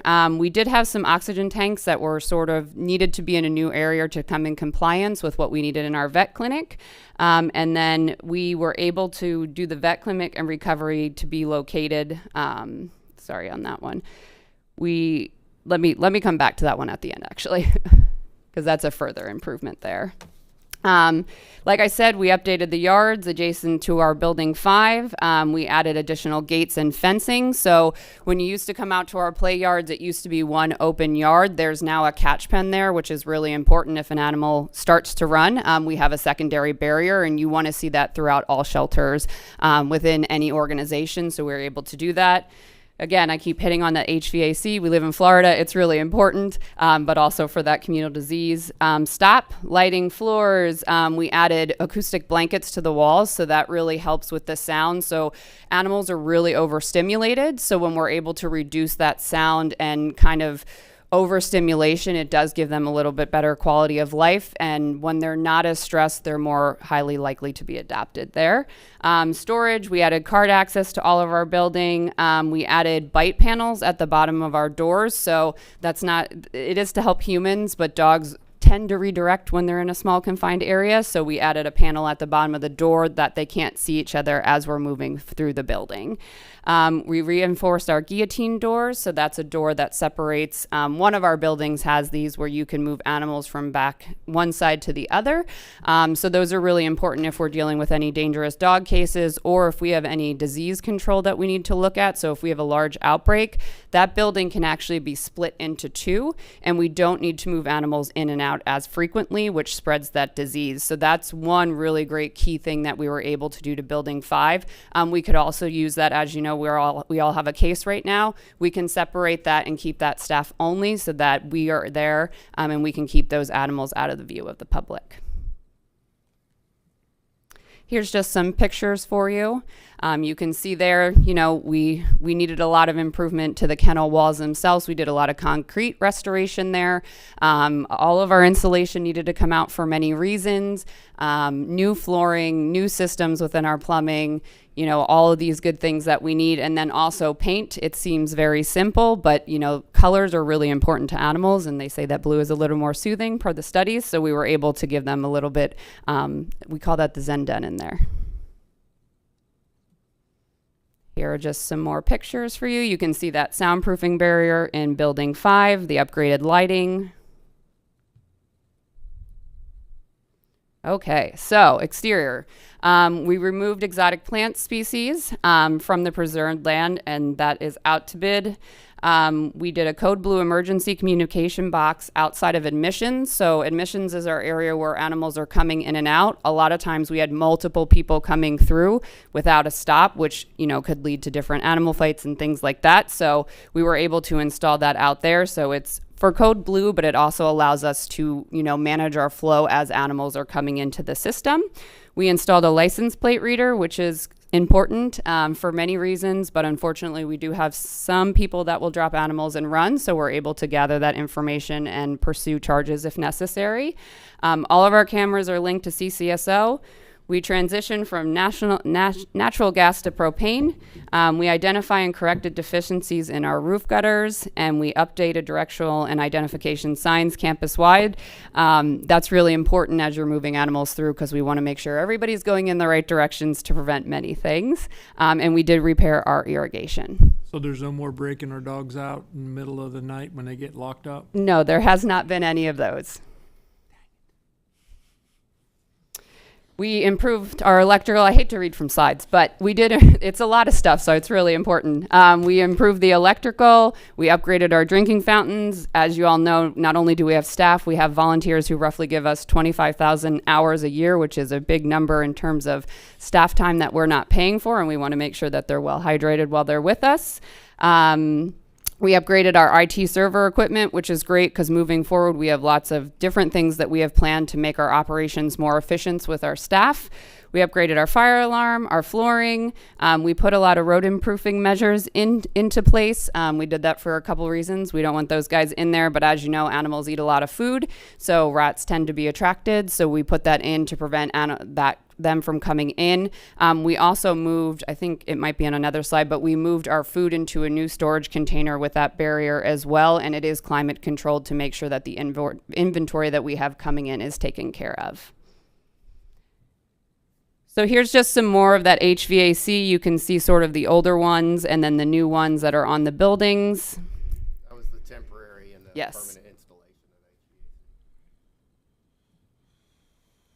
HVAC. All right. So outside of, there used to be 3 dog buildings, and when you got to the 3rd dog building, there would be a no access to the public. That's very barrier preventative to people coming in and looking at animals. So that gate was actually taken down, and that allowed both the public and volunteer access. And that matters because if we keep animals out of view, unless somebody is coming to look for their animal, they're not seeing those animals, which means they could stay with us longer. So why not put them on view, explain what the difference between a stray weight and available means, and allow the public to see all the animals that are in our care. But also, we're not trying to hide anything. We want to be very transparent about what we're doing and have more community conversations, so we were able to remove that gate barrier there.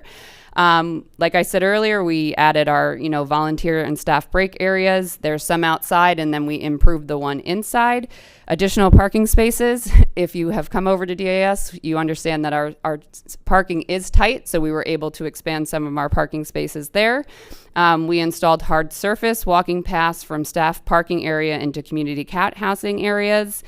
We implemented and improved daily campus cleaning and maintenance standards, and we built portable kennel wash stations behind our dumpster area so that we were cleaning, so that we have an area that we can specifically go to as we're going through things.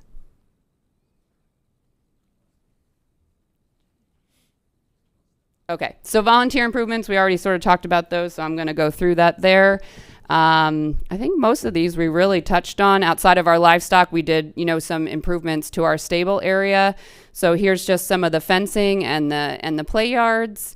That's the food storage that we were talking about. It used to be behind building 5, and now it's up further with air conditioning and that safety barrier. Here's the interior of the Sally Port. It's better than reading slides. Pictures are much better. I think most of this we talked on. I just want to touch on numbers a little bit, because I think that's really maybe what we want to hear here is, so the capital improvements really reduce operational bottlenecks. They expanded usable space, and they enabled us to kind of put placement options in place for animals, because like I said, the public is gaining trust in us, and partner agencies where maybe things weren't the greatest before were willing to come in. And because of that, the numbers I kind of want to touch on is we've seen adoptions increase 60% from fiscal year 24 to 25. Our transfers have increased by 44%, and our return to owners increased by 3%. So those are really great numbers. And then just in terms of our live release weight, which really means the animals that make it out of our facility with a good option, have raised from 88% to 96%, all while taking in about 800 more animals. So all of these capital improvements really allowed us to do better for the animal welfare in our community, and we're grateful that the support was there to provide these. Do you want to talk about Fur and Flag? Yeah, just very quickly. One of the things, commissioners, that I think I've touched on with each of you is that part of this collective impact that we've taken with growth management is that we've really utilized both the services we had intact in the formal growth management and community development group to combine those with Parks and Recreation as well as our DAS staff. So you, at any given time, you may see a Parks and Recreation vehicle and trailer over there mowing the cow pasture. We've already got the equipment. We're already paying the staff.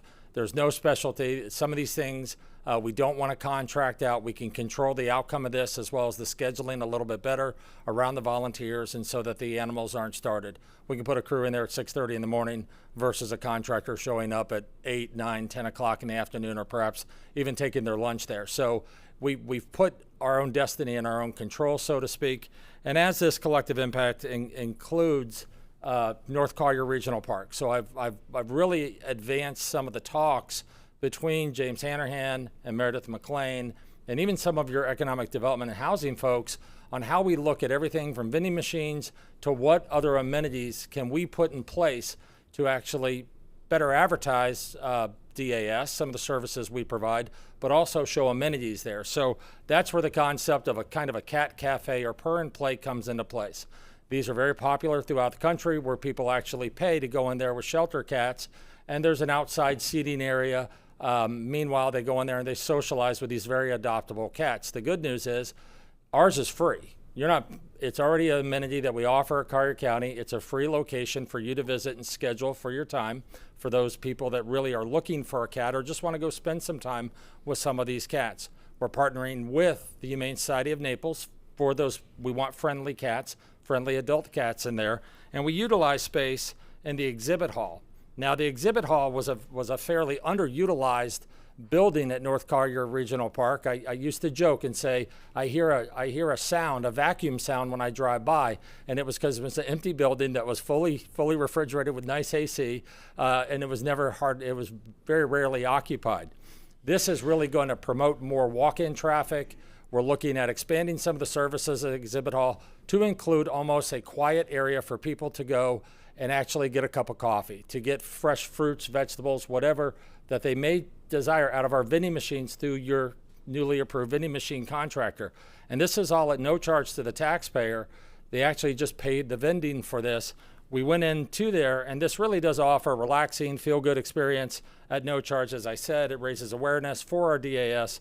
For the cats, it provides additional daily socialization outside of a cage, and it improves the behavior of that animal, confidence, and the adoptability right there. It also enhances our ability to attract more volunteers from that North Naples area that may not want to trek all the way to Davis Boulevard to that location. So, and it also, as I said earlier, it does support both your domestic animal services and your local shelters. Here's just some pictures of that room. All of this furniture, some new, some recycled. In the event that this venture doesn't work, all of this material can be put right back into DAS. But again, you see scratch-proof chairs. It'll host up to about 10 people that would schedule in there for about 40 minutes, 45 minutes per visit. And we would encourage walk-in as well, should you not have people scheduled in advance. This would be, there's a animal care specialist that'll be dedicated to this 8 hours a day, 5 days a week. And these cats will live cage-free. There will be cages there in the back in the event of an emergency or in the event that we have to move these for their safety and for movement. This was the, if you remember, this was the old microscope kind of a lab that sat there empty, that on occasion they would have some after school care or care classes, but for the most part this room was fully underutilized. Currently exists, as you can see, we put in a catch pen. These are just typical furniture design panels that you would get from any furniture company, only they're clear, that does not allow the cat to escape. Doors would close, person would enter, and it's all badge access, so it would not be available. It's locked all the time. Emergency access and fire code is a high priority, so you would always be able to escape. These catch panel areas, those are doors, they do not lock. It would be your exterior doors that would lock. This is if you've ever been to the exhibit hall, when you walk in, you'll see now, much like you have at pickleball, some high top tables, free Wi-Fi, there's some comfortable seating area. So in the event that we even schedule the exhibit hall, what you would see there is you would actually have a waiting area before you went in for whether it be a wedding, a corporate retreat, or something like that, all within this building, right across from your fitness facility. Building was fully scrubbed. I think we removed better than 20 pounds of dust out of the ceiling.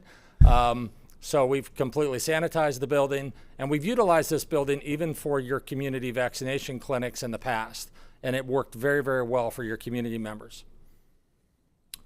That's it in a nutshell. I'm sorry it took so long. I know that there's a lot of effort that was put into this, but I will tell you is that, again, thank you for the opportunity to serve, but really the credit all goes to the staff that worked on this. It's a lot of hours, nights, weekends, holidays.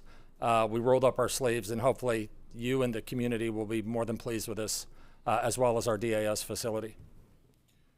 Thank you, Jay. Commissioner Saunders. Thank you, Mr. Chairman. First of all, I want to thank our management and our staff for really a good news story. I had asked Ms. Patterson to make sure that we had a good, thorough presentation. Sorry it kept us from a late lunch, but I thought this is just such a good news story because the animal rights people in this county are very vocal. And in 2024, when this process really got started, our DAS facilities were really sad, really pathetic. You mentioned rats. Well, there was one building that was overridden with rats, and it was just a horrible situation.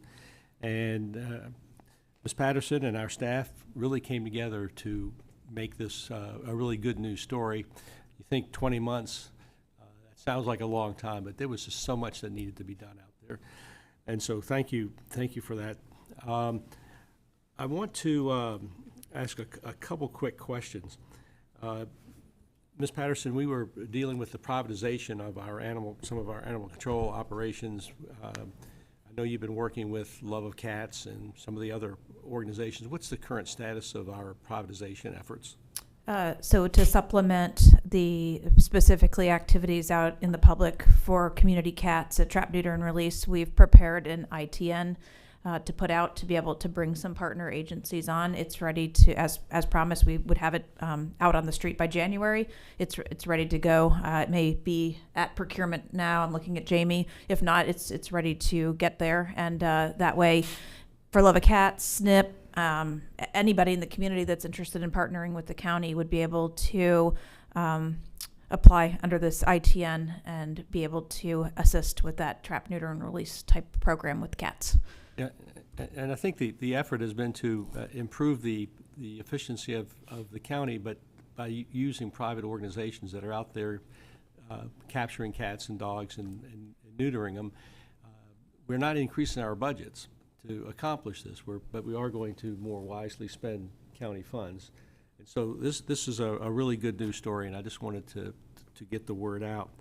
I think in terms of your 96% rate of success in getting animals out. Is that what I understood you to say? Went from 88% to 96%? Yep. So the live release rate is animals that make it out with an outcome, whether that be adoption, transfer, placement within the organization, or at per and play. Yes, that's 96% at this time. I'm going to ask you a question that you're not prepared for, but I'm just kind of curious if you might have a guess. How does that compare to animal services in Lee County in terms of successful release rate? So the national standard is we want to be over 90%. Collier County is over 90%. Lee County is not there. Just mention that because we do a lot of things right here in Collier County, and this is Thank you. Noted. That was a very politically correct answer. I'm learning. Commissioner LaCastro. Thank you, Chairman. I agree with Commissioner Saunders. This is a good news story, but it's only a good news story if it gets out. So this room's empty. I guarantee all the reporters that were zooming in and cared about the first couple of things that we voted on have all zoomed out. I still get emails from volunteers who work at DAS, and I don't think fully appreciate the improvements that have been made. So one of the things I would say, Meredith, is when a new volunteer comes on, before they come with preconceived ideas that they got off of Facebook, this might, the information in here might be great as part of their orientation, and maybe it already is. I don't know if this is something you get out in a media release or whatever, but it's really not worth the paper it's printed on if only 10 people in here sort of hear about it. And I can tell you, the minute you walk outside this door, unless I'm the only commissioner that has heard from the public, I still hear people that have no idea we've done all this. They're still talking about stuff from 5 years ago. Oh, the place is infested with rats. Oh, you still haven't added air conditioning. So, I think some sort of marketing launch, or whatever you think is the best way, and sometimes the best way is through the people who actually work there, and maybe some of the new people that don't realize, they're walking into a facility that was way worse. It's great to walk in today as a new volunteer and go, oh, I see 5 things that need improvement. It's like, well, we improved 100 things, and we can do anything, but we can't always do everything, but we've done a lot. So I think this was a great overview of things that a lot of us already kind of know, having talked with the staff. It was more valuable, I think, to all of us because it was packaged in one thing, and you really see, wow, all this stuff didn't happen in a day. But when you put it all together, some of the comments out there like, oh, DAS is in shambles, and the staff doesn't care, and they're not doing anything.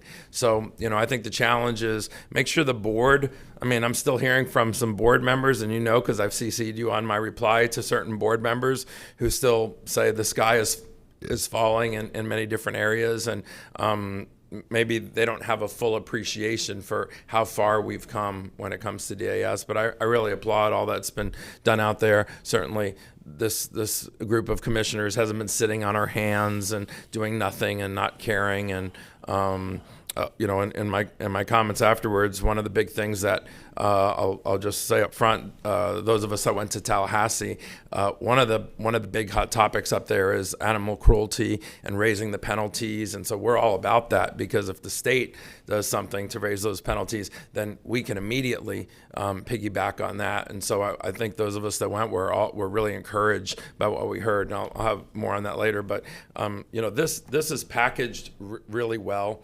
and it's truthful with what you've done. So I would just say the more you can get it out there to those that are within the building and even those that are outside the building, I think it would be very, very valuable to separate rumor from fact. Commissioner Hall. Thank you, Chairman. Jamie, I've been out there before, and I saw what a mess it was, and I've been out there after. And just kudos to you and your staff for all of the hard work that has gone out there, for the creativity and the implementation of the per and play thing. You just done a fabulous job, and I just wanted you to know that as a board, we really appreciate it. Mr. McDaniel. Just so you know, as far as getting the word out, you've been invited to my town hall coming up here in a couple of weeks or a week and a half. Bring the slides. Bring the cat. I want to see this, and we want to have a discussion about adoptions and how we do what we do and so on and so forth. It's all about It's all about spreading the news. So If you can email this to us, I bet some of us would pull some things out of it for like our newsletters and things like that. Because you've put it all in one spot and very valuable. So I'd love to have a copy of this. I'm sure everybody up here would, to use it either in town halls, newsletters, or just to have the data at our fingertips. I was going to make it mandatory that she goes to all the town halls. Yeah, perfect. Quarter. I do love to give presentations. I got one tomorrow night. You probably don't want to come to. I see no more questions of the board, so it's just good job. Yep. Appreciate it. And like Commissioner Hall said, I echo. I went out there at the worst of the worst and saw what it was like, and the hard work. Everybody should be really proud of our staff and what you guys have done. So thank you. Thank you, Commissioners. Just last word on this is please feel free. We have reached out to those, and I know that your chairman of your Domestic Animal Services Advisory Committee is here. I don't know if you wanted to get a few words from him, but I will tell you he's also a very long-term volunteer, as well as a member of your Bayshore Community Redevelopment Agency Board. And I will tell you is that if there's something wrong, whether it's night, weekend, or holiday, Al is very quick to call me on my personal phone. It doesn't matter what time of day or evening. But I would tell you, it really does come down. I'm very blessed to have a great group of colleagues that I get to work with. And I know Commissioner LaCastro, you think he may be a fictitious person, but I will tell you, as far as our cleaning efforts at any of our parks, at our building at Growth Management, and even at DAS, Mr. John Benoit, he is he is amazing. And I know Commissioner McDaniel, you've known John coaching basketball for a long time, as have you, Commissioner Kowal. But he is you wouldn't have thought a retired New York City police homicide detective would be as instrumental in this operation as he and his colleagues are. And we're so very lucky to have John Benoit, James Hanrahan, and all of our groups. So thank you for the continued support. Thank you. And I did see that friendly face sitting in the audience since 9 a.m. So, all right. Commissioners, that does bring us to item 15C, Staff and Commission General Communications. The only thing I have for you, and I'm sure you're all aware, we did implement the burn ban. It's likely going to stay in effect for the foreseeable future in light of our cold and dry weather. We did get a little bit of rain, but not enough to do anything. So we'll keep you posted on that. We take our lead from forestry and the fire districts, but we got to the drought index numbers that we needed, and I think Lee County actually has followed suit. With that, County Attorney? It's funny that, because that day John called me and says, hey, Commissioner, are you available? We're going to implement the burn ban, and you need a signature. And it just so happens, and like, you know what, it makes sense. Cold weather, dry air, low humidity. And then my phone started blowing up. It's cold. I want a bonfire. I want to, everybody's like, how can you do it when it's the coldest day of the year? And I want a bonfire tonight. And I'm like, oh, God. Win some, you lose some, I guess. But just some of the phone calls we get, just let this public know. County Attorney? I do not have anything. Commissioners? Mr. Saunders. I don't have anything. Just again, thank you, and look forward to our meeting in February. Mr. Hall. I have nothing. Thank you. Commissioner Castro. I've got a few things. I don't know if you remember at our last meeting, we had 7 hours of testimony about a dying orange grove. You guys remember that? Oh, Is that really? No? Would you care to reiterate? I just thought I would. I just wanted to give you a follow-up. So I talked about, and Commissioner Saunders did as well, like, hey, let's chair a meeting and see if there's an environmental type of solution that could be explored. That meeting is this Friday, and all the right people have been involved, or have been invited. Some outsiders that all of a sudden want to sort of pile on. And what I've said is the folks that have been involved from day one. So, of course, we'll have the Orange Grove owner, his council, and then all of our key staff, Jamie Cook. We've got the Audubon Society invited. And so, we'll brainstorm and see if something's going to come back to the board here. That's what we voted on, was 3-2, was to give the owner at least the opportunity to come back with something or not. And it's completely his choice. But everybody's accepted the invitation to have a discussion. We're going to see what's feasible. It was said many times in this room over 7 hours, there's a million other better ideas than putting 400 houses. So what I've responded to everybody by saying is, well, we don't need a million ideas, but we need one that's actually feasible or or it's feasible, but the owner decides to not pursue it, and then he just continues with his farm. But hopefully, after Friday, we might have a little bit of direction. We're not going to belabor the point. We voted that the housing was not an option, or we discussed that. This will be one last chance to see if we're missing something. I had a conversation with Jamie Cook, which I said I really want her to be the first speaker, because if so many people thought that and testified that area was so environmentally important and sensitive, and there's panthers all over the place, and they were showing us maps and everything, I want her to take another look. That you would think then it would qualify at the highest possible levels for Conservation Collier, and if not, then we need some of that rumor from fact, because we have a lot of people screaming on social media that are all over the map. So hopefully Friday it'll concentrate the conversation a little bit. I wanted to just give a shout out to John Mullins and Bridget and Lisa, who took care of us up in Tallahassee. Those of us that went, the big issues that were covered were, I talked about the animal cruelty fines already.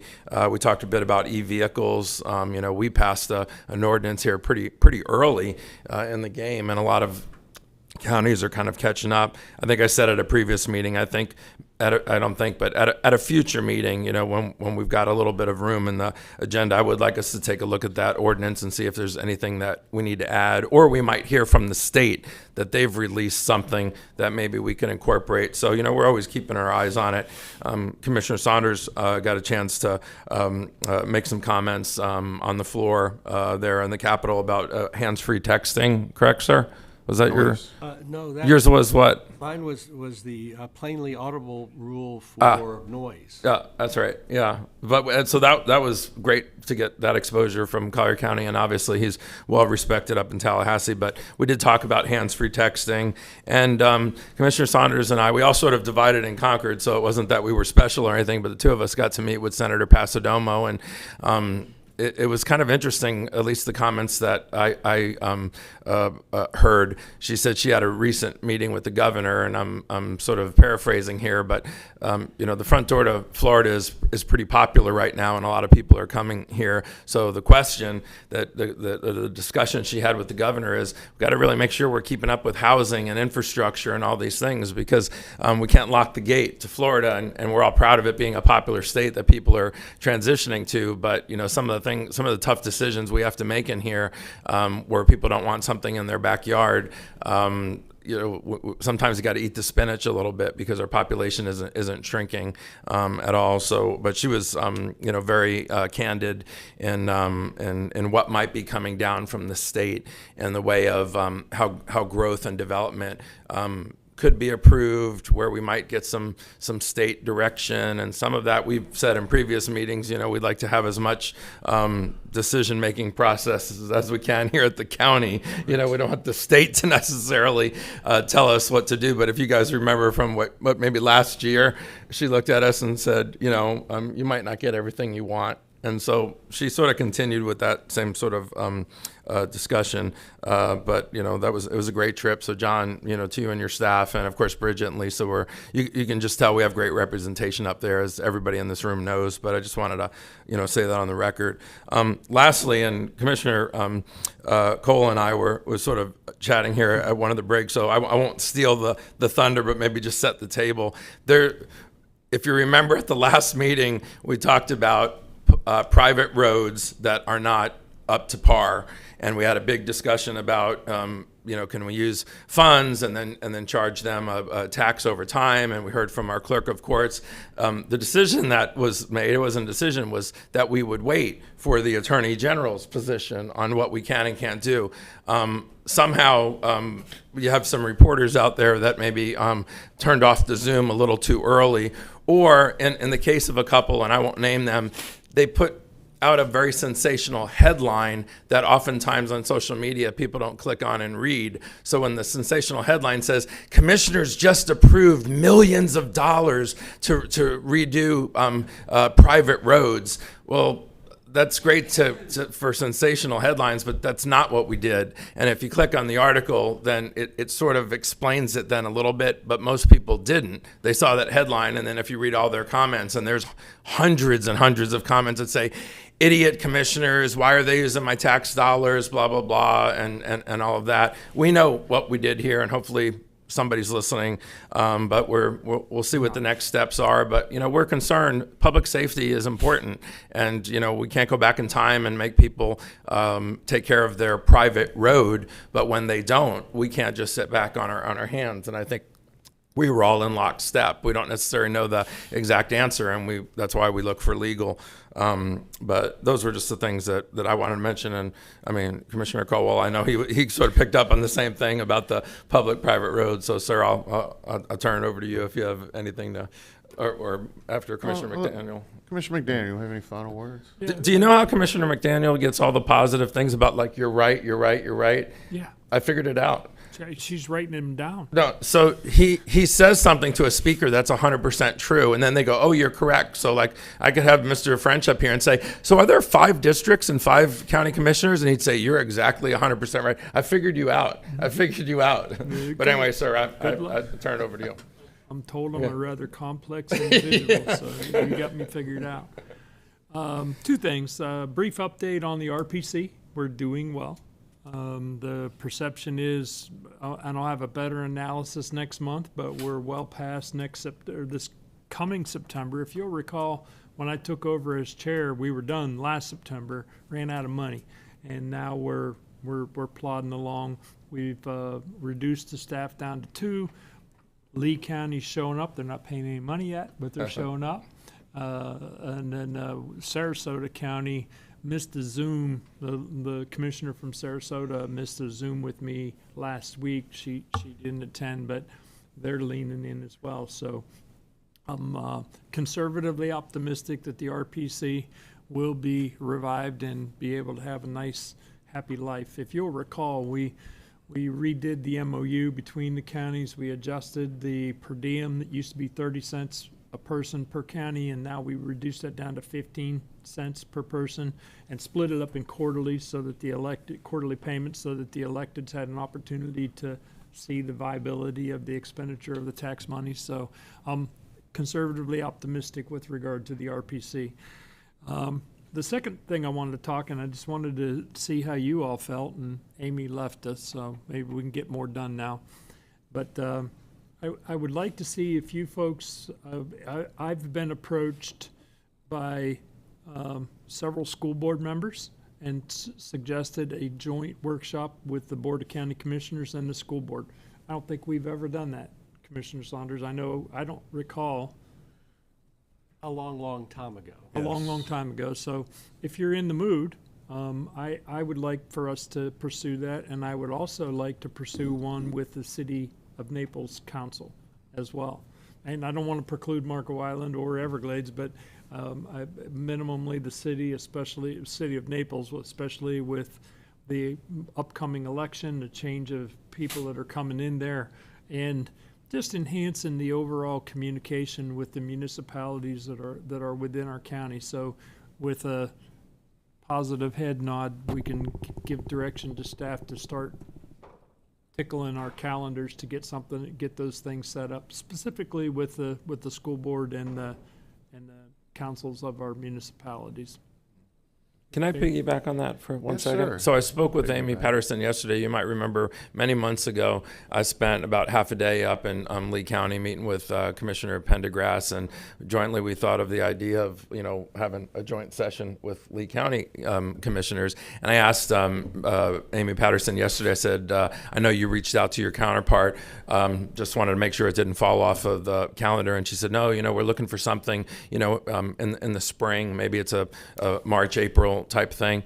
It doesn't have to be a full day. I mean, I don't think so. Now that Amy's here, maybe one day if it gives us enough time, we have sort of a few hours or whatever, a half a day with the Lee County commissioners. Then they walk out. Then maybe I'm spitballing, but rather than bring us in here three different times for really what would be half a day, since we see value in bringing these different groups together, maybe it could be a workshop and they all have a time certain, and we see what we can accomplish. So just an idea. But she had mentioned yesterday. She said no, the meeting with Lee County is something that's already been pursued. And I also love this idea, but maybe it's something that we do, it's a full day for us, but we cycle them through here, and there could be some good cohesive discussions, separately as the groups, not everybody all together, obviously, but just the thought. But I love that idea. Yes, sir. We hold the first Tuesday of the month for workshops. So if it works for calendars, we can certainly schedule more than one topic through that day. It was just a thought I had. I mean, we've had several conversations regarding impact fees. We just had a big impact fee increase attributable to the school. Talk a little bit more about that. We've talked about housing affordability and the properties that the school district owns. So there's multiple subject matters that we could, and I'm sure the school board has a couple they want to talk to us about. So, would you like us to reach out and speak with? Yeah, we decided that while you were off in the back there. And I spoke to you about this yesterday because Yes, I was sir. approached also by a new okay. chairperson from the school board. We can and try we had to a coordinate. conversation. We'll coordinate some calendar dates and see what we can get together along with Lee County. Good. Anything That's all, else? sir. All right. Well, like Commissioner Castro was saying, it's just, I read these things all the time, and it's like, and it's not the average citizen or constituent out there. They just, they're blowing off steam. I love it. Social media, get it out there. And sometimes I read some of these things and I didn't, I take a deeper dive myself because, maybe it's something I missed or overlooked or something. But it's just more or less on the lines of the ones that claim to be, like reporters or bloggers that have a designated blogging site that they go on a regular basis. And they talk about things we do and other council and stuff like that. And over the past 3 years, I pay more attention to it now because I'm in this position. And the more and more I read these people that feel like they're these professional keyboard bloggers, they get it wrong the majority of the time. And you know what? This is an invitation. I'm very accessible and approachable. And if you see something or you think you want to report on something that we've done or said or whatever, and before you actually put finger to keyboard, you can ask me and I can give you my opinion because maybe you're not seeing it the same way that we actually did it. And then that way we're not, just so you're being more accurate. Because listen, I believe our founding fathers put that in the very first thing in our Bill of Rights was, the freedom of speech and press and things like that. And actually the press was, the reporting of that speech was a fourth check and balance that our forefathers felt that was put out there to keep our government in line. But at the same token, they didn't want false things put out there because that actually muds the system up even worse. And it was to be back-checked and factually checked and, before you actually put something out from a source or something like that. It was credible. It's just like in law enforcement. People can tell you a lot of things are going on and somebody's doing this or doing that. Unless it's credible information, you don't act on it.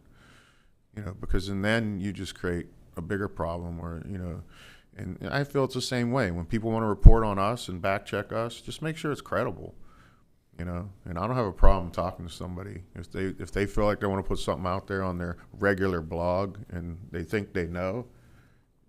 A lot of times it's not accurate. So, other than that, I know I pushed you guys through lunch.